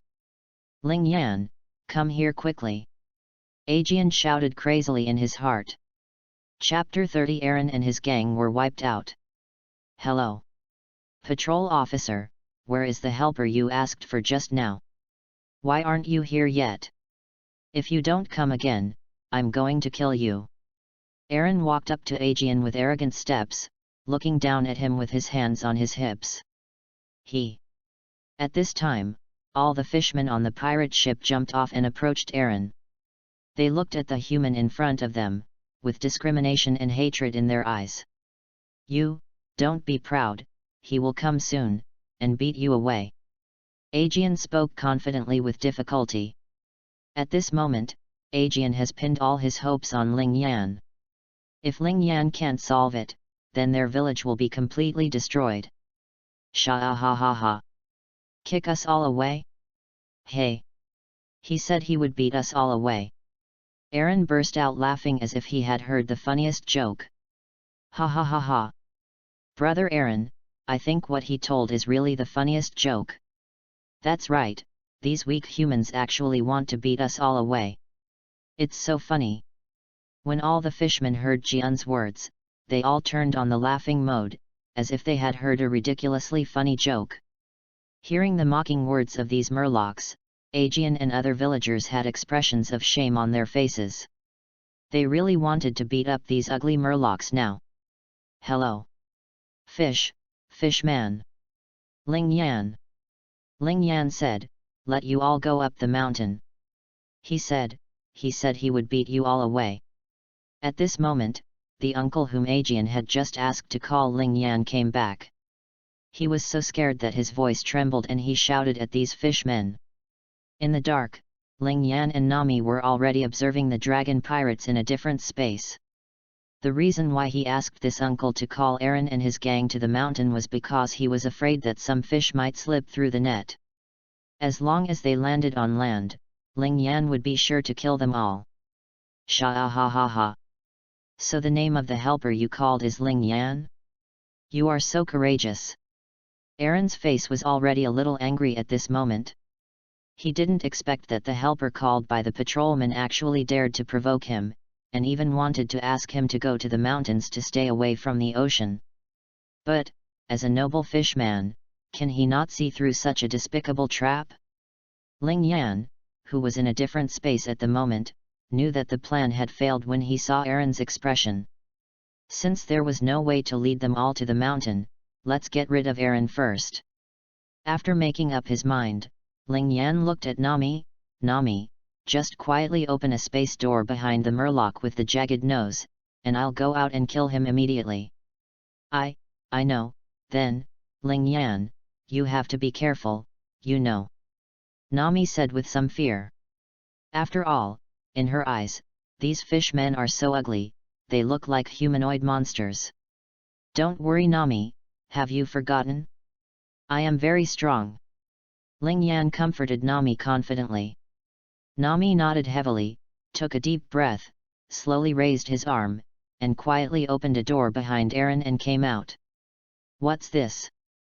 Brother Aaron. Watch your back. The fishman who was a little further away from Aaron felt something bad when he saw the space door behind him, and immediately reminded Aaron. In the time it took Aaron to turn around, Ling Yan had already rushed in front of him. Shave. Whoosh. Ling Yan rushed out of Nami's alien space. And his strong little hands directly grabbed Aaron's neck. Thrown over the shoulder. Ling Yan shouted angrily, and directly threw Aaron heavily to the land far away from the coast. Bang! Aaron was hit hard on the hillside, and his head was extremely dizzy for a moment. Ling Yan's full force throw made him temporarily lose the ability to move. Brother Aaron! Brother Aaron! UBD! Despicable human! You actually conduct a sneak attack. When the other fishmen saw Aaron being thrown away, they immediately became furious. Some ran towards Aaron, and some immediately rushed towards Ling Yan. The villagers of Kokozia village were horrified when they saw this scene. They didn't expect that Ling Yan was so strong that he actually threw the fishman named Aaron away. They dispersed one after another, dragging the injured people away from the fighting area immediately so as not to hinder Ling Yan. And at this moment, Ling Yan disappeared in place again with a whoosh. The few murlocs who rushed over just arrived at the place where Ling Yan was before, but when they saw Ling Yan disappear, a trace of confusion flashed in their eyes. Where are the people? Where is that boy? He's over there. He's going to Brother Aaron. Zioba. Quick! Stop that kid! Don't let him hurt Brother Aaron. The murloc cotters discovered Ling Yan's afterimage, but he had already rushed to Aaron's side. Octopus Man Zioba held 6 knives and made a defensive posture, looking at the attacking Ling Yan with calm eyes. With my 6-sword style Xiao Ba here, I will never let him hurt Brother Aaron. Xiao Ba seemed to be willing to go all out and stood directly in front of Aaron. At this moment, Aaron also recovered from his dazed state. The next second, his fishman face showed an extremely angry expression. Despicable human being! Aaron roared angrily and pushed Zioba away, who was standing in front of him. He wanted to deal with this human child himself. But the next moment, Aaron's face showed an expression of doubt about life, and the kid who rushed towards him was on fire. Fire Flame Emperor Fire Fist. Boom! Ah! So hot! BD. A huge fireball directly blasted Aaron away, and a huge howl reached the ears of everyone in Kokozia village. But Ling Yan didn't give up the attack yet. He rushed into the fire and found the burnt Aaron. As expected of a shark murloc with a strong physique, he was hit by such an attack and yet he didn't die. Under everyone's gaze, Ling Yan's small body dragged the burnt Aaron out of the blazing flames. Murloc? Noble? Nothing more than that. Ling Yan said with a cold voice. Then, in front of everyone's eyes, he directly broke Aaron's neck and threw him aside. Brother Aaron! A hole! I want you to die. Kill! Avenge brother Aaron! Seeing Aaron being killed, all the murlocs couldn't bear it anymore and immediately rushed towards Ling Yan. Shave! Bang! Bang bang bang! Ah! A hole! We can't hit him. Ling Yan used the 6th Marine style to rush to the murloc closest to the seaside, and then knocked all the murlocs to the ground one by one. It wasn't until the last murloc was knocked out that the villagers of Kokozia village reacted. Seeing that all the enemies had been defeated, everyone cheered excitedly. Ooh! Ling Yan, you are so awesome! I actually defeated those monsters. It's great! We don't have to be ruled by pirates anymore. It's great! Chapter 31 You will always be our mother. After successfully solving the invasion of Aaron's group, Ling Yan's anxious heart was finally relieved. At first, Ling Yan also underestimated the murloc's hatred for humans. He did not expect that when Aaron was killed by him, the other murlocs did not want to escape at all, but angrily wanted to avenge Aaron. This really gave Ling a Homura solved them with great convenience. Now that the crisis has been resolved, the villagers are smiling. Village chief, please arrange for someone to stab the unconscious murlocs, and then burn them all without leaving any traces. Ling Yan came to the seriously injured village chief and said with a smile. I know Ling Yan, leave this matter to me. Cough cough cough, the village chief said as he struggled to get up with the help of several young people. Village chief, be careful. Village chief, slow down. Yeah, well, I'll leave it to you, the village chief. I'll go home first.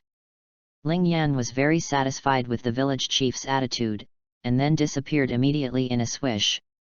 Hey, little Linjian's strength is too strong. Thanks to little Linjian this time, otherwise we would have been ruled by these ugly-looking fishman pirates. Okay, let's stop talking nonsense and give those nasty murlocs a quick blow. Then follow Ling Yan's instructions and burn them all. The village chief came back to his senses and spoke to the young men with a serious look on his face. The man said, Okay village chief. Don't worry, village chief, we can definitely handle this. That's right, village chief. The young people were full of confidence and immediately took action. They cautiously walked toward the fainted fishmen with knives in hand. Don't be afraid, overcome the fear in your heart and kill them. Otherwise, if you let one of them go, we will be the ones who die in the future. Seeing that everyone was afraid and did not dare to take action, the village chief immediately shouted cruelly. I know, village chief. I can do it. Ah! Go to hell, you damn fishman! The villagers mustered up their courage, took sharp knives, and stabbed into the hearts of the fishmen who had fainted on the ground. I did it. I killed these nasty fishmen. Whoa! Village chief, we succeeded. The young men who killed the fishmen finally aroused their bloody passion from the bottom of their hearts. When the village chief saw this scene, he was very satisfied. Very good, now throw them all together and burn them all with fire. Okay village chief. Village chief, leave this matter to us, you can rest assured. The villagers are full of confidence. At this moment, they are no longer afraid of the fishmen, nor are they afraid of these pirates. On a roof not far away, Ling Yan and Nami stared closely at what was happening on the coast. It wasn't until the raging fire burned that Ling Yan breathed a sigh of relief. In this way, All the villagers in Kokosia village participated in this matter, which also slightly reduced the risk of Ling Yan being exposed. At the same time, he also hoped that the villagers would regain their courage in the future and bravely show their swords to the invading pirates. "Let's go, Nami, let's go home." Ling Yan turned his head and shouted towards little Nami. "Oh, okay." Nami raised his hand and pushed open the space door. And the two children immediately walked in and disappeared on the roof. Just after Ling Yan and Nami left, Belmir and Nakajao ran to the coast. At this time, the fire was still burning the fishman's body. "Village chief, where are Ling Yan and Nami?" Belmir asked anxiously. "Oh, Belmir, Ling Yan has returned home. He relied on him to solve the Murloc invasion this time, otherwise our Kokosia village would have been in danger. It was great that we saved Ling Yan back then." The village chief saw Belmir coming and told her excitedly. "Going home?" Belmir asked loudly. "Yes, he went home immediately after taking care of the enemy," the village chief said with some confusion in his tone. "Oh, I understand, village chief, I'll go back first." Belmir was stunned for a moment, and then said, not even paying attention to the fainted Aegean, and ran towards home. When Nakajao saw this, she immediately followed him. "Village chief, what's wrong with Belmir?" "Oh, don't worry about her, we must burn these nasty fishmen clean." "Got it, village chief." Belmir and Nakajao ran all the way back home, and happened to see Ling Yan eating and drinking. "Ling Yan, Nami, are you two okay?" As soon as Belmir got home, he rushed to Ling Yan and Nami, carefully checking the two children up and down, for fear that they would be injured. "Don't worry, we're fine, Belmir." Ling Yan's face turned red, feeling a little embarrassed. Mainly because Belmir was too enthusiastic. When he was looking for any wounds on Ling Yan's body, he accidentally touched his sensitive area. "We are really fine, Belmir. Ling Yan is so powerful. He beat away those fishman pirates in just a few strokes." When Nami saw Belmir and Nakajao coming back, she danced with joy and couldn't wait to follow them. Talking about what happened just now, Belmir was still worried and checked the two children from head to toe, and then felt a little relieved. However, her face immediately darkened. "You two little guys, how dare you leave me to fight pirates? Do you think you are invincible because of your devil fruit powers? Do you know who those people are? Those are the fishmen of Fishman Island. Their bodies are so strong that they are invincible in the sea. You two are so impulsive, go and deal with these terrible fishmen by yourselves. Are you going to risk your life?" Ling Yan and Nami were stunned by Belmir's scolding, and they stood there obediently and were being scolded. It was also the first time for Nakajao to see Belmir getting so angry. He stood aside without saying a word and watched the two friends being scolded. It wasn't until half an hour later, when Belmir was tired of scolding, that the matter was over. Finally, Belmir gasped and warned seriously, "Lingyan, Nami, Nakajao. Exist. I'm here, Belmir. Belmir, you say it, I will definitely listen." The three children immediately stood up straight and answered Belmir without hesitation. "Sigh. I know that Kokosia village will definitely not be able to trap you in the future, but you remember. No matter what dangers you encounter outside or the difficulties you encounter that cannot be overcome, you will come back. Return to Kokosia village, Mom's place is still your last home." When Belmir said this, his tone was a little lonely. "Belmir. We get it, Belmir. Belmir. You will always be our mother." The three children threw themselves into Belmir's arms, buried their heads in her chest and hugged her tightly. Chapter 32 Nami's Business. After being invaded by Aaron's group, the villagers of Kokosia village finally realized that even in the seemingly calm waters of the East Daxia Sea, they could not avoid pirate attacks. So, taking advantage of this opportunity, Ling Yan decisively recommended Belmere and asked her to be responsible for arming the young people in the village and conducting intensive training at the same time. Now that Belmere has enough support at home, these young people only need to spare half a day for training every day. In this way, even if they are invaded by pirates again in the future, the villagers will have a certain ability to resist. Ling Yan's proposal was immediately unanimously approved by all the villagers in Kokozia village. Therefore, on the third day after the incident, the Kokozia village guard was officially established under the leadership of Belmere and the active cooperation of the village chief. This new guard team carries the expectations of the whole village and shoulders the important mission of defending their homeland and protecting their loved ones. In the days that follow, the guards will receive strict and systematic training to continuously improve their strength and combat skills to protect the tranquility and peace of Kokozia village. Time passed day by day, and in the blink of an eye it was already half a year later.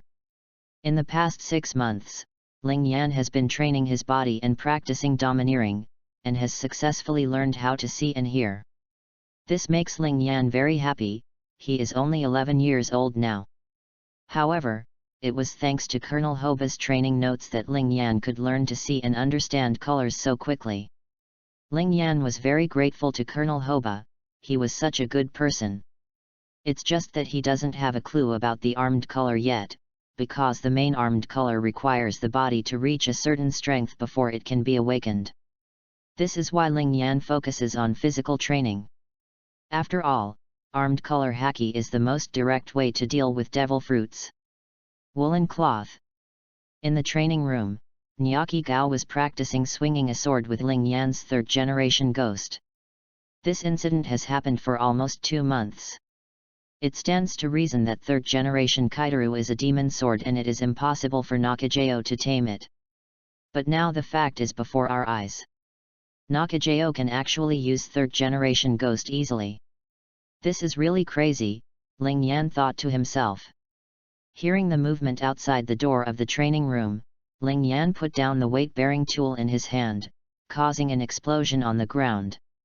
Sonokai Gao also stopped swinging his knife and looked at Ling Yan. Ling Yan, Nyokijeo, Captain Gulakai is preparing to go to Hala. The cargo he is transporting this time is very important. He hopes that we will follow him to protect it. What do you think? Nami opened the door of the training room with a bang. Said eagerly. Ling Yan frowned slightly after hearing this. You still want us to protect you? Where is Captain Gulak going? Has he told you? Yet, Captain Gulakai told me that the place he wants to go is the waters over Clover Island. The newspaper said that there was a very vicious pirate group over there that would rob passing merchant ships. Captain Gulaki was worried about this, so he asked us to follow him. Little Nami said with expectant eyes and beaming with excitement. As if hoping that Ling Yan would agree. Seeing this, Ling Yan and Nyokijeo looked at each other helplessly. They understood that Nami must have taken advantage of Captain Gulak again. Okay, then let's go there. By the way, when will Captain Gulakai and the others leave? Ling Yan said angrily. If it's near Clover Island, it's near Windmill Village. I just don't know if Captain Gulaki and the others will pass by there, and it's also very close to Shimatsuki Village. I'll see if I have a chance to see that legend. A big boss who lives in seclusion in the East Daxia Sea. Tomorrow, we will set off early tomorrow morning, Ling Yan, Nyokijeo, you have to remember. Little Nami chuckled, and then left the training room. In the past 6 months, Nami has done this kind of thing more than once. Every time she collects payment from Captain Gulakai and the others first, and then drags Ling Yan and Nakajeo to work as coolies, and then she goes to earn berry with peace of mind. Nami is so pretty. In this regard, Ling Yan and Nyokijeo could only follow Nami, who made her their sister. Moreover, following the merchant ships out to sea was not without gain. They gained a lot from the experience alone against the enemy. Early the next morning, after the 3 children said hello to Belmere, they rushed to the port without stopping and followed Captain Gulak to go to sea again. Hey, Hey! Ling Yan, I'm going to trouble you three again this time. Captain Gulakai looked at Ling Yan, with a smile on his face, and that flattering expression, as if Ling Yan was the three of them. The leader of children. However, this is indeed the case. After the invasion of Aaron and his gang half a year ago, Captain Gulakai fainted at the time, but after waking up and listening to the villagers' accounts, he firmly believed that it was Ling Yan who met the pirates at sea. Save them. It's just that he didn't tell anyone about this, and strictly ordered his crew not to tell it, so until now, not many people know that Ling Yan's devil fruit is a fire phoenix. Ling Yan waved his hand casually and said, "Don't worry, Captain Gulakai, the safety of this voyage is left to us." "That's right. Leave it to us." Nami patted her not full chest proudly. Nyoki-jo was very quiet, just looking at Ling Yan and Nami, her eyes full of tenderness. "Ha ha ha ha! You are so reliable. You are worthy of being the three musketeers of our Kokozia village." "That's right, it's really reliable." On the small merchant ship, the sailors praised the three children one after another. They were now convinced of Ling Yan and the others. Two devil fruit users, and one even though she doesn't have devil fruit abilities, 4 or 5 adults are no match for her, so I won't accept it. Nami gradually lost herself in the praises one after another. Nakajo went to the cabin to rest as usual, while Ling Yan jumped to the observation deck on the mast and continued to practice his domineering power. After Captain Gulak saw that everyone was ready, he immediately ordered to set sail for the Clover Island area. Belmere watched the merchant ship set off. After half a year, her worries gradually diminished a lot. After all, in the past 6 months, every time they went to sea, there were adults following them, so her worries became much less. "What are you doing? Keep training!" Belmar shouted immediately when he saw the guards stopping with him. "Yes, Captain." Everyone in the escort team immediately became excited and responded loudly, and then began to continue running with heavy loads. Belmar was very satisfied when he saw these young guards. He felt like he was back when he was a soldier in Marine. Chapter 33 Black Cat Pirates. After nearly 5 days of sailing, a group of people finally arrived in the waters of Clover Island. At this moment, Ling Yan, Nami, and Nyoki-jo were hanging on the observation deck of the mast, enjoying the sea breeze and chatting boredly. "Captain Gulakai, is your information wrong? We didn't meet any pirates along the way." Ling Yan couldn't help but complain. Nami and Nakajo also echoed, saying they were a little disappointed with the voyage. Captain Gulakai laughed after hearing this. "You little guys, why don't you meet no pirates? This way everyone can be safe, and I promised you that Bailey will not lose a penny. Although there are 3 guards from Ling Yan, there are risks in fighting the pirates after all." Captain Gulakai was secretly glad. If these 3 children were injured on the way, Belmere would definitely not let him off easily when he returned to Kokozia village. However, Ling Yan and others obviously didn't think so. They rolled their eyes at Captain Gulakai at the same time, muttering secretly in their hearts, there are completely different concepts between having pirates and not having pirates. Only when they encounter pirates can they show their strength, defeat those hateful pirates, and seize their lure. Human treasure. At this moment, a suspicious ship suddenly appeared on the distant sea, and the skull flag on the sail was very clear. Little Nami's eyes lit up, and she immediately pointed at the ship excitedly and shouted, "Look! Is that a pirate ship?" Captain Gulakai quickly picked up the telescope and observed, and sure enough he saw the figure on the ship. His face became serious. "It seems that we are lucky and we have really encountered pirates. But don't take it lightly and be ready for the battle." He said this to the sailors and guards on the ship. Ling Yan and the other 3 had their own fighting methods. Looking at the pirate ship rushing towards them, Ling Yan, Nami and Nyoki-jo were refreshed and quickly climbed down from the observation deck, each preparing to face the upcoming challenge. Moreover, Ling Yan also recognized who the pirate was across from him. There were black cats on the 3 sails, and even the bow of the ship was in the shape of a black cat. Isn't this Beiji Kilo? This ship is their Beiji Braku. The 100 Brak pirate ship. Beiji Kilo, in the legend, Oda said he was the second smartest person in the world. But Ling Yan felt that this second smartest person didn't seem very smart. Captain Crow, the merchant ship on the opposite side has entered our gunfire range. A pirate shouted while looking at the merchant ship in the distance. Then fire first to force their ship to stop. Be careful not to damage my ship. Crow pushed his glasses with the palm of his hand and his eyes were very indifferent. Captain, your ship. The pirate was a little confused. Fool. What Captain Crow is interested in must be Captain Crow. Go and fire. After Zhang Jiao finished speaking, he directly kicked the child who was not smart. Seeing this, Crow gave Zhang Jiao a knowing look. Yes. Vice Captain Zhang Jiao. The pirate's mind finally turned around. Then several pirates began to operate artillery and bombarded the merchant ships on the opposite side. Crow's huge ambition was hidden in the sound of gunfire. Bang! Boom boom boom! The cannonballs from the opposite side all hit around their merchant ship. The cannonballs exploded violently, blasting out water columns 7 or 8 meters high. On the merchant ship, Captain Gulakai became a little nervous when he saw the cannon fire from the opposite side. The pirates on the opposite side planned to force their ship to stop and then rob it. Captain Gulakai, the artillery fire on the other side is too fierce. The guards hid under the side of the ship and turned back to shout to Captain Gulakai. Their merchant ship had 1 cannon, but the other side had 6. For a moment, the merchant ship's guards and sailors were suppressed to the point where they could not lift their heads. Captain Gulakai was also frightened by the fierce artillery fire from the opposite side.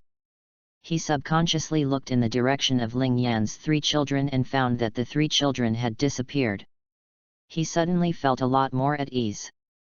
Don't worry, Ling Yan and the others have already dispatched. Everyone, hold on. Don't let the pirates on the other side get close. Captain Gulakai shouted. Yes. Captain Gulak. Hearing that Ling Yan and the others had taken action, everyone immediately felt confident, and then continued to operate the only artillery to counterattack despite the fierce artillery fire from the opposite side. Captain Crow, the other side actually wants to fight back. It seems they don't want our pirate ship to dock. Zhang Jiao looked at the merchant ship on the opposite side with some surprise. In the past, if they fired 6 cannons at the same time, the other side's merchant ship would definitely be frightened. Gotta stop. Then, let's show them some color. Crow said calmly with no expression on his face. Yes. Pay attention, the artillery fire is starting to extend, give them some color. Zhang Jiao shouted at the pirate responsible for firing. Yes. Vice Captain Zhang Jiao. The pirates began to operate artillery and bombarded the merchant ship on the opposite side. Boom. Ah. A cannonball hit the deck of Captain Gulakai, and the violent explosion directly opened a hole in the deck, and several sailors were injured as a result. A hole. Damn pirate. Ship doctor. Save people quickly. See how they are doing. Don't stop the artillery fire. Don't allow those pirates from the opposite side to board the ship. Yes. Captain Gulaki. Inside the cabin of Beiji and Braku, 3 little ghosts were busy rummaging through the pirate ship for anything of value. Nami, are you okay? Captain Gulaki and the others can't hold on any longer. Nyoki Jao shouted in a low voice. Okay. Ling Yan, Nyoki Jao, we can go and help Captain Gulakai fight the pirates now. Nami shouted excitedly, her little face full of excitement of finding the treasure. Okay. But this time I will go on my own, and you guys will go back to the merchant ship first. Ling Yan said seriously. Ah. Why? Nami and Nogi were confused. They also wanted to fight. Just listen to me, hurry up, the merchant ship needs you too. Ling Yan urged them to leave. Then, okay, Nakajao, let's go back first. Nami obediently opened the space door, and the two little girls walked in with doubts. Originally, he wanted Nami and Nakajao to gain some experience against enemies, but considering that Crow's silent step was an indiscriminate attack, Ling Yan was still worried that they would be injured. Watching Nami and Niu Qigao leave, Ling Yan's hands lit up with blazing flames. And then with a wave of his hand, the cabin was instantly set on fire. Ling Yan, however, calmly walked to the middle of the boat amid the flames. Fire Flame Emperor Fire Fist. Boom! The cabin of the Beiji Braca was directly penetrated, and a towering flame spewed out from the cabin and rushed into the sky. Marvelous! Ling Yan takes action. Seeing the flames on the pirate ship, the people on the merchant ship immediately shouted excitedly. On the deck of the swaying Beiji Braca, all the pirates stared at the scene in front of them in stunned silence. How could this happen? Chapter 34 We Will Take Revenge. When the members of the Black Cat Pirates noticed something strange above their heads, they all raised their heads and looked around. At this time, a huge phoenix with blazing flames all over its body was seen staring down at them. Phoenix, Phoenix! This is actually a phoenix! Captain Crow, what should we do? Zhang Jiao and the other pirates were trembling all over, looking at the mysterious beast in the sky in horror. Crow stared upward unwillingly, gritted his teeth and said, "Damn it! He must be the guy who ate the devil fruit." At this moment, the phoenix in the sky suddenly moved, and it began to gather a huge flame. As time goes by, the fireball becomes larger and larger, like a meteorite about to fall. Captain Gulakai! Let's get out of here! Ling Yan is going to use his big moves. Upon seeing this, the sharp-eyed little Nami shouted without hesitation. Seeing the growing fireball in the sky, everyone on the merchant ship recalled the thrilling scene half a year ago. The attack power of that fireball was simply amazing. What are you still doing? Set up the ship quickly. Evacuate quickly. Seeing that the sailors were still in a daze, Gulakai shouted anxiously. He knew that if he failed to act, the consequences would be disastrous. As for the Black Cat Pirates, people have been jumping into the sea constantly, trying to escape this disaster. Run quickly! Run quickly! Jump into the sea! Quick! The pirate ship has lost power, and Beiji Qiluo and his group of pirates can only watch the fireball attack from the sky. Chloe's eyes were splitting. This was his hard work. He hadn't even started heading to the Grand Line yet. Could it be that his dream was about to be shattered here? Fire Flame Emperor, Meteor Star! Ling Yan's roar reached everyone's ears. A huge fireball quickly hit the Black Cat Pirates. Crow and his crew all looked at this scene in despair. Captain Crow! Jump into the sea! When the huge fireball fell, Zhang Jiao quickly pulled the motionless Crow and jumped into the sea together. Boom! In just a few seconds, there was a loud rumble, and the Beiji and Braca were blown to pieces. The extremely terrifying explosion set off huge waves on the sea. All the pirates were blown away, and then sank to the bottom of the sea with the huge waves. Under the command of Nami, Captain Gulakai's merchant ship cleverly used the huge waves of the explosion to stay far away from the sea area of the explosion. Away from the sea area that just exploded, everyone breathed a sigh of relief. After all, the fireball just now was really terrifying. Sakuni Yuna! Nami, Ling Yan is so powerful. Nyoki Jao looked at this scene with eyes full of admiration.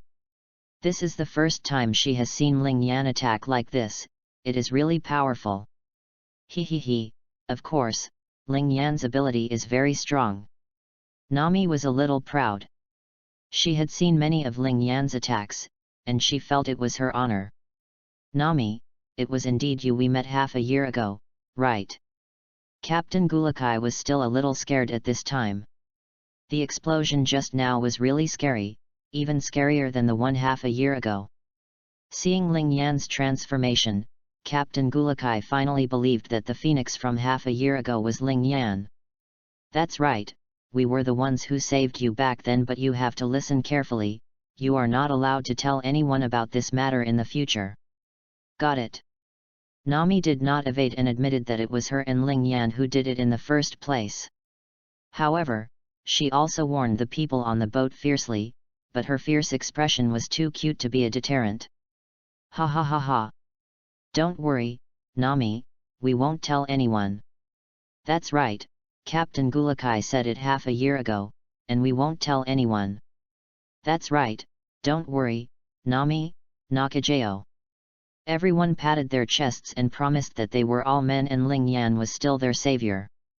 They would naturally abide by this agreement. Seeing everyone's attitude, Nami nodded with satisfaction. At this time, there was movement from the sky, and a beautiful phoenix flew towards them. Wow, so beautiful! Yes, it turns out the phoenix is so beautiful. Hey, that's not the case. Ling Yan roared and returned to the deck of the ship. Ling Yan, you are back. Ling Yan, you were so powerful just now, that was a phoenix. You are really the little hero of our Kokozia village. Ling Yan. It should, Nami accepted Barry, of course I have to protect everyone. As soon as Ling Yan came back, he received a lot of compliments. Everyone was really grateful to him.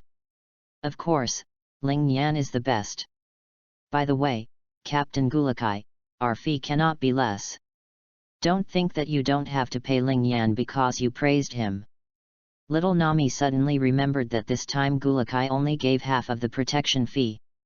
Oops. Nami, don't be so direct. Although this is also what it should be.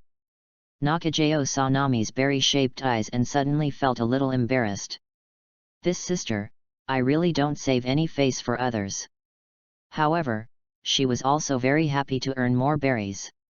Ha ha ha ha, Nami, don't worry. I will definitely pay the remaining fees when I return to Kokozia village. Captain Gulakai looked at the little money-loving Nami and laughed. Everyone also laughed. These three children are so cute and so strong. Everyone feels particularly safe now. After the matter was resolved, the three children climbed up to the lookout to enjoy the sea breeze.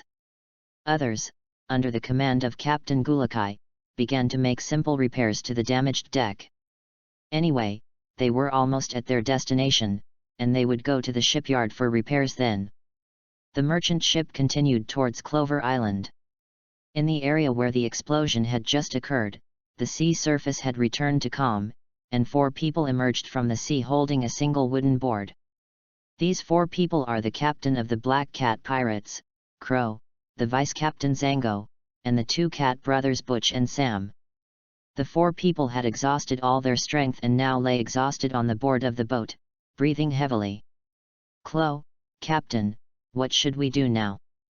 Zhang Jiao asked in a difficult tone. The same goes for the Catman brothers, looking at Captain Crow with confused eyes. Leave here first, we will take revenge on them one day. Crow said in a deep voice, with a solemn tone that made the 3 people around him shiver. Yes. Captain Crow. The 4 of them began to use their hands as oars, and slowly rowed in a certain direction on the boat board. Chapter 35 Captain Gulakai's Saucy Maneuvers.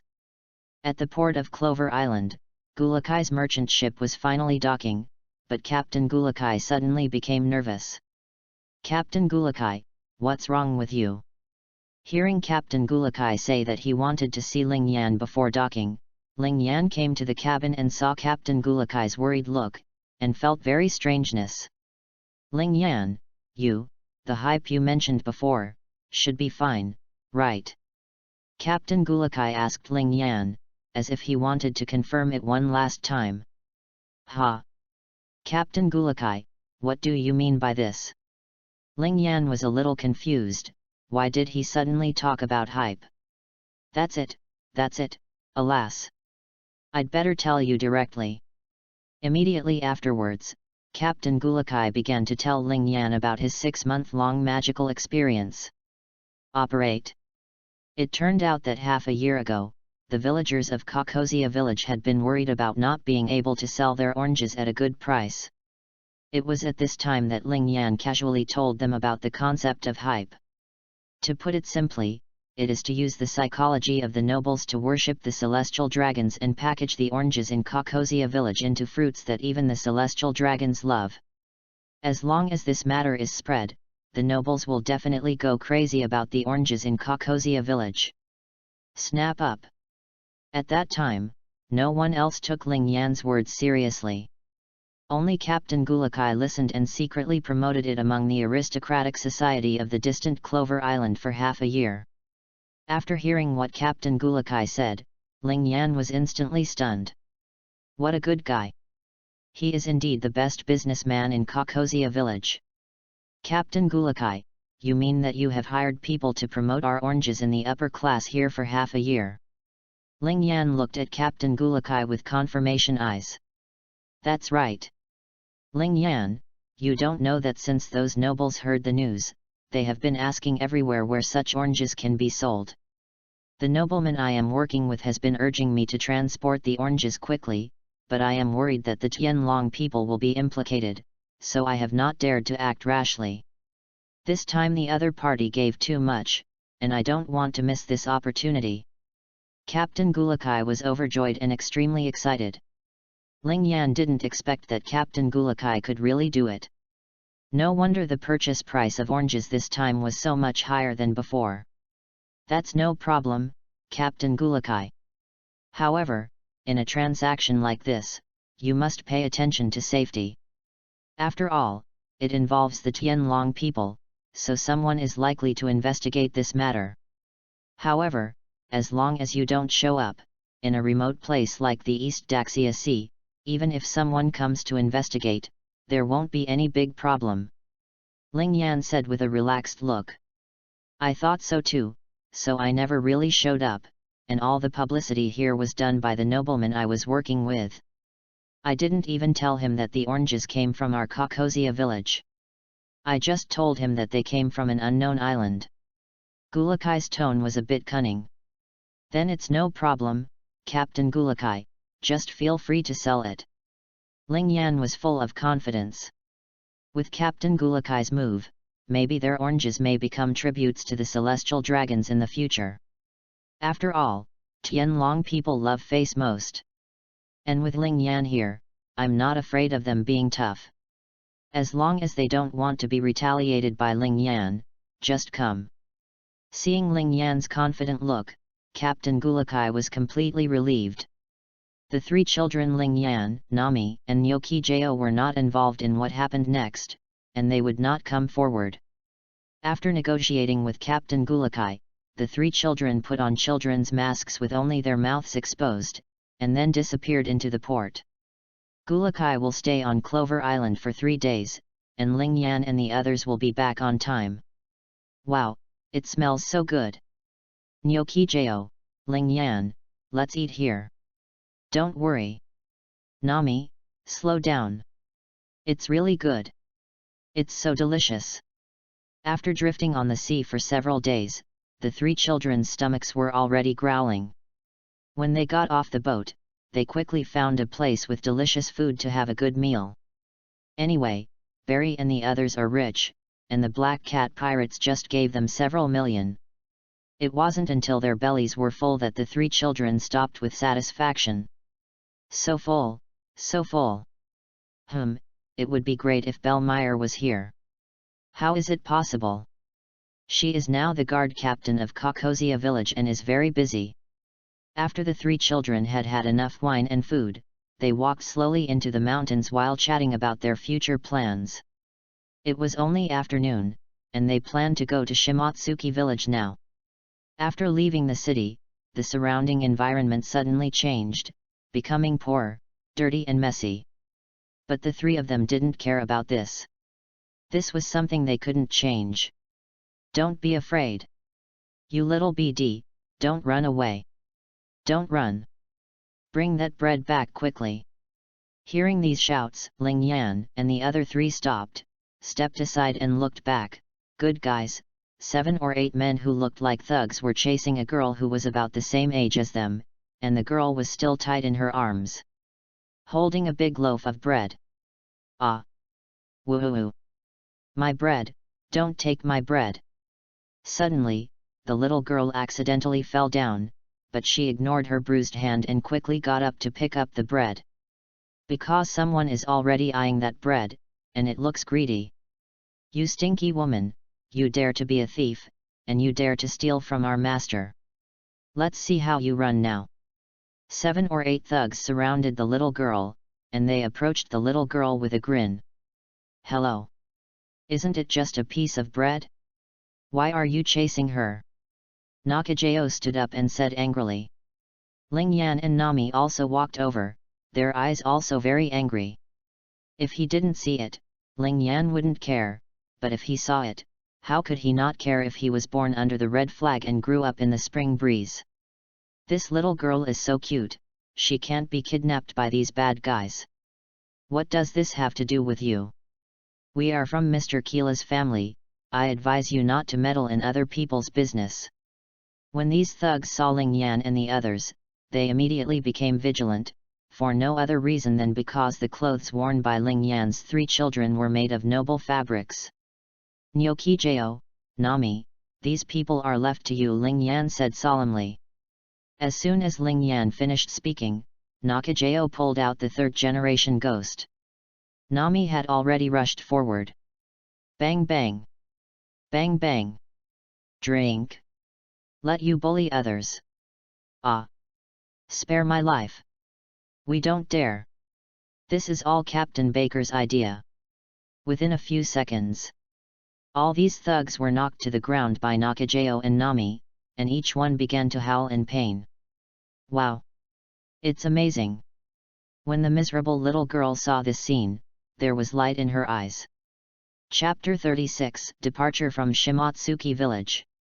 7 or 8 thugs ran away in a hurry, and even those who just coveted the little girl's bread were frightened by Ling Yan and the others.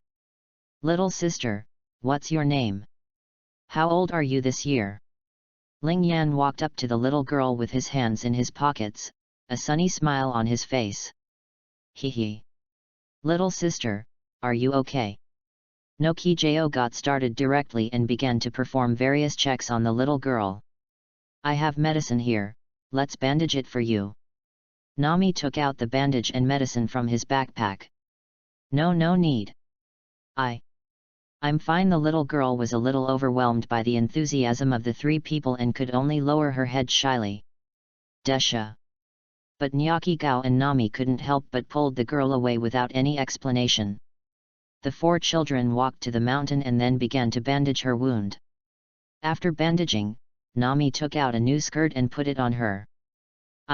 My name is Daisha, I am 12 years old this year, thank you for saving me, Daisha said crisply. Until now she is still a little uncomfortable with others being so kind to her. So your name is Daisha, what a nice name. What? You are 12 years old. Hey, you are actually older than me and Nami. Ling Yan was a little confused. He thought the person in front of him was his little sister. Who knew that she was the same age as Nyochi and she was actually an older sister? But in an instant, Ling Yan also understood that they were hungry. Nami and Nyochi were very thin a year ago. It was not until Ling Yan came that the food in the Belmere family gradually became better. Nami and Nyochi were very thin. Kijayo has just begun to grow. But you, why do you look so small? Nami looked at Daisha and didn't know what to say. The 3 of them were all taller than Daisha. Goo goo.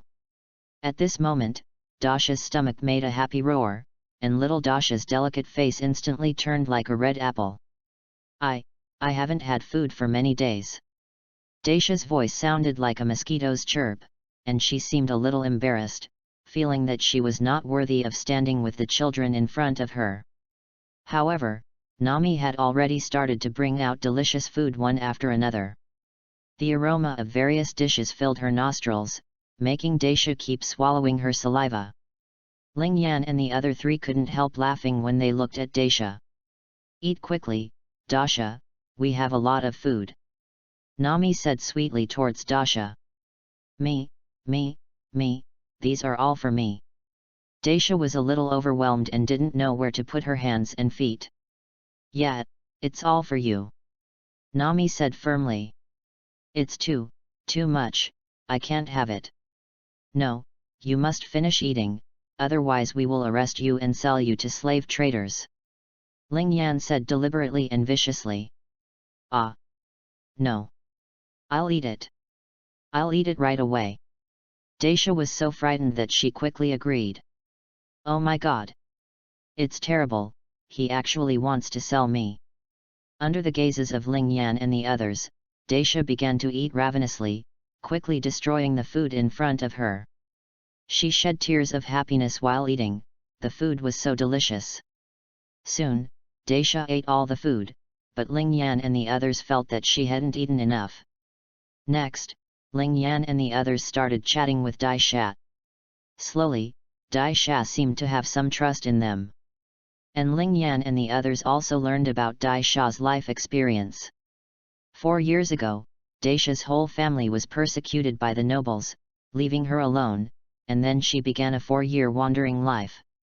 Pinch Ling Yan, Nami, how about we take Daisha back to Kakozia village?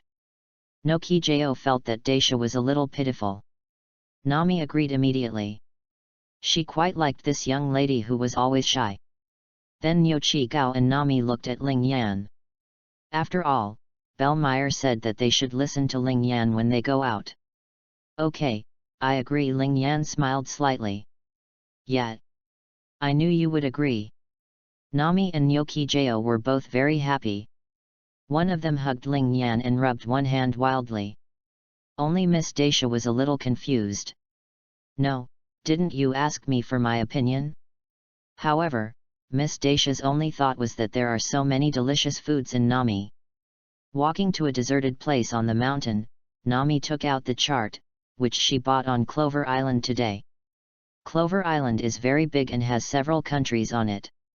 Therefore, you can buy nautical charts of several islands adjacent to Clover Island here, including Arise Island where Windmill Village and Goa Kingdom are located, and the island where Shimotsuki Village is located.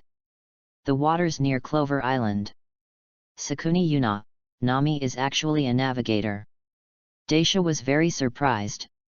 Nami already knew so much at such a young age, and even went to sea several times.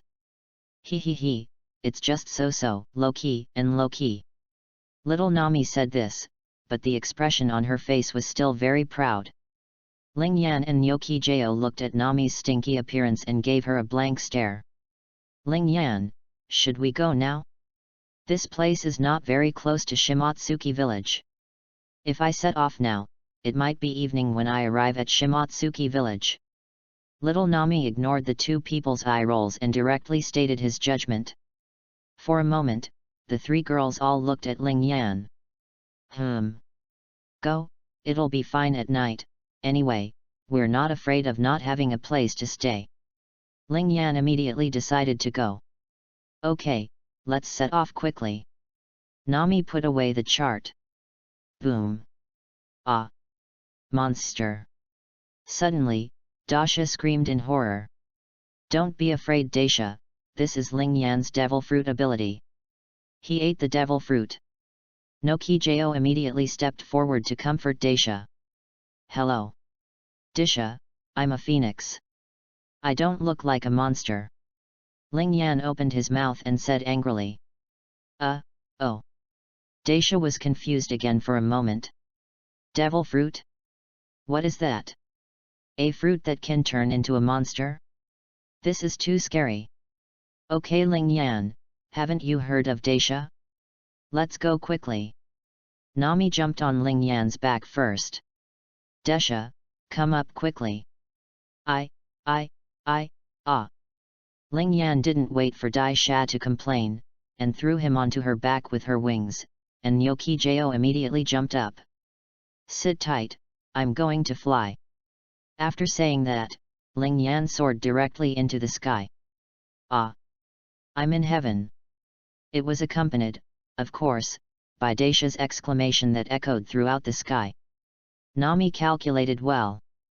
When the 4 children arrived at Shimotsuki village, the sun had just set and the entire island was already covered in frost. Pinch. Ling Yan, where is the expert you mentioned? We can see each other tomorrow, hehe.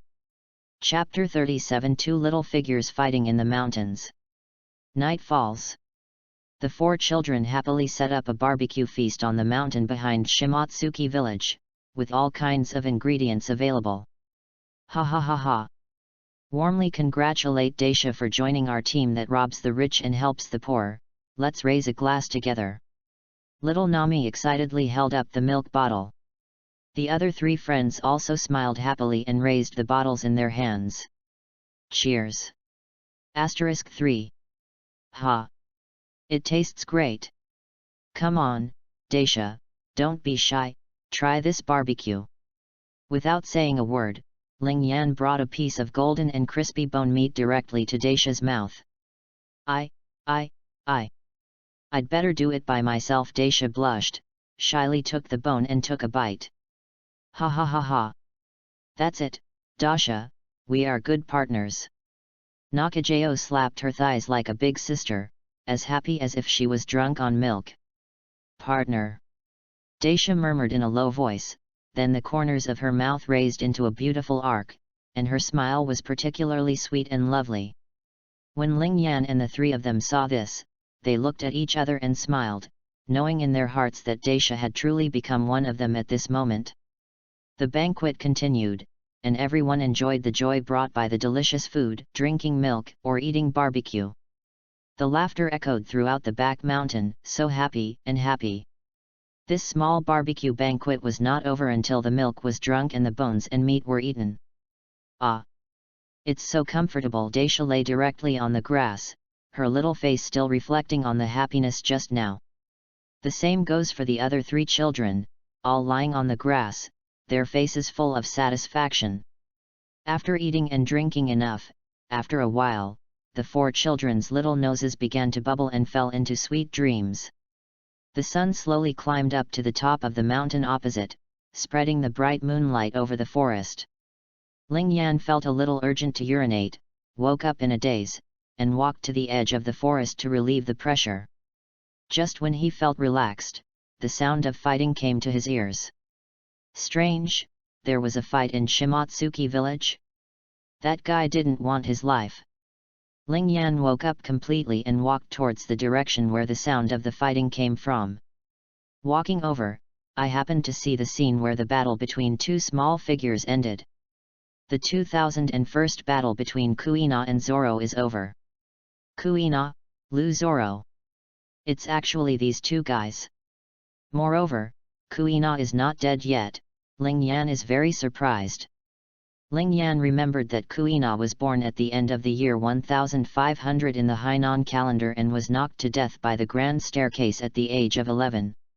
It is now the year 1512 in the Hainan calendar. Didn't Kuina die last year? But it doesn't matter. Since Kuina is not dead, Ling Yan has decided to give Zoro Lu an opponent that he can't defeat in his lifetime. Jijijija. Damn it. Damn it! I'm so unwilling. While Ling Yan was distracted, Zoro Lu covered his face and cried.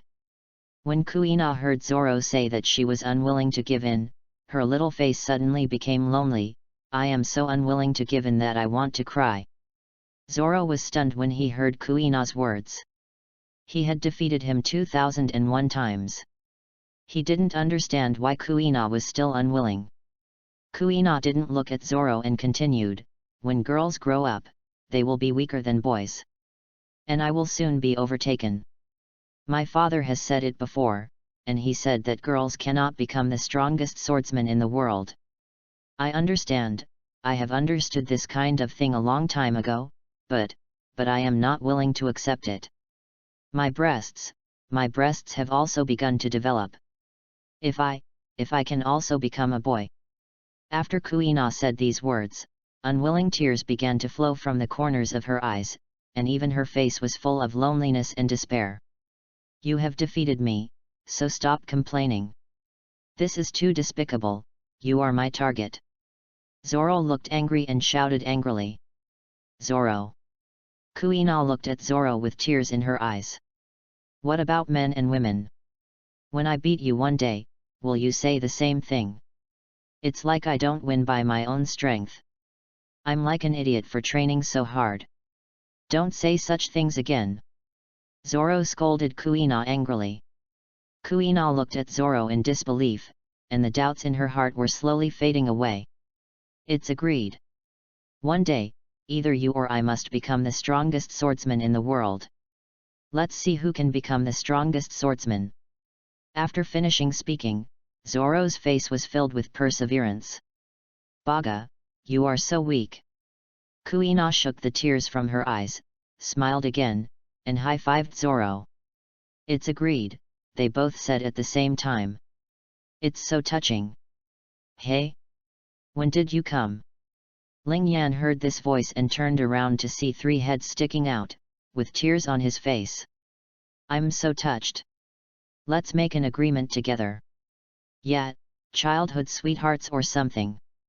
It's amazing. The three girls ignored Ling Yan and looked at Kuina and Zoro on the grass below with envy in their eyes. At this time, Kuina and Zoro both saw Ling Yan's 4 children, and their faces were a little confused. Who are these 4 people? Seeing that they had been discovered, Ling Yan's 4 children stopped hiding and walked towards Kuina Zoro. That's great. Just like boys and girls, girls can also become the strongest swordsman in the world, right?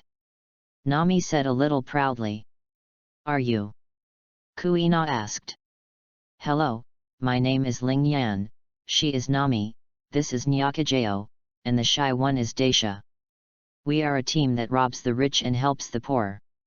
Ling Yan raised his head and said a little bit. Hello, my name is Kuina, and he is my defeated general, Zoro. Kuina introduced with a slight smile. Baba, Baga. Kuina. I will defeat you one day. Zoro is now even shyer than Dasha in front of strangers. After saying that, he ran away. Ha ha ha ha, this green algae head is so cute. Seeing Zoro's shy look, Nami burst out laughing, as did the other children, including Kuina. By the way, where did you come from? I haven't seen you in the village before. Kuina stopped laughing and asked after Zoro ran away. Well, we came here from Kakozia village, which is very far away. As for the purpose of coming here, it is to find your father. Ling Yan said straightforwardly. Looking for my father? Did you also look for him to learn swordsmanship? Kuina was a little surprised. Of course not. Anyway, you'll know tomorrow. Ling Yan put away his smile and said somewhat mysteriously. Tomorrow? Okay. Although Kuina was confused, she didn't ask any more questions. Hey, in that case, Kuina, we don't have a place to live yet, you see. Nami rubbed her little hands to please Kuina. Ah, then you come to our dojo to stay first and then talk about it. After saying this, Kuina didn't refuse any more. Next, Ling Yan's 4 children followed Kuina to the Yishin dojo. Chapter 38 A Day in Shimatsuki Village. The next morning, the sun had just shown its smiling face, and the morning light shone through the gaps in the leaves, dyeing the green leaves golden. In Yishin dojo, the children had gotten up early and were practicing swordsmanship enthusiastically. However, Kojiro did not see his daughters Kuina and Zoro. He immediately released the haki of knowledge, searched around, and finally found the 2 people undergoing special training in 2 different places in the back mountain. Just as he was about to leave, suddenly, Kojiro's expression turned strange. Doubts arose in his heart because he discovered that there were 4 more children in Yishin dojo. Could it be that he came to Yishin dojo to become an apprentice and learn swordsmanship? Well, that should be the case. After all, Kojiro is considered a pretty good swordsman here. With some curiosity, Kojiro decided to check out the situation. He asked the other apprentices to continue practicing, and then walked towards the room where the 4 children were. When he walked to the door of the room, he couldn't help but twitch the corners of his mouth slightly. I saw 4 children lying on the bed. Their nose bubbles were growing and shrinking. They were obviously still immersed in sweet dreams and showed no signs of waking up. Kojiro squinted his eyes and laughed softly. "Kids, wake up. Staying in bed is not a good thing. I don't accept students like this." His tone was relaxed and slow, as gentle as waking up a sleeping elf. Ling Yan heard the noise and woke up slowly. He rubbed his sleepy eyes and finally saw clearly who the person was with his hazy eyes.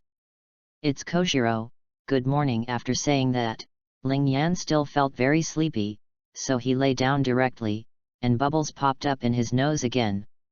Kojiro was helpless for a while, so he could only continue to shout softly, "Children, if you don't get up, I really won't accept you." Who is it?" At this time, the 3 girls Nami, Nakajao, and Daisha also woke up. They all rubbed their sleepy eyes and looked at Kojiro. "Hello, I am Kojiro, the owner of this Ishin dojo and the sword master here. Kuina brought you here, right? Do you want to come here to learn swordsmanship?" Kojiro's tone was still slow and slow. "Wow! So you are Kuina's father, the master Ling Yan was talking about. Hello, hello. Sakuni Yuna." The 3 girls suddenly woke up and looked at Kojiro with curiosity and excitement in their eyes. "Master? Are you talking about him?" I suddenly felt a little embarrassed. Kojiro did not speak, but pointed at Ling Yan, who was still sleeping soundly. The 3 girls looked in the direction he pointed and found that Ling Yan was still sleeping. But little Nami would not spoil him. She jumped on Ling Yan and shouted, "Ling Yan, get up quickly." There was a soft bang sound, which was the sound of Ling Yan's nose bubble bursting. At this moment, Ling Yan finally woke up and looked blankly at Nami, who was stepping on his stomach. "Nami, what are you doing? Get up quickly, the expert you mentioned is here." Nakajao said softly. Daisha felt a little embarrassed, staying in bed while sleeping in someone else's house. Little Nami jumped off Ling Yan. At this time, Ling Yan finally saw Shimatsuki Kojiro looking at him with a smile. "Hey! Mr. Kojiro, good morning." Ling Yan quickly got up and greeted Kojiro awkwardly. He children can sleep a little longer, but staying in bed is not a good habit. By the way, why did you come to see me?" Kojiro asked softly. "Ha ha ha. Well, we have been drifting at sea for several days, and we get sleepy very easily after landing." "How rude, Mr. Kojiro. We are here because we want our partner Nyokijao to learn swordsmanship from you for 2 days." Ling Yan he scratched his head and stated his purpose. "Please, Mr. Kojiro." Nakajao bowed to Kojiro. Kojiro didn't agree immediately. The situation was a little different from what he expected. He thought these children were also from nearby villages, but now it seems that they are not. And the boy just said that he had been drifting on the sea for a few days. Most people don't have the ability to cross the ocean and come here, and there are several children who came here specifically to see him. This made him a little confused. My reputation has already spread. So far? Thinking that this place was next door to Kuina's room, which meant that these children were brought back by Kuina, Kojiro was a little curious that Kuina could actually receive these children and let them live in her home. Of course, you can all learn swordsmanship from me in the future. Kojiro thought a lot and finally agreed. Yeah. Thank you, Mr. Kojiro. Thanks you. The children were very happy and thanked Kojiro one after another. Let's start today. You will go to the dojo with me to observe, and then I will teach you how to practice swordsmanship. Kojiro narrowed his eyes and said softly. Okay, Mr. Kojiro Kaide, the 4 children said together. So for the rest of the day, the 4 of Ling Yan began to study Professor Kojiro's basic sword skills seriously at the Xin dojo. These are practical goods. Except for Daisha's inability to make random gestures and Ling Yan's focus not on sword skills, Nami Noki is good at it. They all studied very seriously. After all, it is good for girls to learn more self-defense techniques. It wasn't until the afternoon that the day's study ended with Kojiro summarizing each apprentice. "Father, I'm back. Master, I'm back." Kuina and Zoro returned to the dojo one after another. "Well, I have been training for a day. You are tired. Go and wash up. By the way, Kuina, the children you brought back are also learning swordsmanship in the dojo. They should stay in the room next to you these days," Kojiro said warmly. "Okay, father, I understand," Kuina replied, and then walked towards her room. She planned to wash up and then visit Ling Yan and the others. Then, "Master, I'm going back too." Zoro also said goodbye to Kojiro and went back to his place. Kojiro looked at Zoro with very satisfied eyes. Apart from Kuina, Zoro was the child with the most outstanding swordsmanship talent he had ever seen. However, he found that Kuina's eyes seemed different today. After Kuina went back to her room to wash up, she went to the next room and happened to see the four of Ling Yan playing games. "Kuina. Ah, Kuina, you're back. Kuina, let me tell you, we are also learning swordsmanship from your father today." Seeing Kuina, the three little girls gathered around her happily. "These, father just told me." Kuina was a little shy. She was not used to such a lively environment for the time being. "Hey, Ling Yan, Kuina is back, let's get started," Daisha said excitedly. "Of course, then let's have a banquet," Ling Yan announced immediately. "Great! Banquet, banquet!" Then the four children took Kuina, who was a little confused, and ran into the back mountain. In the end, even Lu Zoro was called over. Chapter 39 Kuina, I am looking for my beloved whetstone. In this world, banquets are the most joyful things. After the barbecue banquet, Kuina taught the three girls some basic swordsmanship. This time they came to Shimatsuki village and they didn't need to learn too much. They just needed to learn the basics of swordsmanship. Of the three girls, only Nyochi Gao has learned well. After all, she has been training with Ling Yan for the past 6 months. Although Ling Yan's teaching is not formal, he at least knows some theories, so Nyochi Gao's foundation not bad. However, what Nami and Dasha use does not look like swordsmanship, but more like a means to fight the enemy, but it doesn't matter, as long as they can protect themselves in the future. Nyoki Jao, your basic swordsmanship is really good. You don't have a real sword now. I will find one for you tomorrow. Then I will practice with you.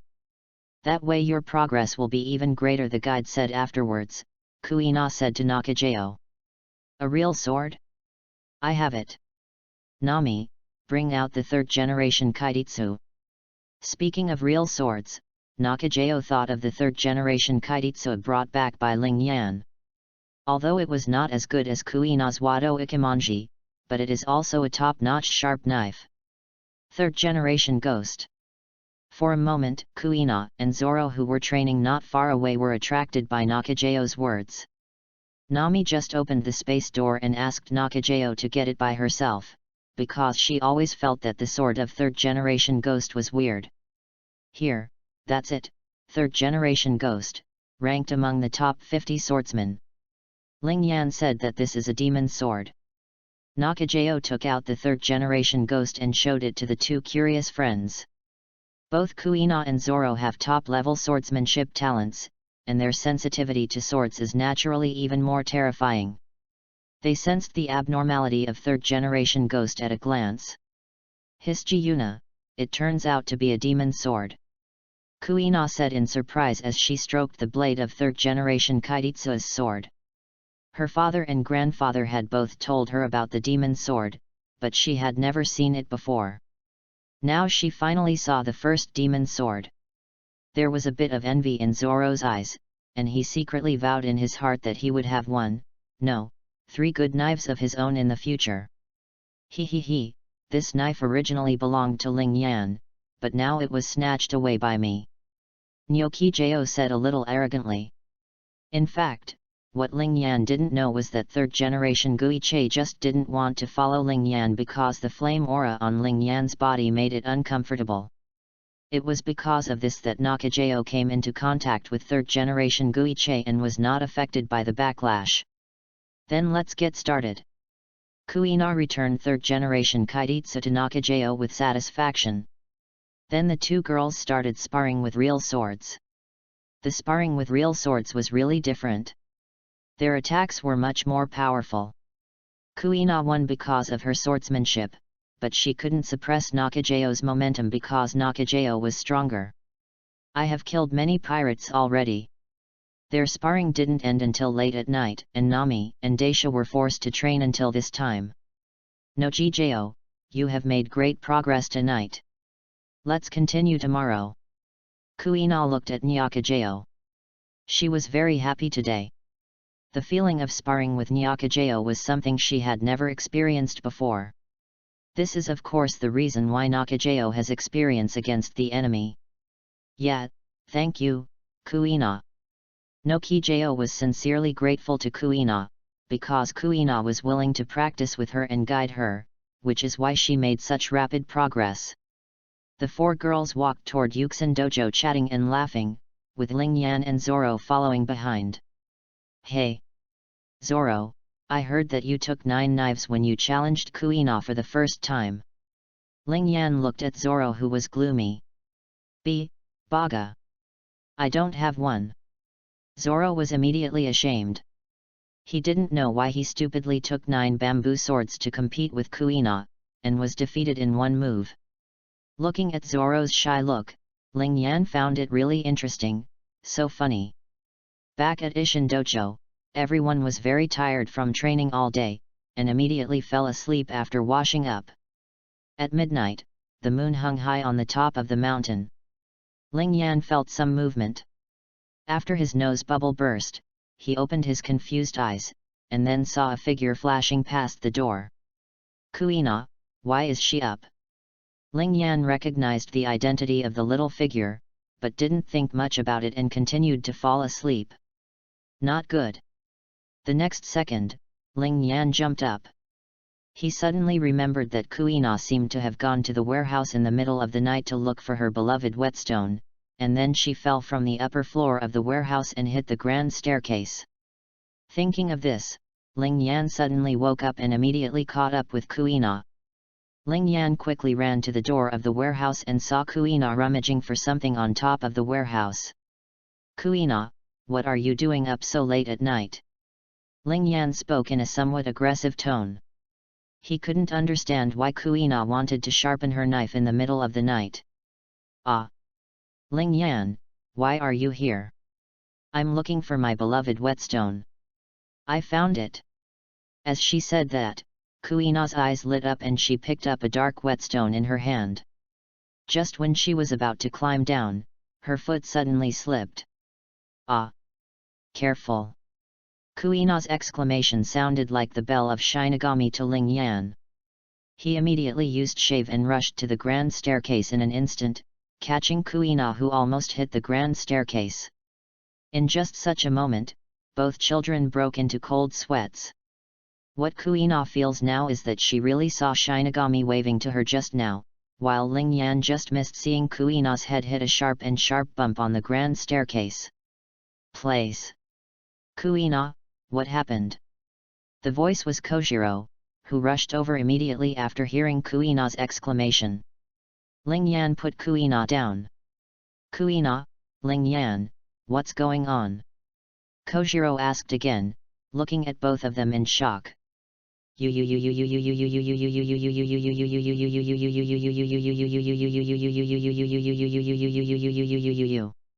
Ling Yan told Kojiro what had just happened. Kojiro looked at the sharp point of the stairs and was suddenly frightened into a cold sweat. It's okay, Kuina. Kojiro comforted Kuina and was very grateful to Ling Yan. If it weren't for Ling Yan, her daughter would have died young. After crying for a while to vent, Kuina left her father's arms and came to Ling Yan. Ling Yan, thank you for saving my life. You're welcome Kuina, we are partners, just be fine. Ling Yan said softly. Kojiro looked at the grand staircase at this time. Then walked over and took it down directly. This staircase is probably broken. I'll use it as firewood. Kuina, Ling Yan, you guys go back and rest quickly. Kojiro spoke softly. But no one can shake the determination to burn down the stairs. Chapter 40 Captain Gulakai's Distress Call. The next day, Ishin Dojo started training as usual. Regarding Kuina's affairs, including what happened that night, the three insiders did not say a word. Everything was the same as before, as if nothing had happened. It's just that when Kuina taught Nyokijo and the others basic swordsmanship, she became a little more strict than before. She seemed to want to use this method to repay Ling Yan for saving her life last night. Pour la pourfur. Ling Yan, who was training not far away, heard his phone ringing and couldn't help but feel a little confused. He stopped what he was doing, picked up the phone, and pressed the answer button. Moses. Ling Yan, this is Captain Gulakai, where are you now? Captain Gulakai asked impatiently as soon as the call was connected. We are in Shimotsuki village now, Captain Gulakai, what happened? Ling Yan's voice revealed a hint of concern. Our business is being targeted by a member of the royal family here. He wants to cooperate with us now, but this is not cooperation at all. He actually asks for 70% of the profit. This is not cooperation at all, it is clearly robbery. He wants to force me to hand over this business. Captain Gulakai told what happened in one breath, his tone full of anger and helplessness. After Ling Yan heard this, he immediately sentenced the royal family to death. The orange business was related to the livelihood of their Kakasha village. Captain Gulakai was also a very nice person. He always paid the highest price for oranges. If this business is now if it is destroyed, the future prosperous life of their Kakasha village will be gone. Captain Gulakai, please delay for a day, and we will rush over immediately. Ling Yan decided immediately. Okay, then hurry up, this royal family is too strong. Captain Gulakai urged, hoping that Ling Yan could arrive as soon as possible. Okay, I get it. Click. After hanging up the phone, Ling Yan called Nami over. What happened, Ling Yan? Nami asked curiously, looking at Ling Yan's angry and happy expression. Nami, there is a situation with Captain Gulakai, and we need to help. Ling Yan immediately told the whole story. As soon as Ling Yan finished speaking, Nami's eyes lit up. Her excitement was even worse than Ling Yan's. Then what are you waiting for? Let's go quickly, little Nami urged. Compared with learning swordsmanship, she still prefers robbing the rich and giving to the poor. At this time, Kuina's teaching was also suspended, and three little girls came over to ask. Pinch. Ling Yan, I want to go too. After Ling Yan said it again, Kuina couldn't hold it any longer. She has always been her father's good girl, but now she finds Ling Yan's team's plan to rob the rich and give to the poor very interesting, and she wants to join. Then, well, call Zoro too. Ling Yan thought for a moment and thought it would be a good idea to take these two children for some training. No. We can't let Zoro go with us. He's a road fool. I'm afraid he won't be able to find him if he gets lost. Kuina immediately objected. The other three girls also nodded. In the past 2 days, they have experienced how powerful Zoro is. It's so scary. Okay, let's set off now. Ling Yan thought about it, Zoro is really difficult to deal with. After making the decision, Ling Yan immediately transformed into the full beast form. A huge phoenix appeared. And Kuina's eyes lit up, it's so awesome. Come up quickly. Nami and Nyokijo skillfully jumped on Ling Yan's back and immediately shouted to the two girls still below. Kuina got excited and jumped up immediately. I can't go up. Little Daisha almost burst into tears. How could she go up to Ling Yan who was so tall? Ling Yan saw this and lifted her up with his wings. Why, Who is that guy? No, why are Kuina and the others up there? Master. No, Kuina and the others were captured by monsters. Zoro saw the phoenix rising into the sky and didn't know what it was, but when he saw Kuina and the others, they didn't know what it was. Up there, I felt anxious all of a sudden. He wanted to run to Kite immediately and tell his master, but he kept walking in circles in the forest. Without Kuina's help, he couldn't find his way back. In the Ishin dojo, Kojiro, who was still teaching swordsmanship to apprentices, looked up and was also surprised by this scene. He had long known that Ling Yan's children were not simple, but he didn't expect that they were actually devil fruit users. I didn't expect you to take this road. Kuina. Kojiro looked at the phoenix figure getting further and further away from Shimatsuki village, and said to himself. In the sky, it was higher than Nami and Nyaki. It was the first time to look at the sea from such a high place. Kuina was as excited as a little sparrow, and so was Daisha. Ling Yan flew very fast, and just after noon, the 5 children arrived at Clover Island. Ling Yan landed in the dense forest of the mountain stream. Next, Nami opened the space door, and everyone immediately walked in. When their figures appeared again, they were already in the hotel room that Captain Gulakai and the others had repaired. Ling Yan. You are finally here. Ling Yan, Nami, Nyoki-jo, you are finally back. As soon as Ling Yan and the others came out of the different space, Captain Gulakai's crew members immediately came up to them, and the worries on their faces were washed away by joy. First Mate Aide, where is Captain Gulakai? Ling Yan asked immediately without any nonsense.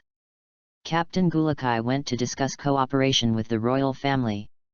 Before he left, he told him that he would not be in danger, so he asked us to wait for you here.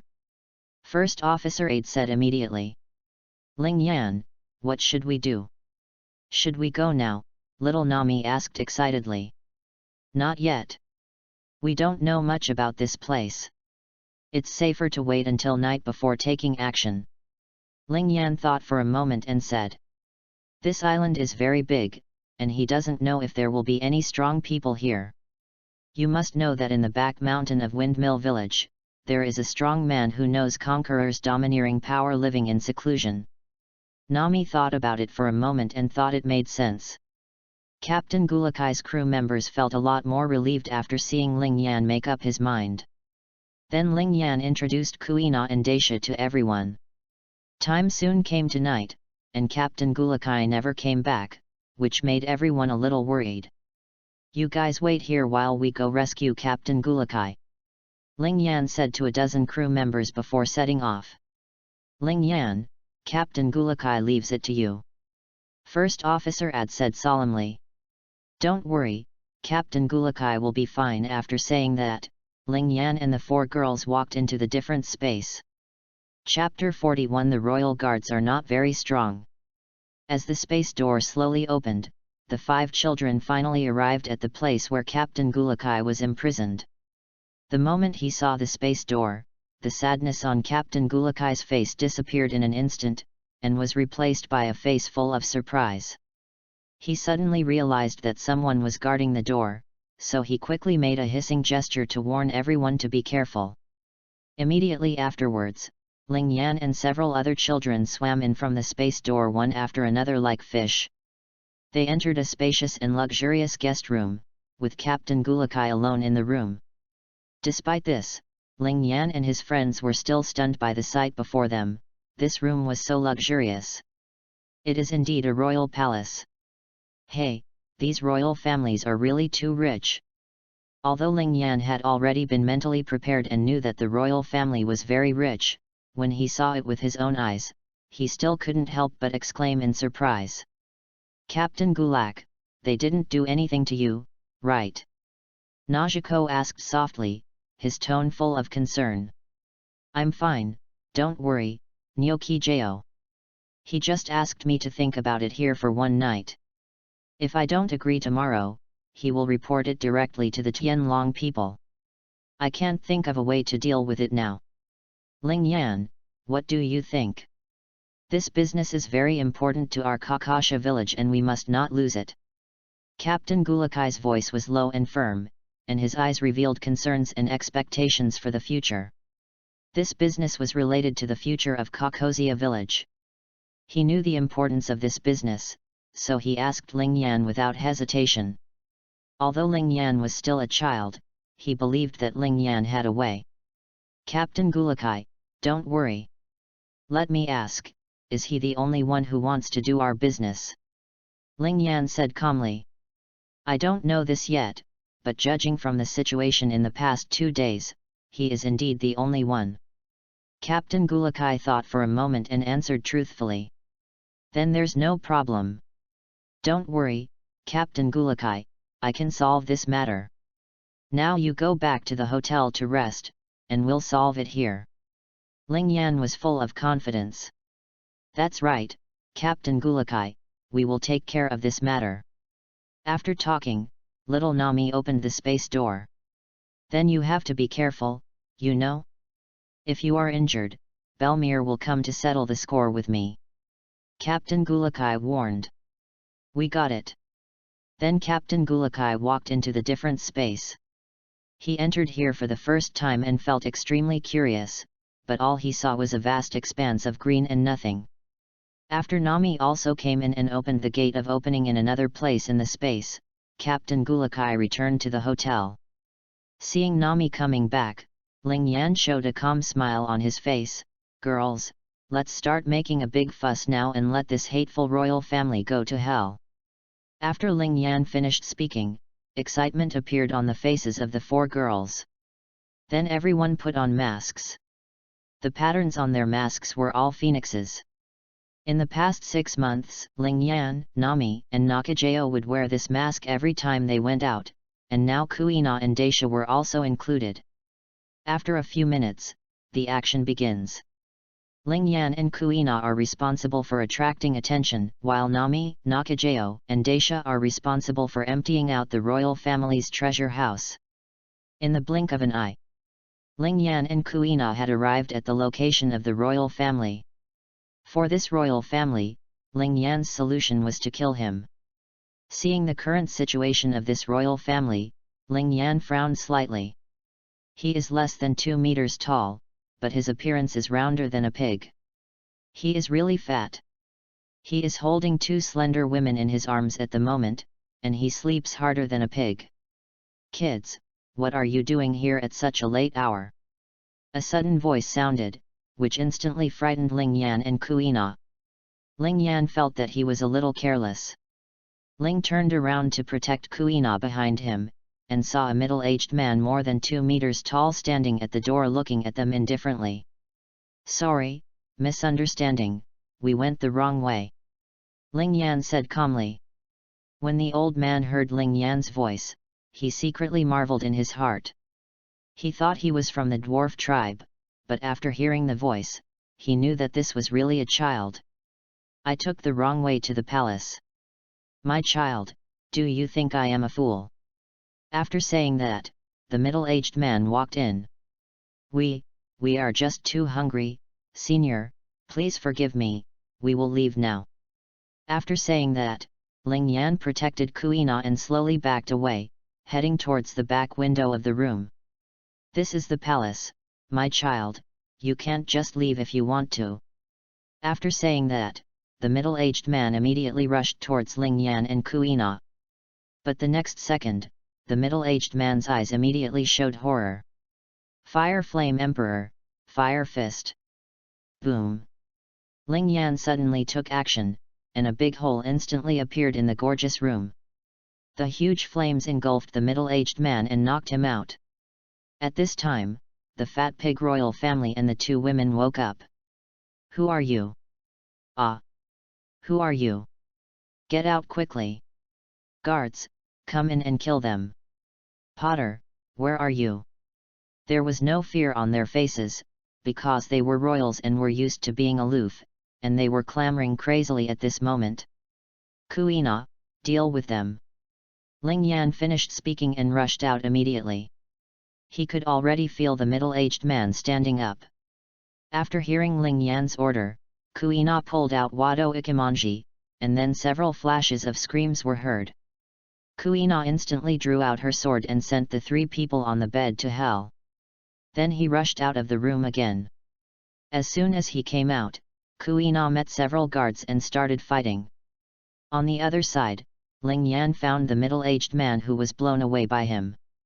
His body was charred black and his hair was burned off, but Ling Yan felt from his eyes that he didn't give up. "You have good willpower, senior. Even after being attacked by my flames, you can still stand up and not die." After Ling Yan finished speaking, he immediately released the flames and surrounded the yard. "This person is stronger than Aaron and should be equivalent to the combat power of 2 Aarons.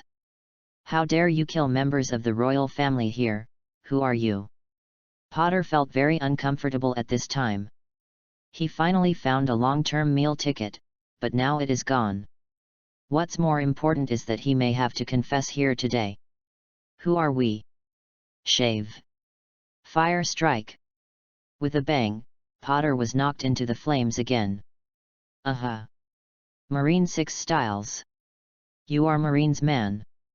Screams rang out from the flames, and Potter rolled inside. He wanted to struggle out. But how could Ling Yan give him another chance? Yes, I am Marine's man. So, rest in peace." Pfft. Ling Yan's hand braving the blazing flames penetrated directly into Potter's chest. After dealing with Porter, Ling Yan looked at the guards fighting Kuina. With her sword skills, Kuina was able to fight them back and forth, but she didn't have the upper hand, and Ling Yan didn't help immediately. Kuina needed actual combat to improve. At this time, the courtyard was surrounded by the royal army. Chapter 42 Mountains of Baileys. At this moment, everyone's eyes were attracted by the fierce battle between Ling Yan and Kuina. At this moment, Nami, Nukajeo, and Daisha finally found the royal family's treasure house. When you walk into the treasure house, you will see several boxes of dazzling gold. They are neatly placed there, exuding endless luxury. In addition, there are piles of berries piled high, as well as various gleaming antiques scattered on the ground. The amount of these treasures was so dazzling that the 3 girls' eyes widened and they could hardly believe what they were seeing. "Nokijeo, Daisha, we are really rich!" Nami shouted excitedly. Her eyes were completely attracted by the wealth, and even turned into the shape of Bailey, and her little face became swollen with excitement. "Got to be red. Move quickly, or you will be discovered." Nokijeo woke up. "Now is not the time to be fussy." Yes. "Desha, Nokijeo, you are responsible for moving it over, and I will place it inside," Nami said quickly. Then the 3 children took action immediately. At this moment, they burst out with great strength, excitedly picked up boxes of treasures and ran into the different space. Outside the courtyard, piles of royal troops have surrounded the place, but no one dares to rush in through the wall of flames because the temperature of the flames is too high. At this time, the place burned by the flame has completely melted and turned into magma due to the high temperature of the flame. Even the commander of the royal army dared not set foot in such terrifyingly high temperatures. "Quick! Water me! I don't believe there are flames that are not afraid of water," the army commander shouted loudly. "Yes! Army commander!" The soldiers of the royal army immediately took action, carrying buckets of water to pour into the flames. Boom! Ah! Help! The first soldier who splashed water had just poured the water in, and the flames suddenly rose even more, swallowing up the soldier in an instant. How could this happen? Why did the flames burn more intensely when water was poured in? The army commander didn't understand. "Army commander! How is my nephew? You must rescue him." Then the fat man wearing a crown appeared. "Your Majesty the King, the temperature of this flame is so terrible that it has burned the ground into magma. We can't get in." The army commander was also very anxious. His Majesty the King has no descendants, and that royal family member is his nephew, who is the heir to the future king. A hole. I don't care, if something happens to my nephew, you, the army commander, won't have to do this anymore, the king shouted angrily. This nephew is his only heir. If the nephew dies, the royal family of the kingdom will most likely be replaced by other nobles. Within the flame wall, Ling Yan also heard what was said outside. He did not expect that the royal family they killed was actually the heir to the future king. It seems that after this incident is over, they have to evacuate here quickly. If Marine is attracted, it will be troublesome if they are noticed by Marine. Ling Yan looked at Kuina, who was still fighting with several guards. At this time, Kuina's physical strength was almost reaching its limit, and she had multiple injuries on her body. Among the 5 escorts, 2 were dead, and the remaining 3 were also covered in stab wounds. Ling Yan felt that it was almost done. Shave. He used the 6th Marine style to rush over and completely understand the remaining 3. Seeing all the enemies fall, Kuina couldn't hold on any longer and half knelt on the ground with Wado Yumanji supporting her body. So exciting.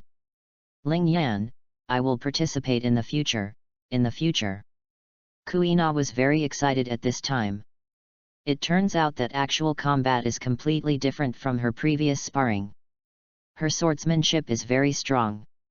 But his physical strength was too low and he had no experience in fighting enemies, so he suffered so many injuries this time. Okay, I will definitely call you next time. Let's go find Nami and the others first. After Ling Yan said that, he put Kuina on his back, used his sense of sight to find Nami and the others, and immediately ran in the direction where Nami and the others were. A few minutes later, Ling Yan carried Kuina to the treasure house gate and found that there was also fighting here. Ling Yan, hurry up, get rid of them. Nami shouted immediately when she saw Ling Yan. Without saying a word, Ling Yan put Kuina down and immediately rushed over, killing the 7 or 8 soldiers guarding the treasure house in a few seconds. It's saved. Nozomi Keiya instantly collapsed to the ground. Nyokijao, Nami, are you okay? Ling Yan asked immediately. We're fine. It's just that we were too tired just now. We just need to rest for a while. Nyokijao gasped.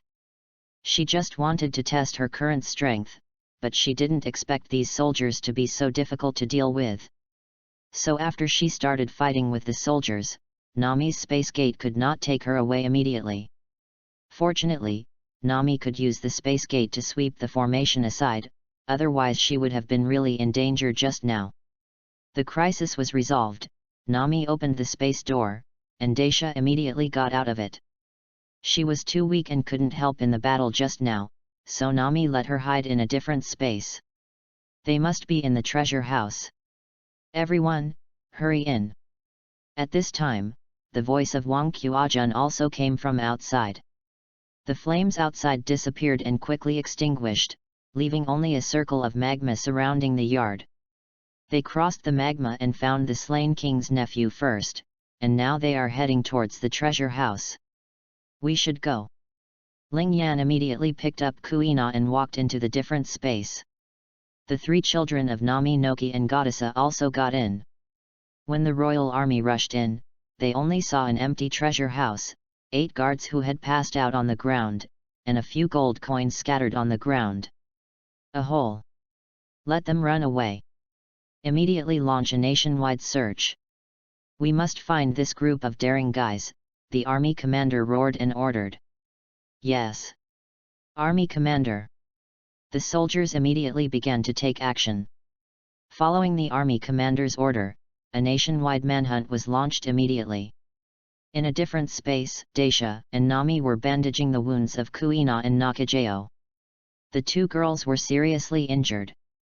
But at this moment, he fell asleep because he was too tired. The bubbles in his nose were getting bigger and smaller, and his little mouth was opening and closing, which was very cute. They did not immediately go back to find Captain Gulakai and the others. They just made a phone call to reassure them and that was it. Nami, let's go to the forest to rest for 2 days before returning to Shimatsuki village. Yeah, I know.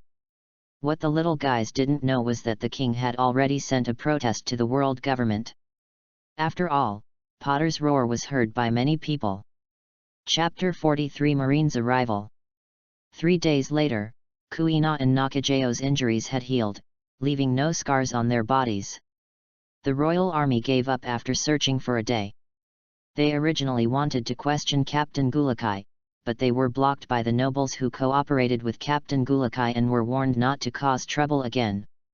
The king is unable to have children, and the only nephew who can inherit the throne is gone. In the future, the throne will definitely fall into the hands of the nobles. So at this time, no one dared to provoke the nobles. Captain Gulakai's business has no obstacles. He is already very famous in this country and has begun to develop throughout Clover Island. At this time, Ling Yan and the others were still on the mountain. There were a lot of prey here and there was no need to worry about food. It's just that some people are unhappy. Ling Yan, can we go back now? Little Nami shouted to Ling Yan, who was still exercising with the boulder. After staying in the mountains for 3 days, Nami spent one day drawing the sea map here, and spent the rest of the time playing in the mountains with Daisha. Now that they are tired from playing, they feel bored. When Ling Yan heard Nami's words, he threw the boulder aside and said, "Well, it's time to go back. Where are Nokijao and the others? They are still sparring in the woods, and Daisha is also there. I'm going to call them back." Nami was a little happy, finally able to go out to find delicious food, and then jumped and ran towards the woods. Go! Looking at Nami's cute look, Ling Yan was helpless. Since she had the ability of the devil fruit, Nami didn't like to practice much. Ling Yan packed up the things in the camp, and Nami also called the other 3 girls back. The 5 children returned to town without contacting Captain Gulakai. Now Captain Gulakai is a celebrity here. It is not suitable for them to have too much involvement with Captain Gulakai. That would risk exposing their identities. They will have to hang out in the East Daxia Sea in the future. In a luxurious private room of a restaurant, Ling Yan and others were sweeping away the food on the table like a storm, and the waiters in charge of serving the dishes were dumbfounded. "Boss, let's serve another 100 people." Ling Yan shouted vaguely as he saw that the food on the table was almost empty and his mouth was full. But guests, you have already eaten for 100 people. Is this really okay?" the waiter said worriedly. She was really afraid that the 5 children would be overwhelmed. "No problem, you can come, we are still hungry," Ling Yan said proudly. "That's right, that's not enough for us. Let's serve another 100 people." Nami agreed. She had been tired of eating barbecue for 3 days on the mountain. "Okay, I'll be here soon, some guests will wait a moment." The waiter had no choice but to quickly inform the chef. Since he started practicing, Ling Yan's appetite has grown bigger and bigger, as has Nami, Nakajao, and Kuina. Only the kid Daisha is still like a normal person. But Daisha also ate a lot, because she had been hungry before, and only those who have been hungry know what it feels like. "Boss, give me another 100 servings." Another half hour later, the 5 children had finished eating the food for 300 people. After Nami paid the bill, everyone walked out of the private room with chubby bellies and happy smiles on their faces. "His Gaina! I actually ate for 300 people." Several staff members in the private room watched Ling Yan and the others leave in shock. It wasn't until they came downstairs that they came to their senses and started cleaning up the mess in the private room. When the 5 children arrived at the lobby on the first floor, they found that everyone had stopped enjoying the food and looked in the same direction. The 5 children looked over curiously and saw an old man with grey hair and a strong body who was feasting. He must have eaten for 200 people. No more. "Ling Yan, did you hear that? He ate for 200 people by himself." Nami's eyes widened and her mouth opened wide with surprise on her face. The other 3 girls were no exception. They originally thought that their appetites were big enough, but they didn't expect that there was someone more powerful than them here. Ling Yan, what's wrong with you? Seeing Ling Yan's stunned expression, Noki Jo asked curiously. Ling Yan heard Niu Qi shouting to him, and then he came back to his senses and said, "It's okay, let's go." Then let's go. After leaving the yard, several girls happily proposed to go shopping. Anyway, they are very rich now. As for how rich they are, they can't even imagine it. Ling Yan's brows furrowed slightly, his face a little solemn. "Don't go yet, Nami, let's go back to Captain Gulakai first." "Ah. Okay, let's go back first." Although the girls were a little confused, seeing Ling Yan's solemn expression, they still agreed to Ling Yan's suggestion. The 5 children walked to a deserted alley, passed through Nami's different space, and soon arrived at the hotel where Captain Gulaki and the others were staying. "Ling Yan, Nami, why are you here? Didn't you say it would take half a month to go back?" First Officer Aide was a little surprised to see Ling Yan and the others. Ling Yan did not answer First Officer Aide, but asked impatiently, "Let's not talk about it for now, where is Captain Gulakai? I have something to ask him." Captain Gulakai went to the party held by that noble. They will continue to sell oranges at the party. "Ling Yan, what happened?" Seeing that Ling Yan's expression was wrong, First Officer Aide quickly cried. "Then do you know the news that Marine is here?" Ling Yan asked immediately. "Oh, you ask this, Marine came yesterday, I don't know what they came here for, but the leader is actually the Marine hero Lieutenant General Garp." First Officer Aide immediately cried, when he mentioned Garp, his face full of adoration. "Marine Lieutenant General Garp? Is that Marine's hero, Lieutenant General Garp? Si, such a big figure actually came here. A Marine hero." Knowing that Marine hero Garp came to this country, the 4 girls began to sigh. That's right, the strong old man in the restaurant just now was Marine Lieutenant General Garp. It's just that he didn't wear Marine's cloak of justice at that time. Everyone in this world is face blind, and no one recognizes his identity. First Officer Ad didn't know Marine's purpose of coming here, but Ling Yan probably thought of it, and it was probably because of the incident 3 days ago. It is estimated that the king reported this matter to the world government, and then the world government asked Marine to come. Since this is the East Daxia Sea, Garp would naturally take over the task directly. After all, a powerful devil fruit user appeared in the East Daxia Sea, not to mention that Clover Island is so close to Windmill Village.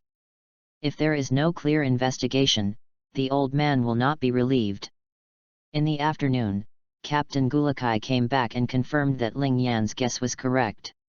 Marine coming here was the reason why the king protested to the world government. Chapter 44, Return to Shimotsuki Village.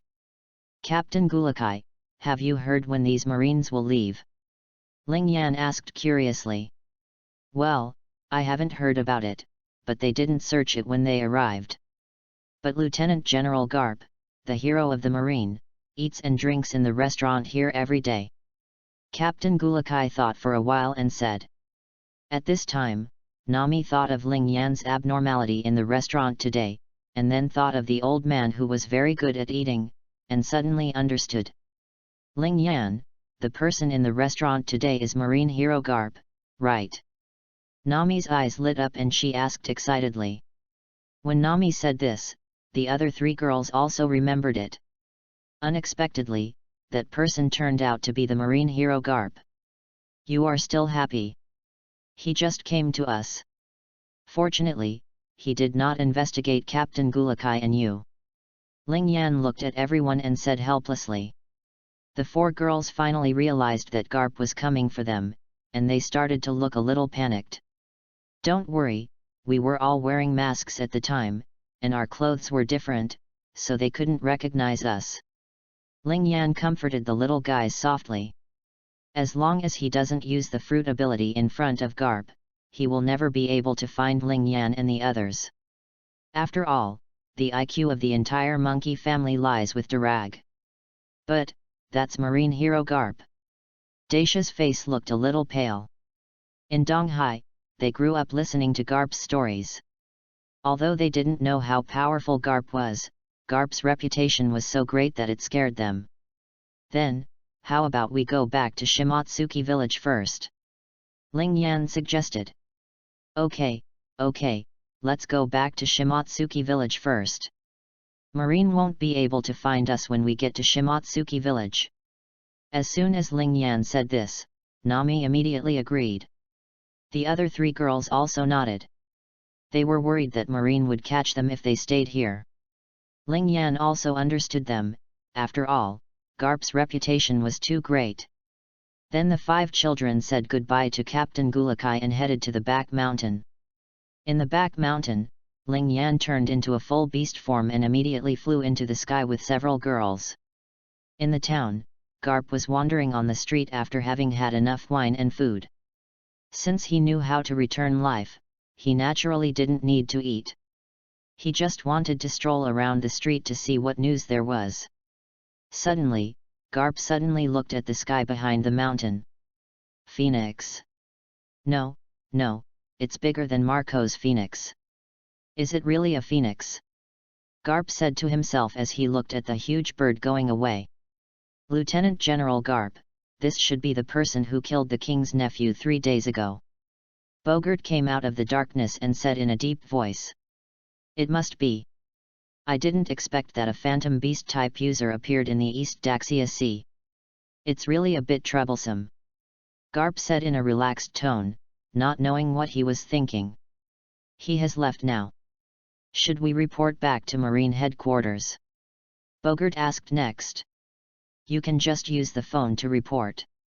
I haven't gone back to see Luffy and Ace for a long time. I have to go back and see my grandchildren. Garp thought of his 2 grandsons, with a warm smile on his face. Yes.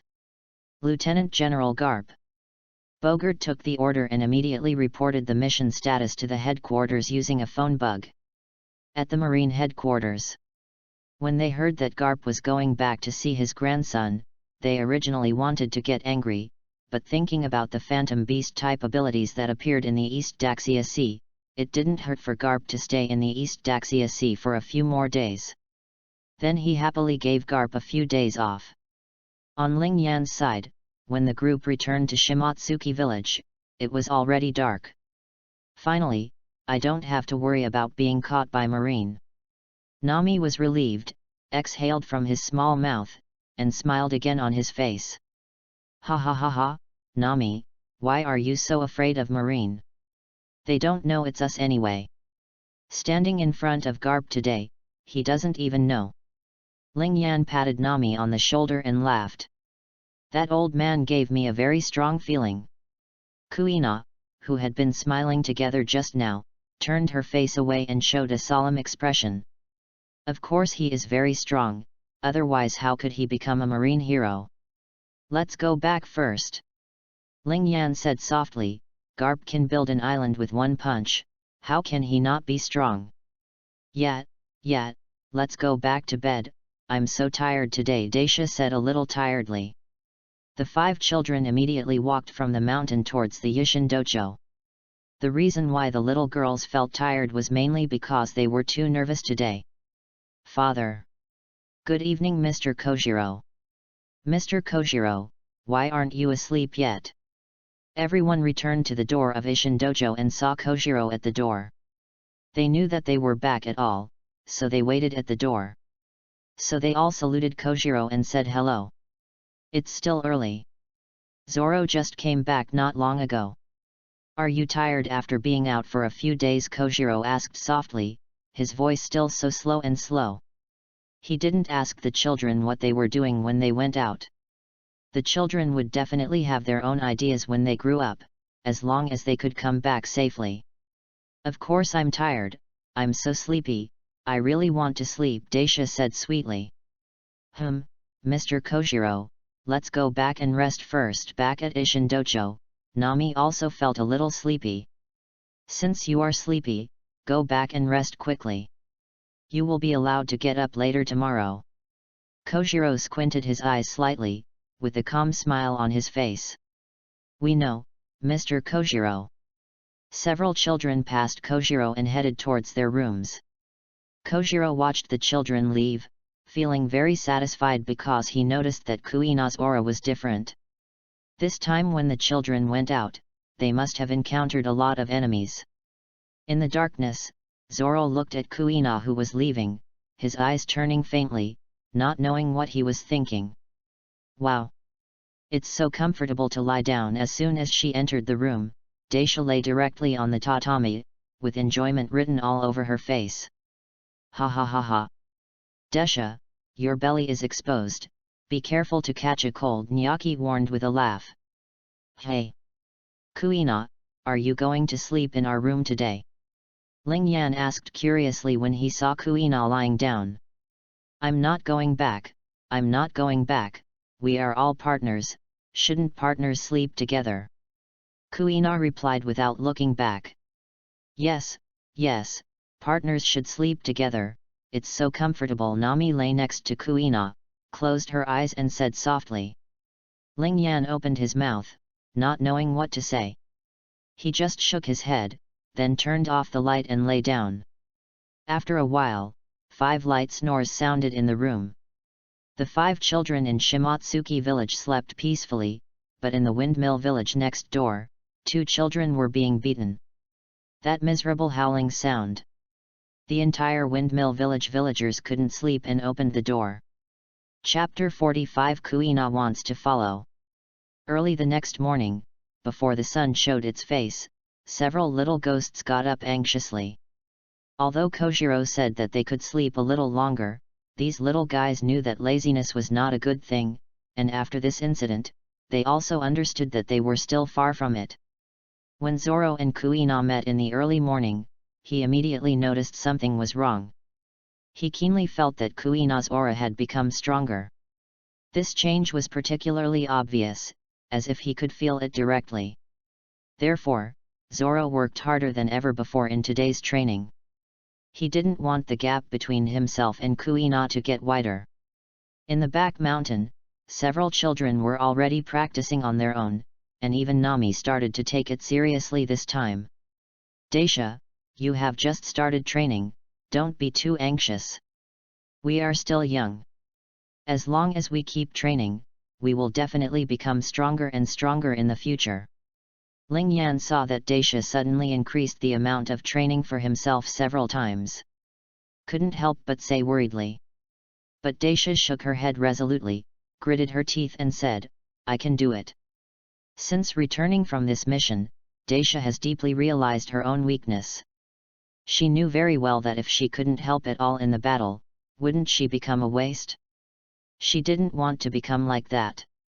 Daisha's heart was full of reluctance and determination, clenching her fists tightly, and her eyes were filled with anger. Showing unyielding determination. She wants to prove her worth with practical actions, and is no longer the weakling who can only watch from the sidelines. No matter how difficult it is, she will grit her teeth and persevere, working hard towards her goal of becoming stronger. Ling Yan saw Daisha's stubborn expression and stopped trying to persuade her. He knew that the other girls had also increased their training a lot, and suddenly he was a little worried. Although people in this world were not bad at training, they had to keep up with their nutrition while training more intensely, so he was already thinking about becoming the king of the offshore. Oh, how to get it done? Ling Yan had a headache. His ability was not suitable for fishing. In the evening, Captain Gulakai called and told Ling Yan that Marine had evacuated. This made Ling Yan and Nami feel relieved. Although Garp was a weak person, he was too strong. Homura doesn't want to deal with him yet. After dinner, the children all went back to their rooms to wash up and rest, but Kuina did not come back. She wanted to talk to her father about something. In the corridor of the courtyard, Kojiro and Kuina were sitting on their knees in front of a tea table. Kojiro looked at Kuina with a serious look, while Kuina's face was filled with stubbornness and determination. Kuina, have you really thought about it? Kojiro's tone was serious. Yes, father.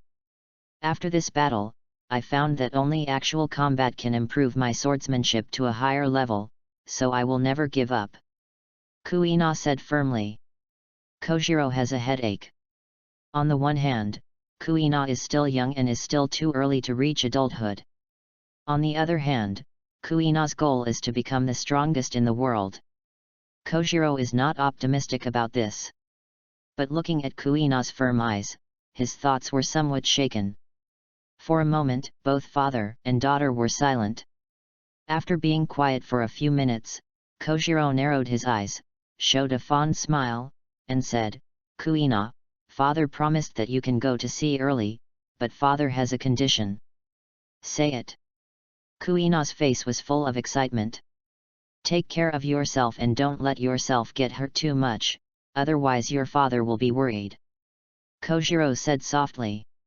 Father.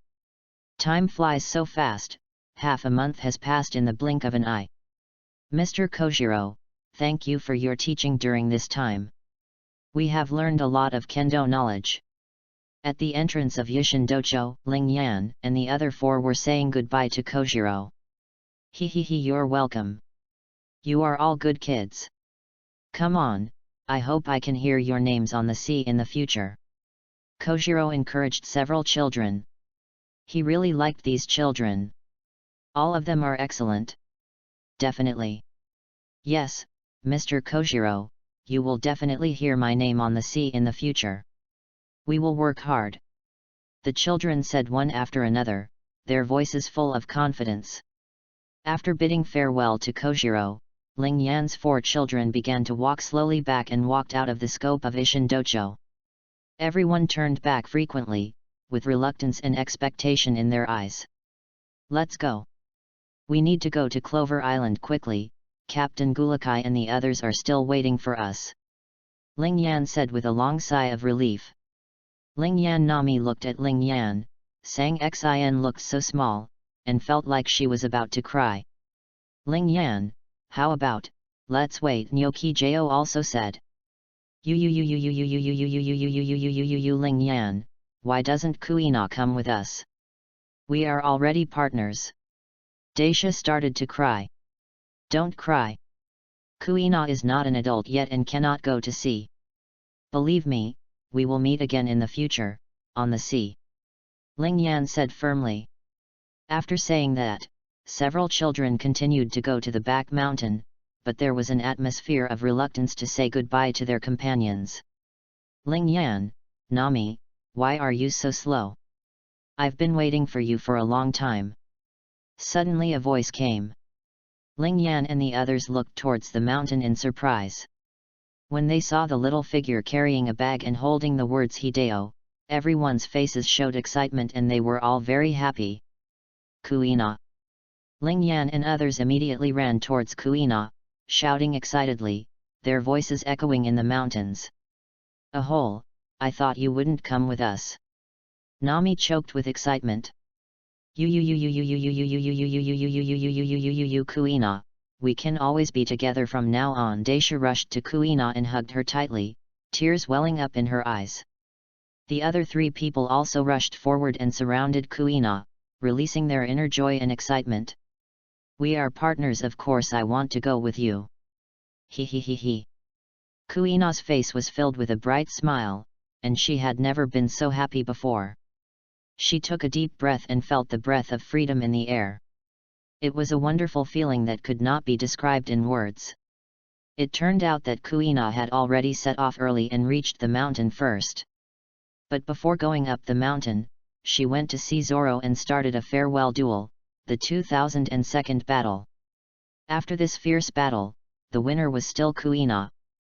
But the outcome of the battle no longer matters. The two made an agreement to meet again on the vast sea in the future, and then they would have a showdown. At this moment, Kuina, with her longing for the future, is about to embark on a new journey with her partners. Endless possibilities await them ahead. Somewhere in the mountains, Zoro looked up at the phoenix that was slowly retreating and shouted, Kuina, don't lose. Chapter 46, Leaving Clover Island. When we arrived at Clover Island, it was already afternoon. Ling Yan, with the help of Minister Shabella, our oranges have become popular all over Clover Island. As soon as he met Captain Gulakai, he couldn't hold back his excitement and shared his harvest in the past half-month. Great! By the way, Captain Gulakai, no one should want to mess with your business during this time, right? Ling Yan asked. Nami and Nokijao were very happy when they heard the good news. In the future, their Kokozia village will become truly rich. No, Shabella has now become the country's finance minister, so no one dares to take advantage of our business. There are rumors that the king intends to pass the throne to Minister Shabella. Captain Gulakai said happily. Can't help but say. It was so wise for him to choose to cooperate with Shabella. More than half a month had passed, and the nobles, especially those who had not bought oranges, were now impatient and urged Captain Gulakai to transport the second batch of oranges as soon as possible. Someone was rushing to send money, and Captain Gulakai naturally refused to accept anyone who came. Immediately, the merchant ship set off early the next morning and returned to Kokozia village. Nowadays, the orange production in Kokozia village is very large, and a large number of oranges mature every day. He believes that the output of Kokozia village can definitely meet the needs of the nobles here. Facing the gentle sea breeze, the merchant ship slowly sailed towards the deep sea. Ling Yan was still sitting high on the observation deck of the mast as before, Nokijao was training on the deck, and Nami was testing the climate here and taking notes at the same time. Kuina and Daisha were taking a boat ride for the first time. It feels very novel and I am running around excitedly on the deck. Seeing this scene, Ling Yan couldn't help but wonder, shouldn't they prepare a ship of their own? Otherwise, when they enter the Grand Line in the future, some islands are too far apart, and they can't rely on him to fly for several days and nights. Thinking of this, Ling Yan planned to discuss it with a few friends after returning to Kokozia village. The merchant ship had been sailing at sea for almost 2 days and had now reached the waters near Fengkin Island. At this time, Nami suddenly asked Captain Gulakai to stop sailing. What's wrong, Nami? Why can't we continue sailing? Captain Gulaki asked with some confusion. Others also looked over curiously. Storm, there is a big storm coming, Captain Gulakai, we must go ashore to escape, or take this route to avoid the big storm ahead. Nami's voice was clear but serious. Really, Nami? Captain Gulakai's face became solemn. The same is true for others. A storm, or a big storm, will definitely be accompanied by super-intensity rainfall and a tsunami. Their merchant ships will definitely not be able to get through such severe weather. I'm sure, Captain Gulaki, we have to get out of here right now. Nami replied firmly. It's impossible to bypass this route, because the other current is too far away from here. But the island closest to here is Zhenshao Island. I heard that there are many beasts there and there are mountain gods there, so we can't go up there at all. Captain Gulakai suddenly became anxious. Then what should we do? This is a huge storm. It will definitely produce a tsunami. Our ship cannot survive. That's right, what should I do?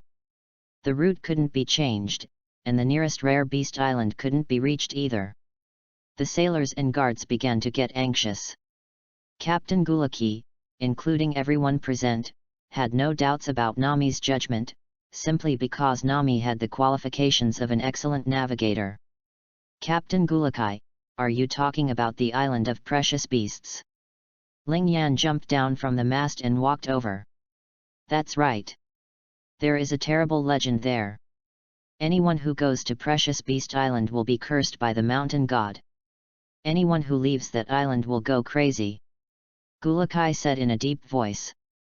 There was a big storm on one side and a curse from the mountain god on the other. In an instant, everyone's faces turned pale. Ling Yan. Nami looked at Ling Yan pitifully, hoping that he could find a way to save everyone. After confirming that it was Precious Beast Island, Ling Yan felt relieved. The so-called curse and the mountain god were just pirates who were forgotten on the island a long time ago. Captain Gulakai, we will land at the Precious Beast Island. Don't worry, everyone, the so-called mountain gods are just lies. Not to mention that I am here. Even if there is a mountain god, he can't defeat me. Ling Yan said very calmly. Landing on Precious Beast Island. Is this really possible? That's a curse. Fight for it, even if you go crazy, it's better than being sucked into the sea by the tsunami and feeding the fish. Yes, Captain Gulakai, let's land on Precious Beast Island. After listening to Ling Yan's words, everyone's fear at the beginning gradually turned into courage. The source of this courage was Ling Yan. They think Ling Yan is more powerful than that mountain god. Okay.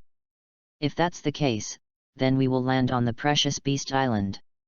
Captain Gulakai gave the order with firm eyes and a firm tone. Everyone agreed with his decision. After all, if you are swept under the sea by a tsunami, it means losing your life.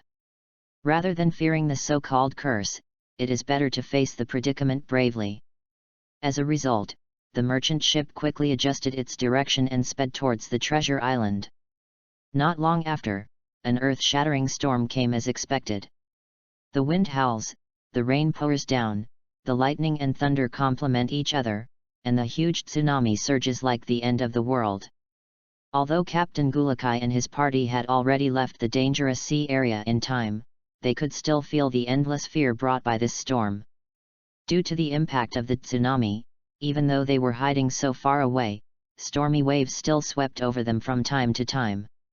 At this moment, Nami found that she could not accurately predict how long the storm would last. Faced with this situation, everyone worked together and drove the merchant ship forward with all their strength. After more than half an hour of hard sailing, the merchant ship, driven by huge waves, finally gradually approached Zhenshao Island. Looking from a distance, the outline of Zhenshao Island is clearly visible, as if it is a life-saving oasis, bringing a glimmer of life and hope to people. We're almost there, please work harder. Captain Gulakai shouted to cheer everyone up. Oh! Seeing the land, everyone breathed a sigh of relief, but the huge waves behind were really scary. But Ling Yan on one side became a little wary. He found that someone had landed on the island, but he didn't know who they were. Until everyone approached the coast and saw the warship with a dog's head. It's actually this guy Garp. P.S. Please give me some good reviews for Sapo Rolling. If I make any mistakes, please give me a kick. Chapter 47 Garp's Attention. As soon as the merchant ship docked, the two groups of people noticed each other. Opposite was Marine, the same Marine who came to investigate them not long ago, which made the people in the merchant ship feel a little guilty. Only Ling Yan was calm. He knew that hiding could not be avoided. Not to mention Garp, his mysterious Lieutenant Bogart was not a simple character either. Having been an adjutant by Garp's side for so many years, he is definitely not a weakling. Aokiji was also promoted from the position of Garp's adjutant back then. Captain Gulakai, when they come over later, you will be the one to negotiate. Others should not have too much contact with them. Ling Yan whispered to Captain Gulakai. I know, don't worry Ling Yan, I'm a businessman and I'm good at this kind of thing. Captain Gulakai reassured Ling Yan. The other crew members are very confident. They have been in business for many years and know the world best. They have a way to deal with an upright marine like Garp. Ling Yan slapped his head and almost forgot that if Captain Gulakai had not had any skills, he would have been chewed up by those people outside to the point where no bones and dregs were left, so he stopped talking and went aside with Nami and the other girls. Went to play. The five of them are still children, so naturally they are more lively and cute. The turbulent waves were still lapping at the coast.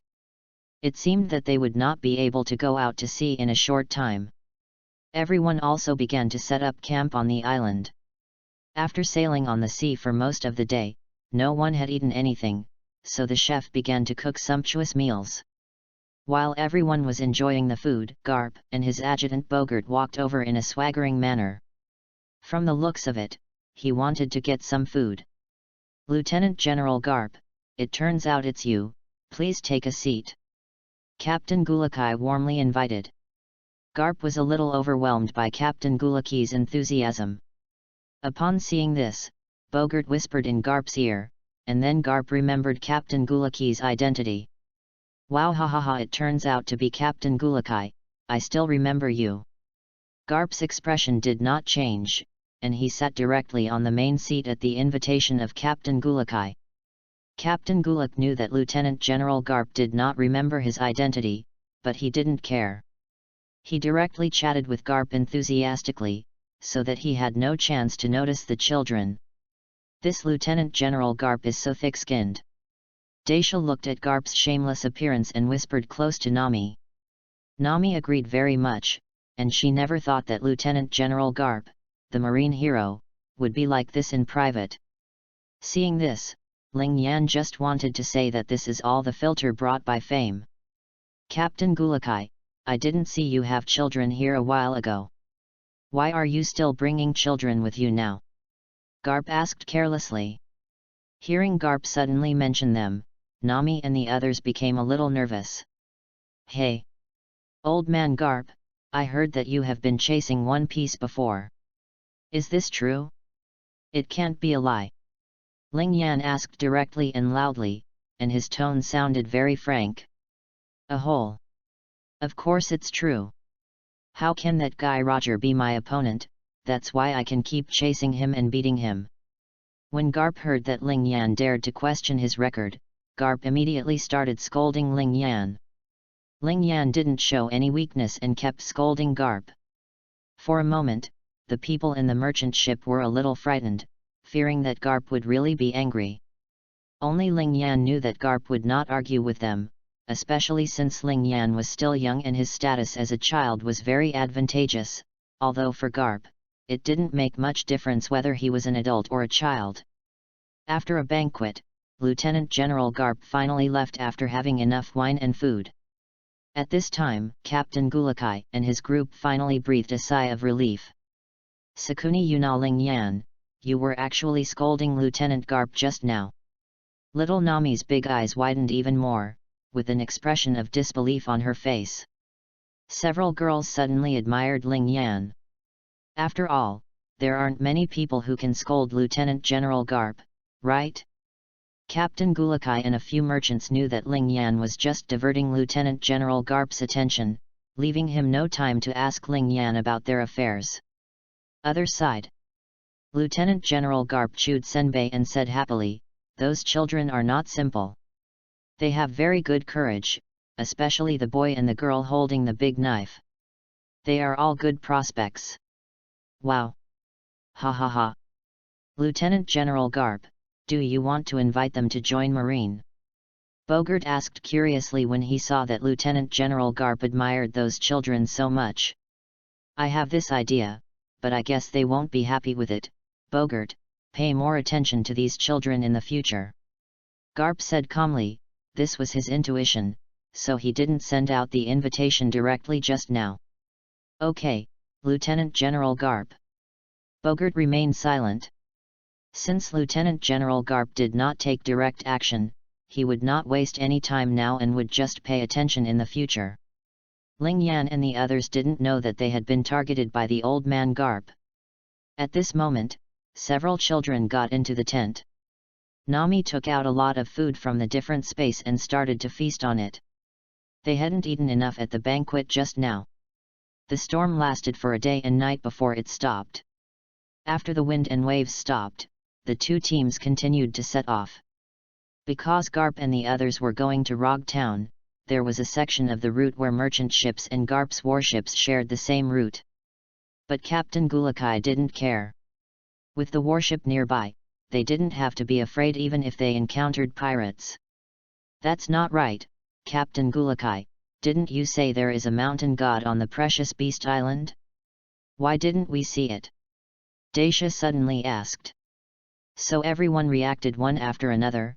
Yes, they had been on the Precious Beast Island for so long, and they didn't find anything unusual. Wouldn't it be better if there weren't any? This shows that the rumors about the Precious Beast Island are all false. Moreover, Lieutenant General Garp was there at the time. Even if there was a mountain god, it would not dare to come out. Captain Gulakai said nonchalantly. Said.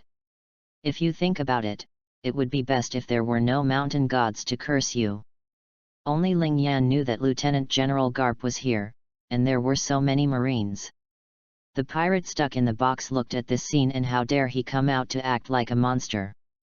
After this big storm, it was calm on the way back, and we didn't even encounter any pirates. Lieutenant General Garp. Thank you for the escort along the way. Captain Gulakai thanked him. Arriving in the waters near Hobby Island, the merchant ship and the warship were finally separated. Hobby Island and Rogue Town. Wahahaha. I'm not escorting you specifically. I'm just dropping by. Let's go, Bogart. Garp laughed and did not admit it. Watching the number 1 warship Gauto leave, Captain Gulakai ordered to return to Kokozia village. It's not far from Kokozia village. Chapter 48 Return to Kokozia village. After more than half an hour of sailing, the merchant ship finally docked at Kokozia village. Captain Gulakai, you are finally back. Captain Gulakai, this trip went well, right? Captain Gulaki. Seeing the return of Captain Gulakai's merchant ship, the people at the port were extremely excited and very flattering. After all, the price Captain Gulakai paid for the oranges this time was really not low. Ha ha ha ha, of course, villagers, don't worry, the price I charge for oranges will increase by 20% from the original price in the future. Captain Gulak announced happily. Really, Captain Gulaki? The villagers asked excitedly. That's still fake. I found a good market. From now on, the oranges in our Kokozia village can be sold at a good price. Captain Gulakai replied truthfully. Very good. Captain Gulakai, you are so great. It's great, we will finally become rich in the future. Seeing Captain Gulakai being so sincere, the people surrounding the port were extremely excited and praised Captain Gulakai one after another. Captain Gulakai and the crew were also very happy. Although the price they paid for oranges had increased a lot, they could still make a lot of money. Ling Yan and others were not interested in joining in the fun. As soon as they returned to the port, they returned to Nami's studio on the top floor of their home through Nami's different space. Belmir, we are back. Belmire, we are back, and this time we brought gifts for you and Aegean. As soon as they returned to the manor, Nami and Nakajao immediately shouted excitedly. Kuina and Daisha came out of the different space and were immediately shocked by the large manor in front of them. They didn't expect Ling Yan's home to be so big. Hey, this home is so big. Daisha's eyes widened as she looked at the manor in front of her. Ling Yan, your home is so big. Kuina felt that their Yushin dojo was already very big, but it was still not as good as the manor in front of her. Ha ha ha, of course, this will be your home from now on. Let's go, I will take you to see Belmir. As soon as he returned home, Ling Yan happily pulled Kuina and Daisha towards Belmir. Go. So, the oranges in our Kokozia village can be sold at a good price in the future. Ling Yan took Kuina and Daisha to the hall and saw Belmir asking about the oranges. Of course, we are responsible for this, Nami boasted proudly. Belmir, this is Kuina and Daisha. Kuina, Daisha, she is our gentle, beautiful, and generous Belmir. Ling Yan introduced the two parties happily. Belmir, hello, Daisha said a little shyly.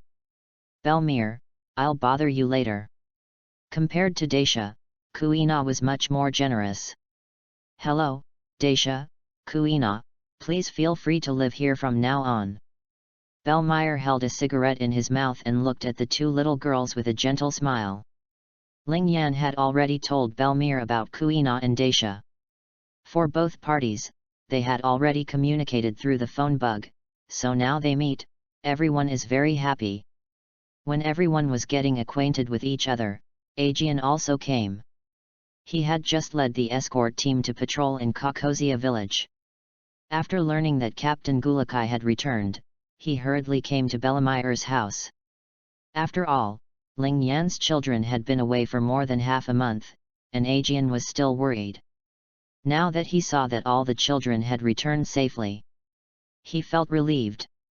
After being apart for more than half a month, the first thing I do when I return home is of course a party. So before nightfall, the manor was already filled with the aroma of meat. Now that Kuina and Dacia are here, the party will be even more lively. Marine Base in Rog Town, Polestar Island. Due to the arrival of Lieutenant General Garp, Marine officers and soldiers throughout the base were extremely excited. After all, Lieutenant General Garp is the hero of Marine. In the base director's office, Garp is learning about the situation before the East Daxia Sea Marine and the pirates. East Daxia Sea is Garp's hometown, so of course he will pay a lot of attention to it. After understanding the business, Garp told the base director Hoba about Ling Yan and the other children. Ling Yan. Colonel Hoba was a little confused about this matter. How could such a handsome young man be so lucky that he actually got the favor of Marine's hero, Lieutenant General Garp, and asked him to pay more attention to him? Wow, ha ha ha ha, yes, this is a very courageous little guy. I tell you, this little guy dared to scold me in front of Bogart. Garp seemed to be in a good mood when he mentioned Ling Yan. He has never met such an interesting child. Swearing at you in front of Adjutant Bogart. Colonel Hoba was instantly horrified. You must know that Bogart is a master of swordsmanship, and he will exude a fierce aura at any time, but when Lieutenant General Garp said that this child actually dared to scold Lieutenant General Garp in front of Bogart, her courage is truly commendable. No wonder Lieutenant General Garp values this child named Ling Yan so much. I understand, I will pay attention to it in the future, Lieutenant General Garp. By the way, Lieutenant General Garp, do you have a photo of this child? Colonel Hoba asked. Then Bogart, who was silent on the side, took out a few photos and handed them to Hoba. Colonel Hoba took the photo and was extremely surprised when he saw the people in the photo. It's actually these two children.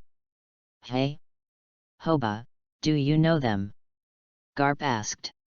Colonel Hoba came back to his senses and said, Yes, Lieutenant General Garp, I know the two children named Ling Yan and Nami. They came to Rog Town before. I could see how extraordinary this child was. I originally wanted to invite him to join Marine, but he was rejected. Have they been to Rog Town? Garp looked at Colonel Hoba with surprise. He never expected that Ling Yan had been to this place before. At this moment, Colonel Hoba told Lieutenant General Garp in detail what happened during that period. Of course, the entanglement between Ling Yan and Marino was also involved. Garp became more and more interested in Ling Yan. Immediately afterwards, he immediately issued an order to Hoba. All matters related to Ling Yan and the other children must be recorded in detail in the future. There is no doubt that based on Garp's many years of experience, penultimates young juniors like Ling Yan will definitely make a name for themselves in the vast ocean in the future. Whether these children eventually choose to join Marine or become pirates, Marine must collect and organize their relevant information. However, Ling Yan and others who were far away from Rog Town had no idea what was happening here. Chapter 49. What? Can you survive if you cut off your intestines? Several days have passed since we returned to Kakozia village, and the 5 children have returned to orderly training.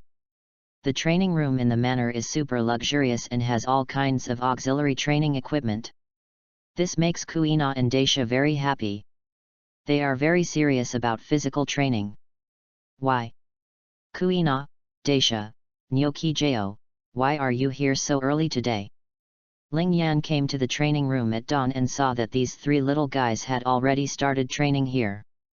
They were really earlier than him. If I want to become the strongest swordsman in the world, of course I have to train my body better. Kuina said seriously while exercising. The training equipment here is very useful for training her body. She had never been exposed to it when she was in the Shindo dojo. Now that she is here, of course she has to work harder. Yes, I also want to become stronger. From now on, I will fight 10. Daisha also looked very hard. Ever since she couldn't help with anything that night on Clover Island, she vowed to become stronger. Seeing this, Ling Yan was very satisfied. It would be good to become stronger. After becoming stronger, he can be a young master, ha ha ha ha.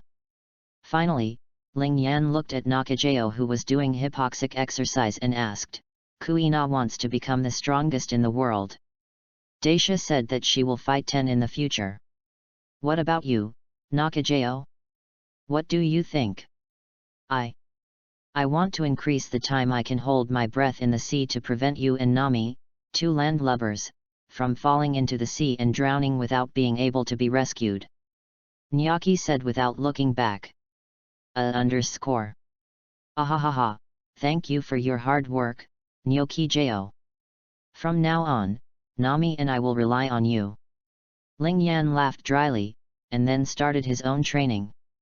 While Ling Yan and the others were training hard in the training room, Nami was not lazy either. She had also gotten up early and was currently studying hard in her studio. And she also carries a small piece of sea floor stone in her hand, so that she can train the sea floor stone's resistance while studying. On the sea, the most important thing is not the captain or the combatant, but the navigator. As their navigator, Nami will naturally not forget her mission. She needs to study hard and absorb all kinds of knowledge about climate. While the 5 children were busy practicing, Belle Emile also got up. Children all want to work hard to become stronger, and Belmere certainly supports it with both hands. So what she has to do now is to ensure that the children can keep up with their daily nutrition. This is not an easy job. After all, the 5 children are growing up rapidly and all of them are big eaters. After the training in the morning, it was already 9 a.m., and the 5 children came to the restaurant. Belmire was not there, but the delicious dishes she prepared had already filled the table. I'm going to start. Kuina's mouth kept watering when she saw so many delicacies. Without waiting for everyone, she picked up 2 pieces of bone meat and ate it. It smells so good. The food made by Belmire is so delicious. The other 4 children also hurriedly sat down and started eating to replenish the energy consumed this morning. After all, the more you eat, the greater your body's potential. As a result, the food on the table quickly decreased at a speed visible to the naked eye. In just half an hour, the food for 300 people was wiped out by 5 children. Ah! I'm full, I'm full. Satisfy. It's so delicious. I seem to have eaten too much. Several children lay directly on the ground, stroking their round bellies with happy faces. After breakfast, several children began to learn cultural knowledge. There is no school in the world of One Piece, you all learn by yourself. At this point, everyone is the same. No one gives up learning because of poverty. At noon, the 5 children began their own skill training. Ling Yan wants to develop the ability of the devil fruit and train his body. Nami is also training her body so that her different space can open the door farther.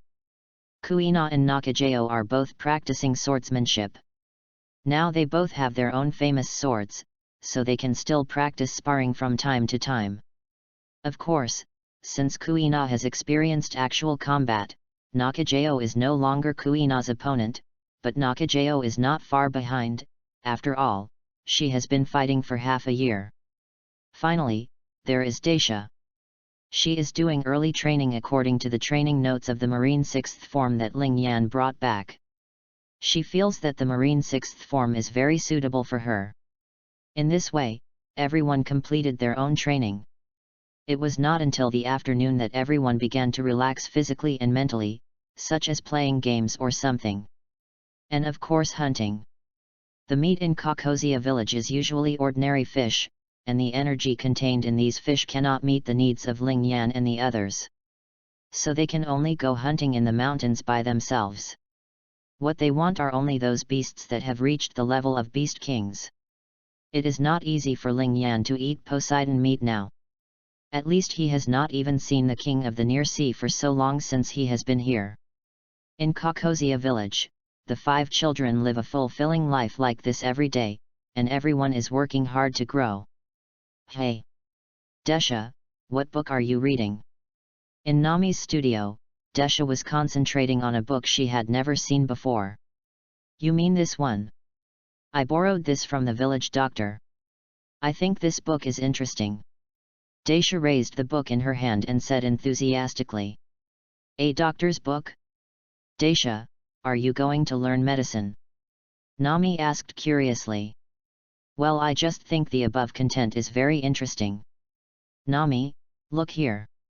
It actually says that people can survive even if the intestines in the stomach are cut out. Desha pointed to a passage in the medical book and said. What? How is this possible? A person can still live with his intestines cut off? Impossible. Nami's first reaction was disbelief. It's true, Nami, look, the appendicitis mentioned above is a disease. Medical books say that after suffering from this disease, people can be saved as long as their intestines are cut out. Desha tried her best to explain to Nami. So you are here, what are you discussing? Tell us. At this time, Ling Yan, Nyoki Jao, and Kuina also came to the top floor, and happened to hear Desha and Nami on the top floor.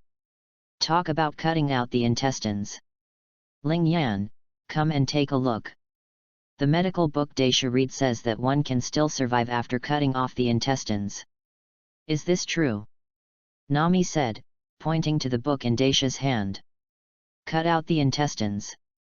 Why do we need to cut off the intestines? Kuina and Nakajao asked one after another, can you still survive after cutting off the intestines? They don't understand, they only know that the white knife goes in and the red knife comes out. Medical book. Desha was actually reading a medical book? This aroused Ling Yan's interest. Several children immediately came over to take a look. After Desha's explanation, everyone finally figured it out, and Ling Yan also understood why Desha said that people could survive if their intestines were cut off. It turns out this is appendicitis. But what Ling Yan didn't expect was that Desha was actually interested in medical skills. It felt like there would be a doctor among them in the future. Chapter 50, Heading to Farther Islands and Encountering Thunderstorms. After a month of rest, Ling Yan and Nami are going to sea again. Ling Yan also plans to take Nami to complete the map of the East Daxia Sea Islands before he reaches adulthood. Having been to Clover Island and Shimotsuki village before, Nami already has a good understanding of the climate there. This time, they are going to Zixis Island, south of Shimotsuki village. After understanding the general climate problem, Ling Yan and the other 5 decided to take Captain Gulakai's merchant ship and disembark when they arrived at Clover Island. The nautical map bought from the merchant was very vague, and Nami judged that Zixis Island was not large in area. To the north is Kumanate Island. They planned to go to Zixis Island first, then to Kumanate Island, then to Dawn Island, and finally return to Clover Island to go back with Captain Guriki. Approximate diagram. Garp swept the East Daxia Sea a month ago, and now the East Daxia Sea is calm. After several days of sailing, Ling Yan's 5 children followed Captain Gulakai's merchant ship to Clover Island. Still in the familiar back mountain, Ling Yan and the others killed a Beast King and were using the Beast King meat to replenish their energy. After eating and drinking, Nami took out the charts and information he had just bought on Clover Island, and then began to analyze them carefully. Others are also making preparations before departure. Look, everyone, I analyzed from the intelligence I collected that the currents around this island of Zixis are very strange, and all objects approaching it will be dragged towards Zixis Island by the special current. So everyone calls it the invisible cage on the sea. People who go in can't get out at all and are forced to enjoy the last vacation in their lives. Fortunately we were flying there. After analyzing it, little Nami breathed a sigh of relief. Special current? It's so strange. This sea is so interesting. Kuina's eyes sparkled with adventure. Nami, is the direction okay? Ling Yan confirmed again. Don't worry, I already know the climate of the nearby sea area very well. Even if the weather will change on the way, I can predict it in advance, absolutely no problem. Nami patted her chest, full of confidence. Then let's set off. It's still early and we'll try to arrive in the afternoon. After Ling Yan finished speaking, he instantly transformed into his full beast form. Several girls quickly put their belongings into Nami's alien space, then nimbly jumped on Ling Yan's back, tightly grabbing the feathers on his back. Ling Yan, we are ready, Nami called softly. Okay, everyone, sit still. Ling Yan responded, with a slight wave of his huge wings, he flew into the air with the 4 girls. The girls lying on Ling Yan's back looked at each other and smiled, and then giggled in unison. They were excited about this feeling of speed and were full of expectations for the unknown adventure. Ling Yan was in a good mood when he heard the ringing laughter coming from behind, and the corners of his mouth involuntarily raised slightly. The flight speed is not very fast, because Nami has to cooperate with collecting climate information on the way. She can keenly sense the sea climate of the places she passes, which is her unique talent. Most of the day passed, and Nami suddenly felt something was wrong. And a solemn look appeared on his originally childish face. Nami, do you feel that the wind is starting to get hotter? Nokijo suddenly asked. It seems so, I feel the same way. Even though we are in the sky, the wind is still so strong, but I just feel like the wind is making me sticky. Daisha said, wiping her cheeks with the back of her hand. This is a sign of a thunderstorm. Nami said with a solemn tone. Ah! Thunderstorm? What should we do? Daisha suddenly panicked. When Ling Yan heard that the thunderstorm was coming, he felt a little solemn for a moment. The thunderstorm was not generally bad, but he believed that Nami could come up with a solution. Nami, can we go around it? Kuina asked. No, the thunderstorm this time is very large. Ling Yan, let's lower our altitude and fly close to the sea. Nami said immediately, with a calm expression on his face. Okay, I understand, hold on tight. After Ling Yan finished speaking, he immediately began to dive down. The swooping and descending speed was very fast. The 4 girls' ears were filled with splashing sounds, and everyone's hair was blown into the air.